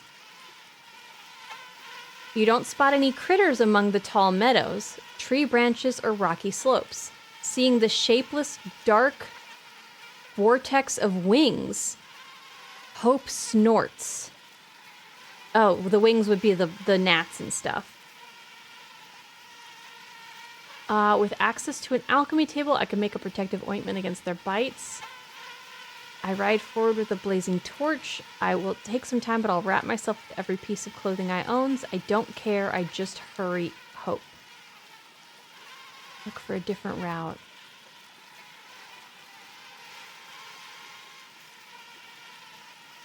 Do I have a blazing torch?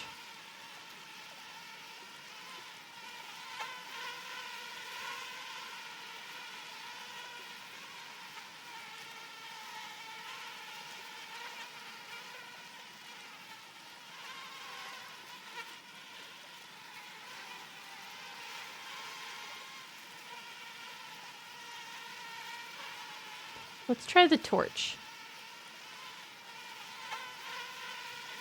You move away from the creek, get on your feet, and unpack the tinderbox, the wood stave, and the set of rags, as well as the oil. After you assemble a torch, you sit down on the ground, preparing the flint and the linen char cloth. Decades ago, before the Southern invasion, people used fire strikers made of thick steel, but all you have is a cube-like piece of harsh pyrite. It's not ideal, but good enough for a couple of sparks. Holding the fire, you get back in the saddle. You swing your weapon left and right. There isn't as much smoke as you expected. Let's put it to the test. Oh no, I got bit. Once you get closer to the ford, countless creatures beset you, filling your eyes, mouth, and nose, hitting you like a squishy, buzzing hail. You ride forward blindly, instantly forgetting about your preparations, trying to get out of here as fast as you can, but the insects are sticking with you for much longer than the smoke. Oh no. It takes a few minutes for you to escape. The red marks on your skin start to burn. You get down to put out the torch by rubbing it against the beaten track. Hope swishes its tail angrily as it gives you a reproachful look, pinning its ears back to its head. Unless you find an easier way to protect yourself, the insects will keep slowing you down. Well, that didn't help much. Well, what can I click on?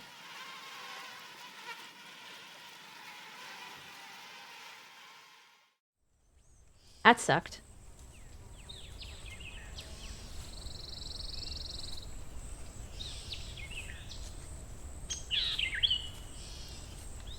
Five hours and 15 minutes before dusk. I am going to need to turn back pretty soon, but I'm going to get re-bit going through. For most of the time, you're surrounded by yellow meadows. The trees on your left get... Hi, Hyper. Happy Friday.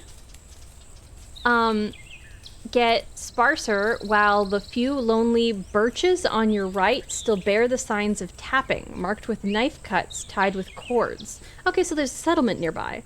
Some of them still carry wooden vessels, as if they were simply abandoned, maybe last spring, maybe before that. A few of the trees are already dried out. The winds managed to knock them down. Ugh, that noise. As you get closer to the crossroads, the ground gets muddy. The beaten path avoids the wetlands as much as it can. The screeches and hisses mix with the buzzing of insects, and as you reach a small pond, there are signs of blood on its bank. The air is moist and heavy, and there is a hint of rotting meat to it.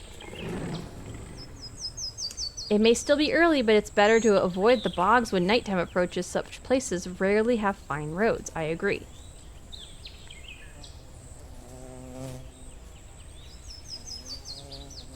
Bogs are darker than forests. The local creatures start their hunt up to an hour earlier. Oh, I shouldn't be here. The trees and bushes are sparse here, growing from the barren grasslands. Some of them bear late summer fruits. A group of wayfarers is spread around the broken signpost and an abandoned cart. They're skinny but healthy and are standing upright. They're wearing humble, dim gambesons on top of their hemp tunics and pants. All of them worn, in some cases undyed, while others are dark green or brown. 4 of these individuals wear cloaks, carry lit lanterns, and are armed with spears, bows, and stone maces. On their necks, wrists, and belts, you spot small talismans, fangs, bones, wooden beads, leather straps. There's also the fifth figure, standing a bit in the back, with lowered shoulders. Unlike the others, they're hooded, and in such a manner that you doubt you can see anything other than their boots. Their clothes are shabby, torn, but your eyes mostly run to their club. A bow as long as its owner is tall and thick as a leg, resting with one end on the ground. You get closer, and the person raises the weapon with just one arm, but another traveler gestures for them to stop, and they do so right away, freezing in place. I stay in saddle, just in case. The man behind the gesture doesn't approach you, just nods. Bogs aren't safe for us, but even less a stranger. 'Tis evenfall and far from roofs. Better keep moving, you'll find an inn soon. You try to digest his thick accent. He's broad-shouldered with a large belly, but the scars on his face sculpt an image of someone who's earned their share of food with many skirmishes. He doesn't reach for his weapon, and pushes one of his companions closer to the cart. She kneels by an empty box and looks inside it. The man observes you with little curiosity, holding his lantern high in the air. How are you all in here? We're having a cozy, text-based adventure. This seems dangerous, I say. Cozy, but I nod at their cart. Need any help? Nice place for a camp. The air is a bit smelly, though. Greetings. I'll look at the gigantic club. Hold your weapons close if it makes you feel safer. I show them my blade. I don't mind. I'm never picking this, except for, like, in very specific situations. Ugh. Imagine being this guy. Ugh. Yeah, I'll offer help. He makes an annoyed grimace. Not really. Timber's sickening, moldy, and wet. We're checking on the place, but seems 'tis a bad year for it. He looks at his companions, who simply shrug and spread to take a look at the cart. All but the one with the bow, who doesn't move an inch. I can't say I have time to loaf. You've questions, ask, but be quick, and don't put us to sleep. Are you from around here? Is this your cart? I look at the hooded person. What's up with that one? I gesture for them to clear the way. What's up with that one? He smiles, but you notice that the others keenly observe you. Nothing is up. They're keeping us safe. That's an impressive club. One of the men, now turning over a moldy plank with his boot, giggles. It's one way to put it. Their pneuma's strong. Are you from around here? Very much so. And you're new to these roads. You know our home. I'm gonna say no clue. White Marshes, it's there. He looks at the crossing leading east. An old place. Plenty of stories there, but they rarely reach the ears of strangers, especially these days. Looking for a place to trade? How can I reach White Marshes? Tell me about your village. Is this your cart? Tell me about your village. It's home. He starts to play with the spear. As much a home as the bogs can be. Beasts are smaller than in the woods, but water's the real threat. Is it rough living in the wetlands? Not as rough living with robbers on one side and that fake smiling rat that leads howlers on the other. Oh, they're not friends. He says to the delight of his group. You look at him, but he says nothing more. I'm looking for a place to trade. We don't welcome many travelers, nor hope to see more of them, especially adventurers. And we need all the lumber we cut, he frowns. We've herbs, I guess. What can you bring?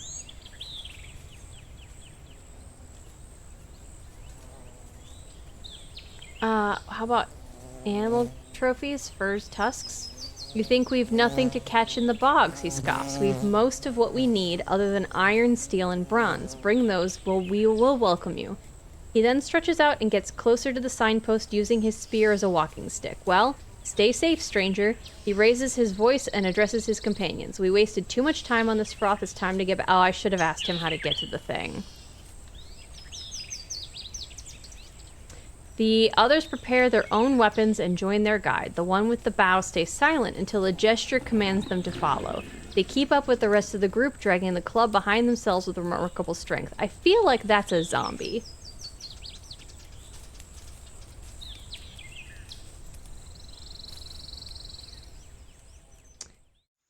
Oh, it's getting bad here. Okay, you leave the wetlands behind. The pebbled road runs through the hillside with tall grasses and rock faces above you, and dark, lush forest below. Chunks of this path were shaped by human tools, who knows how many centuries ago. To widen it, the builders dug through the uneven boulders and used rocks and logs to fill up the cavities with thousands of rocks, each one smaller than your fist. While you have a good view of what's happening between the trees on your right, the bushes and shrubs grow so densely between them that you can't imagine entering these woods on your own. Farther south, there are plumes of smoke. A settlement, most likely.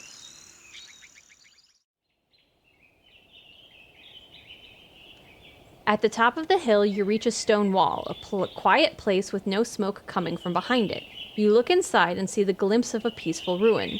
While the main road is beaten and easy for hooves to trod, the destroyed gate and the remains of the front yard have been reclaimed by the short grasses. You see any suspicious movement, but the place seems to be free of inhabitants larger than a falcon. The air is fresh and the wind shakes the tree crowns gently. I don't want to enter the yard.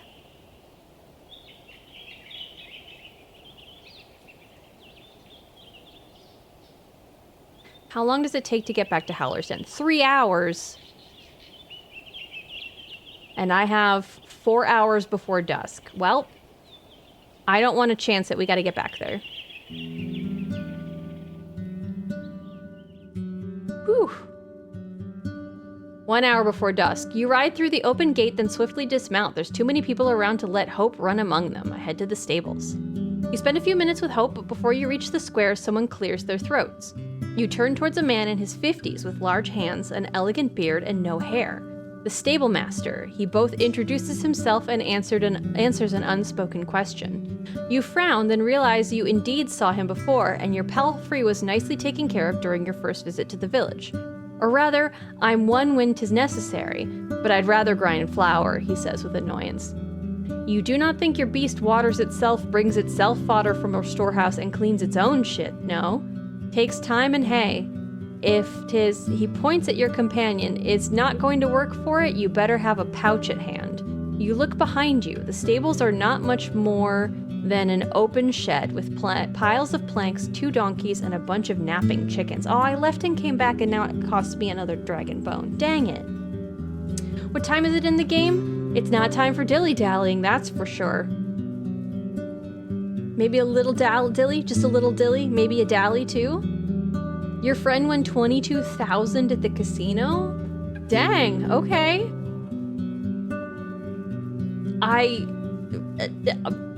That's a lot of money.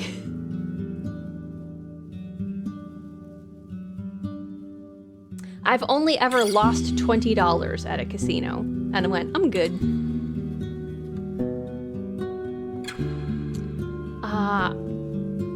For one day, and that's fair, he looks around rubbing his hands together. Come to think of it, it's an opportunity for the village. Horse manure makes for great plant food. I'm broke, my mount only needs some water, hay, and peace. Let's try to do this. You describe what you've learned during your studies, and the man stops paying any attention. Fine, he sighs and turns around. I'll grab a shovel and a barrel. There we go, it doesn't cost us money, let's go. You're wandering through the village. A gray-haired, muscular guard is trying to hammer out the dents in her rusty helmet. A young woman is chasing after a loose... Okay, she's still chasing that chicken? It's been like 5 hours. Alright, we headed to the main square. It's getting dark, and the inn is loud and crowded.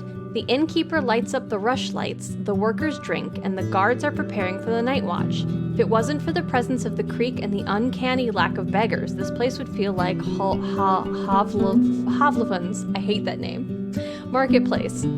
One of the tables is occupied by a dozen or so kids. None of them look older than 12, and the youngest one, too dirty to resemble either a boy or girl, is about 6. They are surrounded by their playthings, a mouflon on wheels, an elegant wooden sword, and a painted board covered with rocks, but they are bored and tired.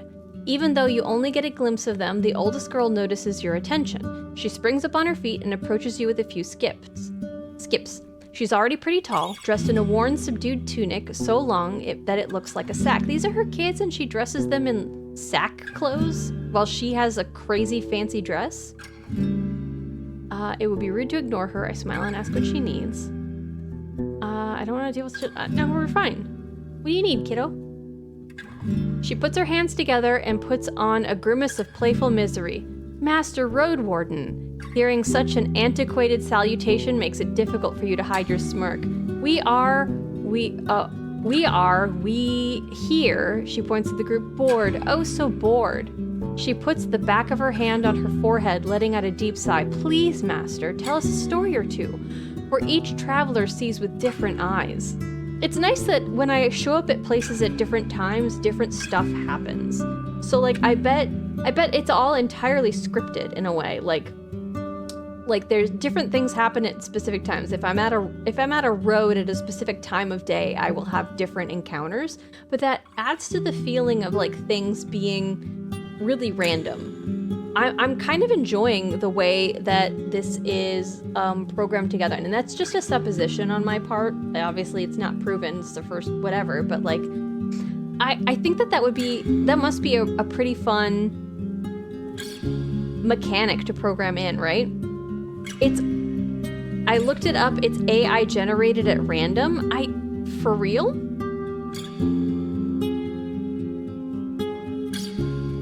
Huh.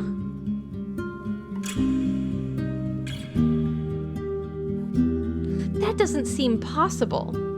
No. Okay, well that's rude. Don't lie to me. No, what the heck?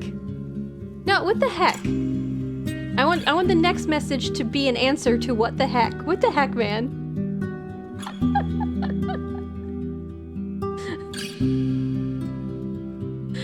Oh, so rude.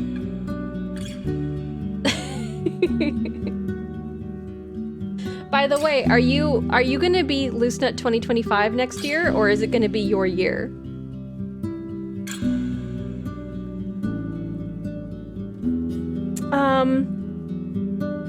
Where each traveler sees with different eyes. The last two words sound like an echo of an old tale. Fine, make room for me at the table. Let's do it. Pardon me? The children gather round and ask you for a minute for them to gather their friends and siblings. After a bit of chaos, there's 20 young souls sitting closely to one another, on benches, stools, and on the ground. The red-haired twins brought a blanket to lay down. I figured as fast as I replied, you'd realize I couldn't have looked it up. Well, you could have looked it up like an hour ago, wondering. So no. Next year's your year for sure. Let's go. You have a shorter side of the table all to yourself. The older kids understand your lost look in an instant. They start to hush each other, which causes an even greater amount of noise. But in the end, there are dozens of eyes staring at you with a mixture of boredom and anticipation. I have picked this education knowledge each time. I've read quite a few stories during my studies. I know a rather unique fairy tale. I tell them about one of my adventures exactly as it happened. I tell them about one of my adventures, though I spice it up for a couple of small lies. I tell them about Howler, its splendor and mysteries. If anyone has questions, I tell them what I know. I don't think she'd take kindly to me telling them about a different town. Let's do a fairy tale. I don't want to always rely on this one, but it seems like the most interesting one. I wouldn't tell them a story from church, considering their thoughts on the church. This might be really fun, especially because like maybe it would tell me of what my previous adventures were. But let's do a unique fairy tale.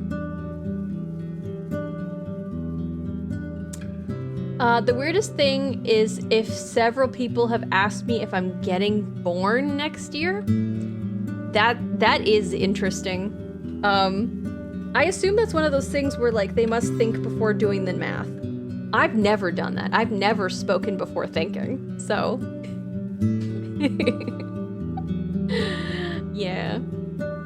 I did have somebody ask me once, I might have already told this, but like, yeah, I definitely have already told this, but like as a way of like carding me, because one time I was out at a friend's, party. They were turning 21 and I forgot that I would need to bring my ID because I don't usually drink. As we've witnessed by my reaction to one alcohol. So I had forgotten. But my friend wanted me to drink because they thought they thought it was going to be fun. And it's like, all right, I'm around a lot of people I know. This is going to be completely safe. Somebody else is already driving. This is completely fine. And then that person was sober cabbing. And so I went to go order one, forgetting that I was going to be carded. And then I ran upon the problem of being carded. And I went, I don't have my ID. And my friend knew the bartender, so there was already a little bit of a pull of like, come on. But I had turned 21 just a little bit ago, so it was right for me to get, carded or whatever. I say a little bit ago, but it was probably, I was probably 22 or 23. I'm really bad with stuff. I have no idea how long things were ago. I have literally no sense of time. Something could have been a week or 5 years ago, and sometimes my brain will be like, yep, that's, I literally can't tell. So I'm telling this story poorly. But, as a thing, the bartender asked me on my birthday, and it's like, oh, yep, quick, rattle that off. And they said, tell me something that happened the year you were born, as if trying to make sure that I was really born that year. And I was just flummoxed, cause what do you mean? I was 0. Well, how would I tell you of a significant world event that happened when I was figuring out what focusing my eyes were? What? Hi, Bad at Game, how's it going? This is the first time I've noticed you have numbers at the end of your name, Nut. Happy Friday.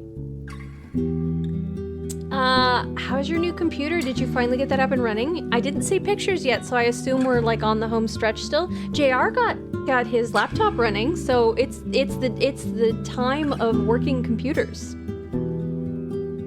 Wait, you're just a couple years older than in the story that I'm telling, JR.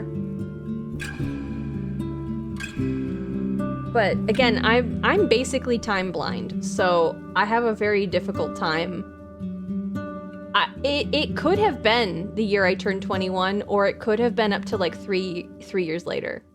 I'm again, I have legitimately the worst concept of time that you've ever encountered. So I posted the pictures in Discord a couple of days ago. Of the finished thing? No, I guess in my brain, you still sounded like you had stuff to do. The most important thing that year was you being born. Oh God, is you being born?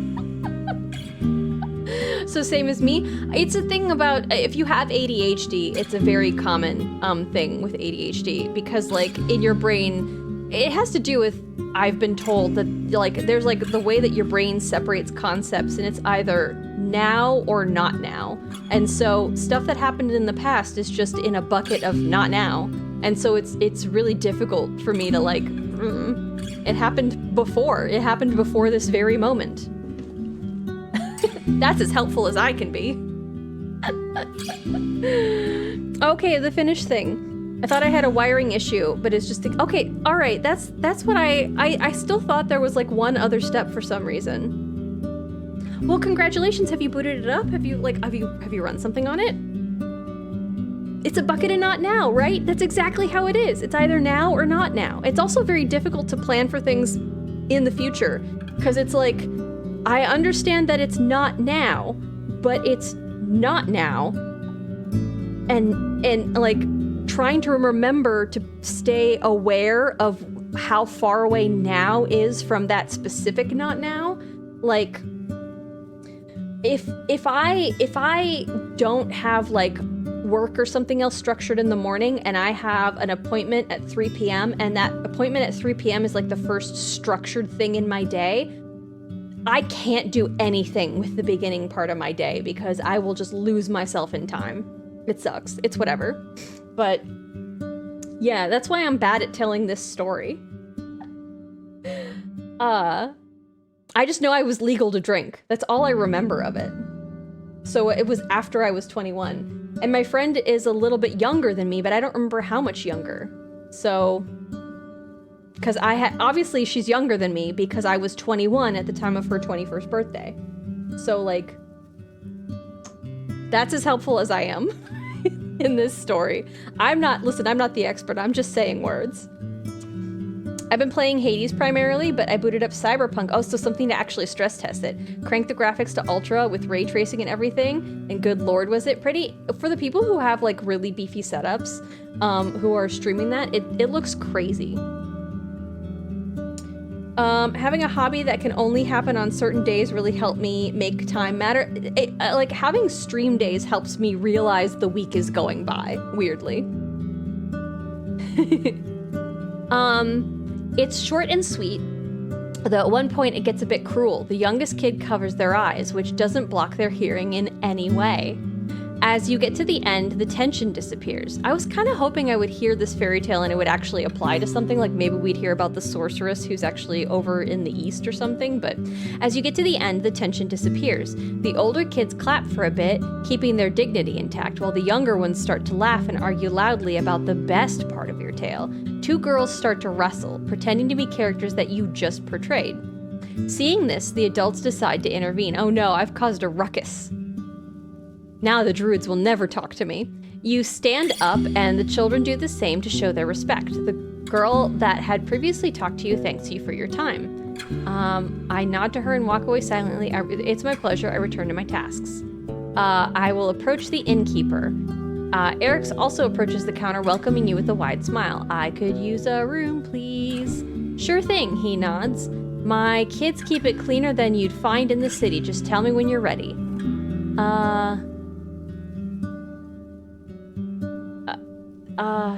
Thanks.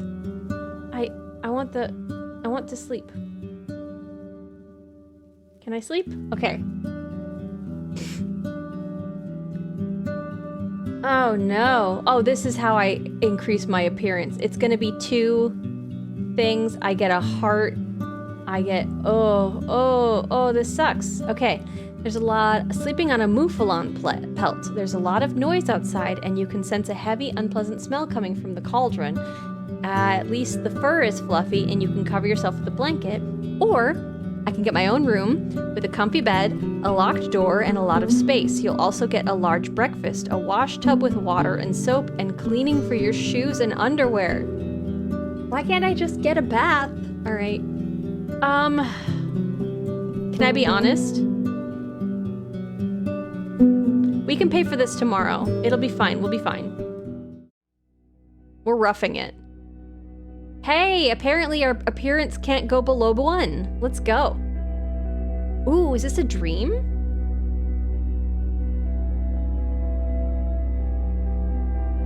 What? What is going on here with this music? Not what? What?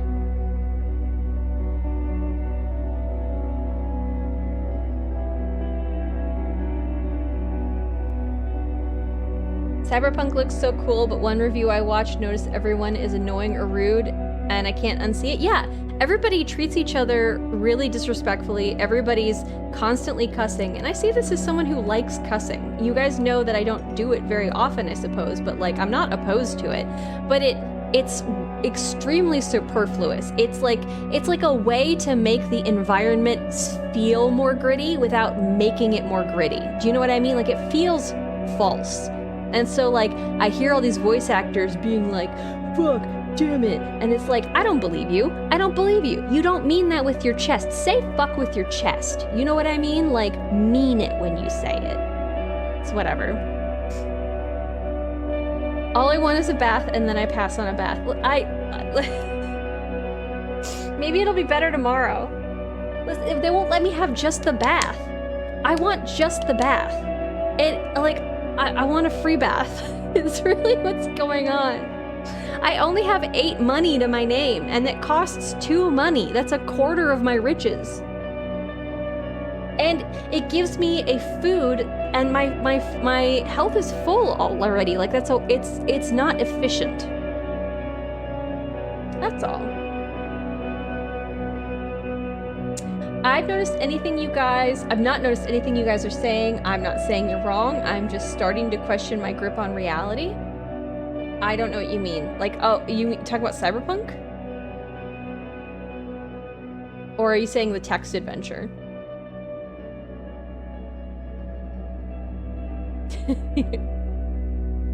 Your first sleep ends, but your usual 1-hour break is instantly disrupted by noise.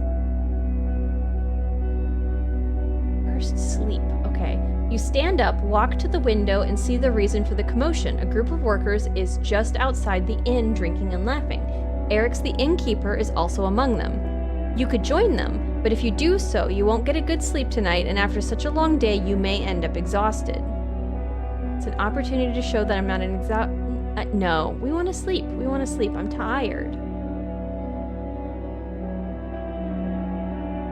During your time in Howler, you learned how to ignore drunken crowds. You can relax and return to your routine. Let's have an actual good night's sleep. Like, our lives are in danger. Oh no! Oh no. Well, yeah, I smell a sweat and I smell bad. Oh no. Uh-oh. Well, it can go to 0, you guys. It can go to 0. In Cyberpunk, excessive cussing, everyone being mean and aggressive, none of it. I mean, obviously I noticed cussing happens, but it didn't seem excessive. And some people were mean, but like they're stressed, you know? I suppose that's fair. Again, I'm only watching people play. I've never watched the beginning of the game. And so like, whenever I'm showing up, it's people who are streaming. Like Void streams it a lot. And Ninja was streaming it before. And like, I don't understand. Because I'm being thrown in mid-lore, I just see people in fancy outfits and stuff cussing. So I have no context for like, whatever, but it sounds like the voice actors don't mean it, is I suppose part of my frustration. Back then, people would get up in the middle of the night and be active for a short period of time and then go back to sleep. Well, this is a fantasy world, like, but yeah, I'm stressed IRL too much, I don't need it in the game. So, can I say, people keep wanting me to play Lethal Company, and, you know, as someone who makes a wage for a living, playing, hey, like, throw yourself at danger for money, the game, like, as like a, it seems like a, you know, critique on ruthless capitalism, because there's a quota or else you, whatever, yeah, like, I don't understand. That's a reality some places. It's fine, it's whatever. But people want me to play it, so, you know, we'll try it. But I have a feeling I'm gonna be very scared. Scary game. Okay, it's warm here, but the mouflon skin allows your back to rest a bit. You wake up a couple of times during the night. The smell of the cooked stew fuels your hunger, and the staff returns to the room once every hour or so to stir the pot. You wake up early, but leave the building to check up on Hope and give it water from the creek. The innkeeper is sitting near the door, from time to time carrying out another bowl with either stew or gruel. Thias is nowhere to be seen. So I want my journal.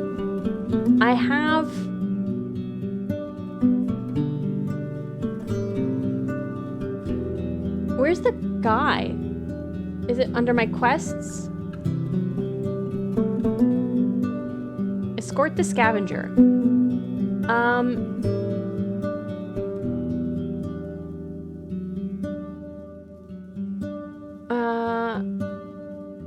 He asked me to return tomorrow at least 3 hours before the dusk. But before I do, I need to make sure that the route heading to Howler's Dell isn't blocked by obstacles. So I think I should head over there with at least 5 hours before dusk. I guess I can look at it at best bestiary, but I'm good for now.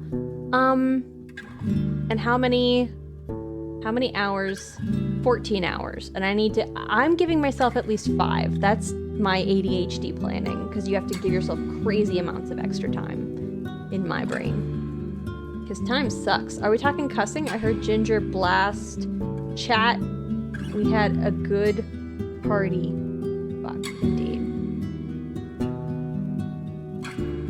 Right, but just around all these people in CP Cyberpunk that are just rude all the time. Like, I mean, if you're standing on the street, are they yelling? I don't remember. Say it with your chest or don't say it at all. Well, I mean, if you say something, mean it. You know what I mean? I don't get stressed. I'm too tired to be stressed. I'm sorry, man.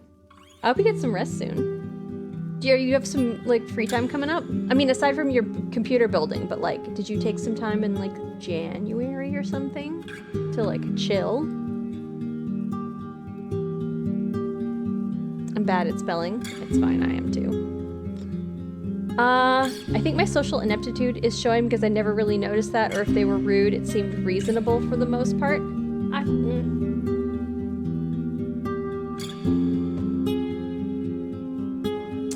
On that note, Ginger, Dragon Age 2. What? Why? Why? It's war, okay. He's sitting at the door, from time to time carrying out another bowl of either stew or gruel. Thias is nowhere to be seen.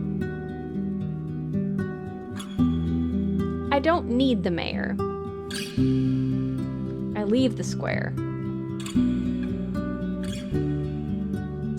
So...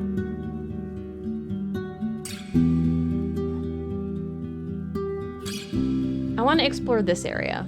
Let's go to the garden. See if there's somebody here again. A fresh mold covers the abandoned cart, and as you get closer to it, a small mouse springs out of one of the boxes, disappearing between the blades of grass. While there's many edible plants in sight, they weren't ready yet for picking. Dang it, okay. This is abandoned. I need to get to the white... Let's go here.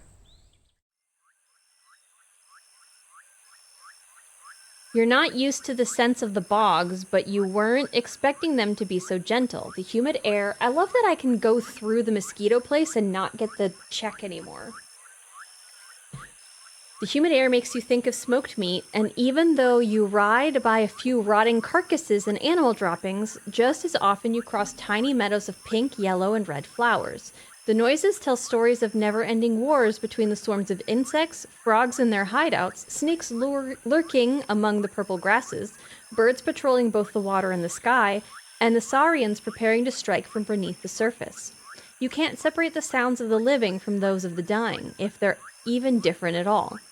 You reach a boulder in the middle of the road, on the edge of a large pond. The road splits from here in two directions, but the only smoke you see is in the southeast. From the saddle, I see no creature standing in my way. Can I go here?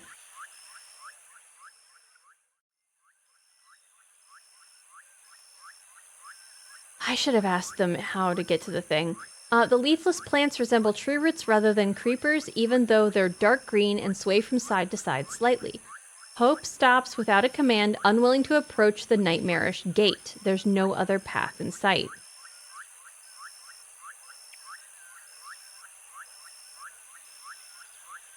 I recognize the mushroom growing behind the creepers. Once they're gone, I can pick it, but only in the middle of the day. I don't need to go here then. Let's try here. Oh!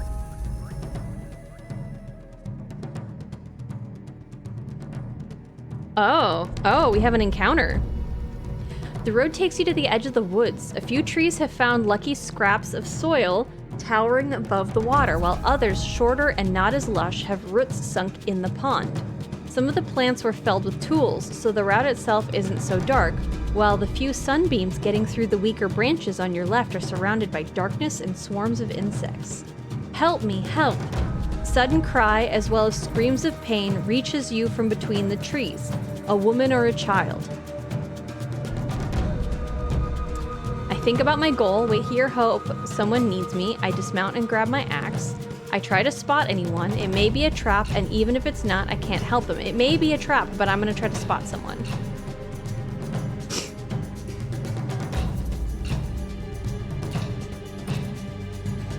I'm on my high horse, out of the way, peasants of the bog. Goodness. Baldur's Gate 3 is on discount.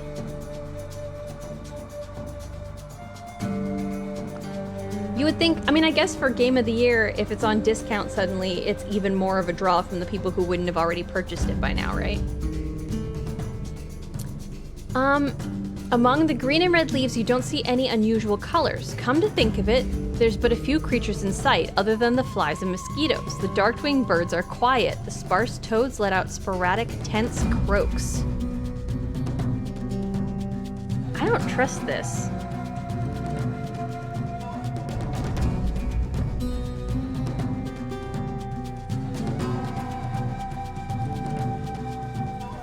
Dismount and grab my axe.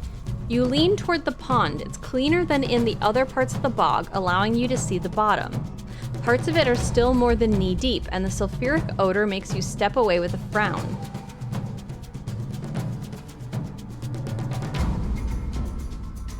The brownish color can't hide all the bones and plant remains that are sticking out of the bed.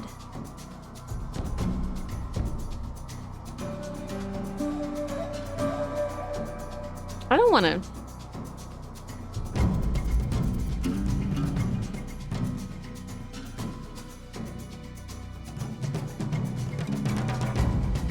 No, I don't... I mean, I've looked, and now I want to turn around.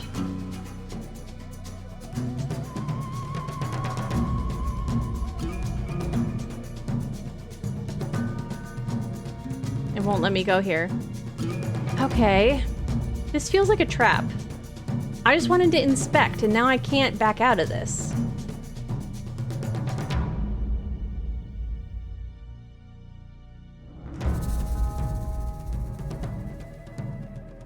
Why would I take off everything below my waist?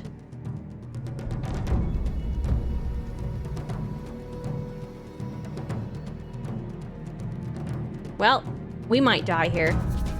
I'm gonna rush.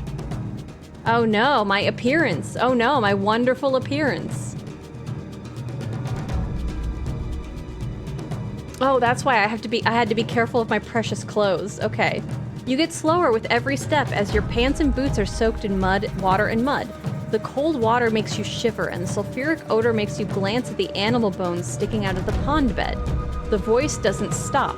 You gather your bravery and move forward, disturbing the sediment so much that it forms a cloud of mud after every step. You run into the trees.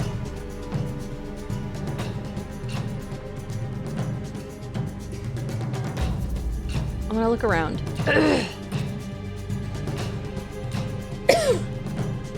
Cool.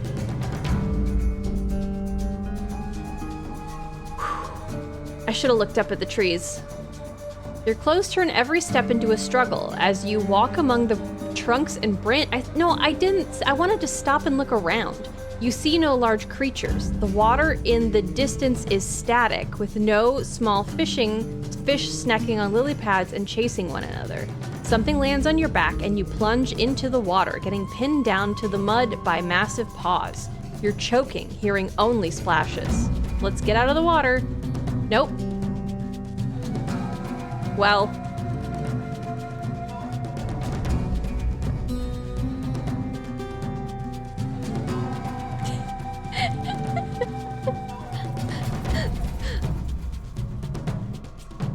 You try and roll away and knock the creature off you, but it's heavy with large paws and strong legs. In panic, you gasp for air, filling your mouth with dirt. The bite shatters your skull.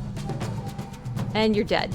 There goes the other Roadwarden, and dead. 2 days on the job.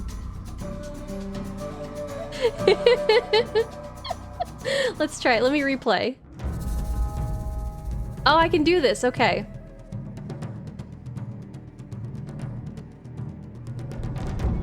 I wanna try going and looking up. Hold on. Try to spot. I dismount and grab my axe. No time to waste. I observe the tree crowns. You move deeper in, but your clothes turn every step into a struggle. You don't spot anything peculiar among the branches until your eyes land on an unusual gray bird, which seems to open its beak just at the same time as you hear a painful shout. A dark shape is descending towards you from the very same tree.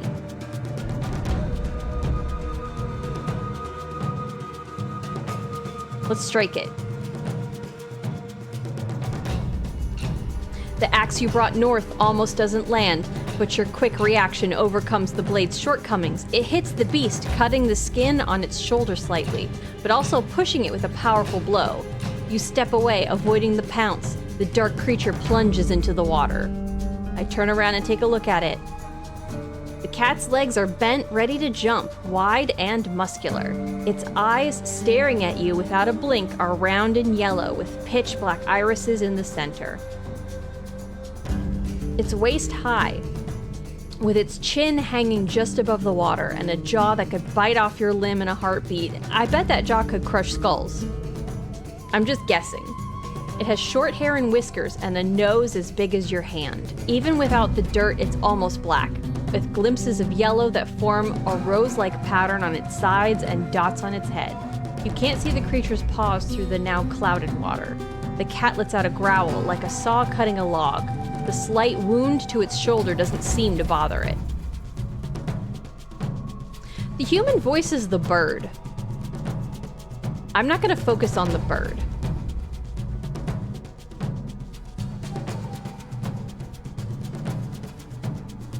I don't think I'm, as not a warrior, I don't think I'm gonna win. I run. Uh-oh.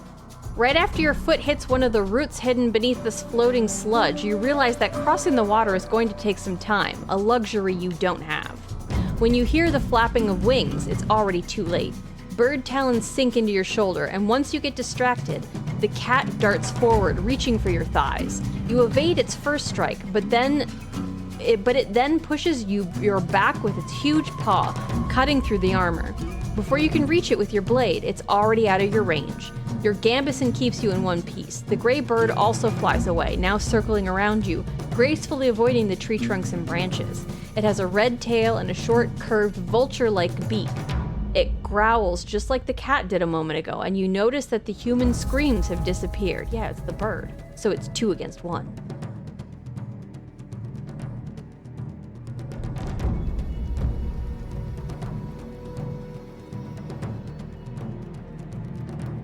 The cat looks into your eyes, then roars. As it moves forward, you hardly see any blood on its shell. Its companion circles above you, looking for an opportunity to attack from above. I'm gonna try to stay safe, looking for an opportunity to make a precise strike. Yeah, time to MacGyver a gun? Goodness. Thank you for the lurk, Bandit Game. The Hades itch is hitting you hard. You're gonna lurk? Enjoy. Oh, there goes our armor. The bird distracts you by pecking at your hair, jacket, and hands. You do your best to evade the cat's attack, then to strike it as it charges at you, but your attempts fails miserably. It manages to reach your stomach with its claws, slashing through your jacket. Your gambeson keeps you in one piece. Struggling, I push it away with my axe, then prepare for the next clash. The cat looks into your eyes and then roars. As it moves forward, you hardly see any blood on it. Okay, that's fine. I attack the bird. You wait for the bird to dive at you, then take a swing, using your time to get further away from the cat. The blade sends the halves of the raven-sized creature into the water, to the enjoyment of the local scavengers. A few gray and red feathers are drifting next to you. I raise the axe and look for the cat. Let's try to stay safe, making an opportunity for a precise strike. You do your best to evade the cat's attacks, then to strike it as it charges at you. You somehow avoid its claws and teeth, and your old axe cuts the beast's shoulder slightly. I get away and prepare for the next clash. The cat roars towards its dead companion, then looks into your eyes. As it moves forward slowly, its blood mixes with the cloud of dirt. Oh well, I'm almost dead again.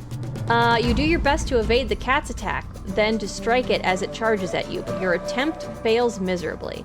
It manages to reach your stomach with its claws, slashing through your jacket. You're bleeding. Your gambeson was already in such bad shape that it made little difference. Struggling, I push it away with my axe, prepare for the next attack. The cat observes you with new respect, surprised that you're still standing. It looks at its dead companion and, without a second thought, leaps away, then partially swims, crossing the pond with a speed matching your palfrey's gallop. You consider following it, but after it reaches a tree crown with just 2 jumps, then gets to another one within a single breath, you wipe your forehead and turn away. Gasping, wet, and frustrated, you hobble back to the beaten path. Aw, can't it kill me so I can try this encounter again? Hope seems worried and you try to ease its soul with a few encouraging words. Hoping it will leave you alone for a minute. You consider washing your clothes, but you need a wash tub for it, if not a stream. You put on as many dry clothes as you can find, hoping your wet boots won't give you a cold. At least I know no soul is in danger.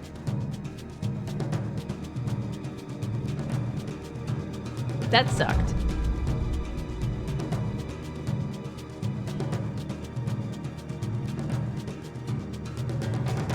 Dang it! That sucked a lot. How am I supposed to live?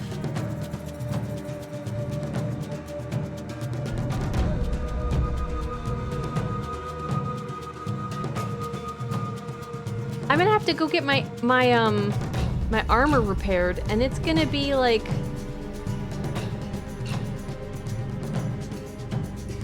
Ugh.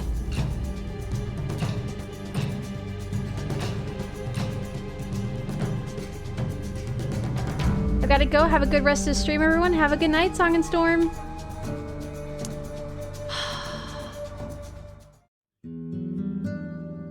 That's actually probably, honestly, a good spot for me as well.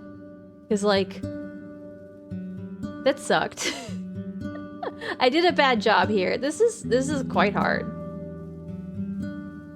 And it feels like this is gonna be quite a bit.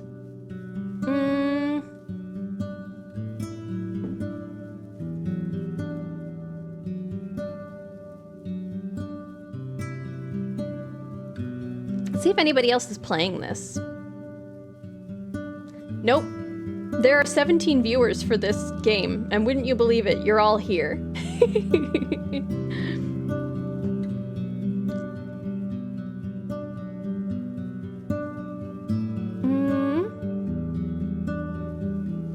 Let me really quick just check my thing. Yep, it is late. Yeah, it's very late, so.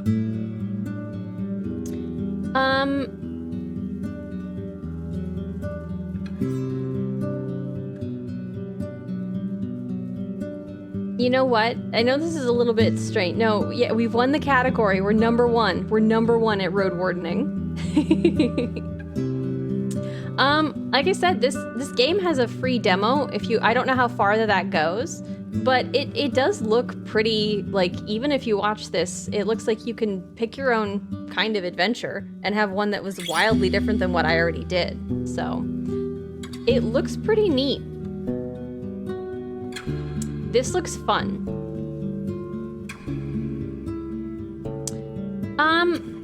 We are the best.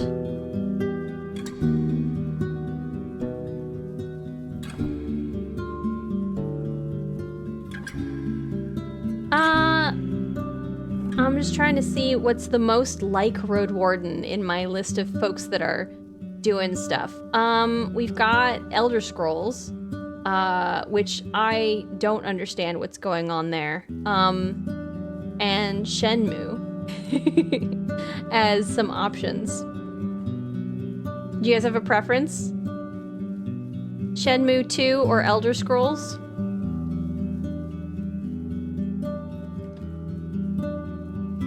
I'm sort of leaning towards the Shenmue.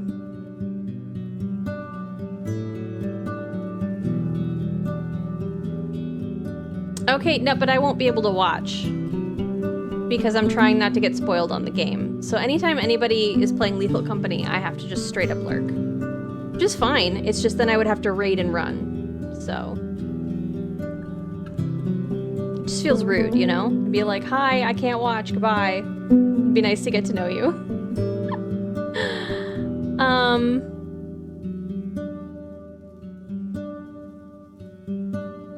Let's do Shenmue. So,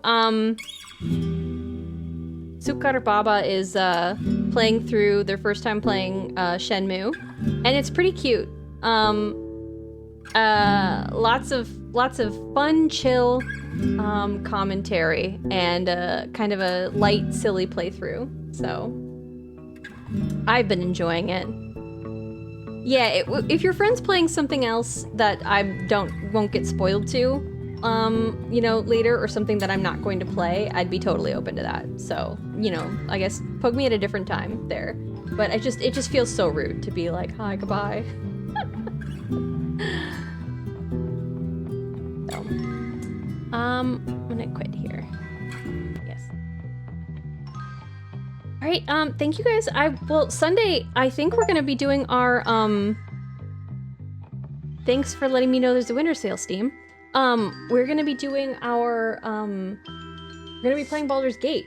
I'm gonna start a Baldur's Gate playthrough. The one after that, there's no Sunday stream on the 31st because I will be celebrating the ball rolling over and stuff. So, gonna be at some friends. But I will, the one after that, we're gonna finish Oberdin, and it's gonna be great. You guys are great. Have a good night. Goodbye.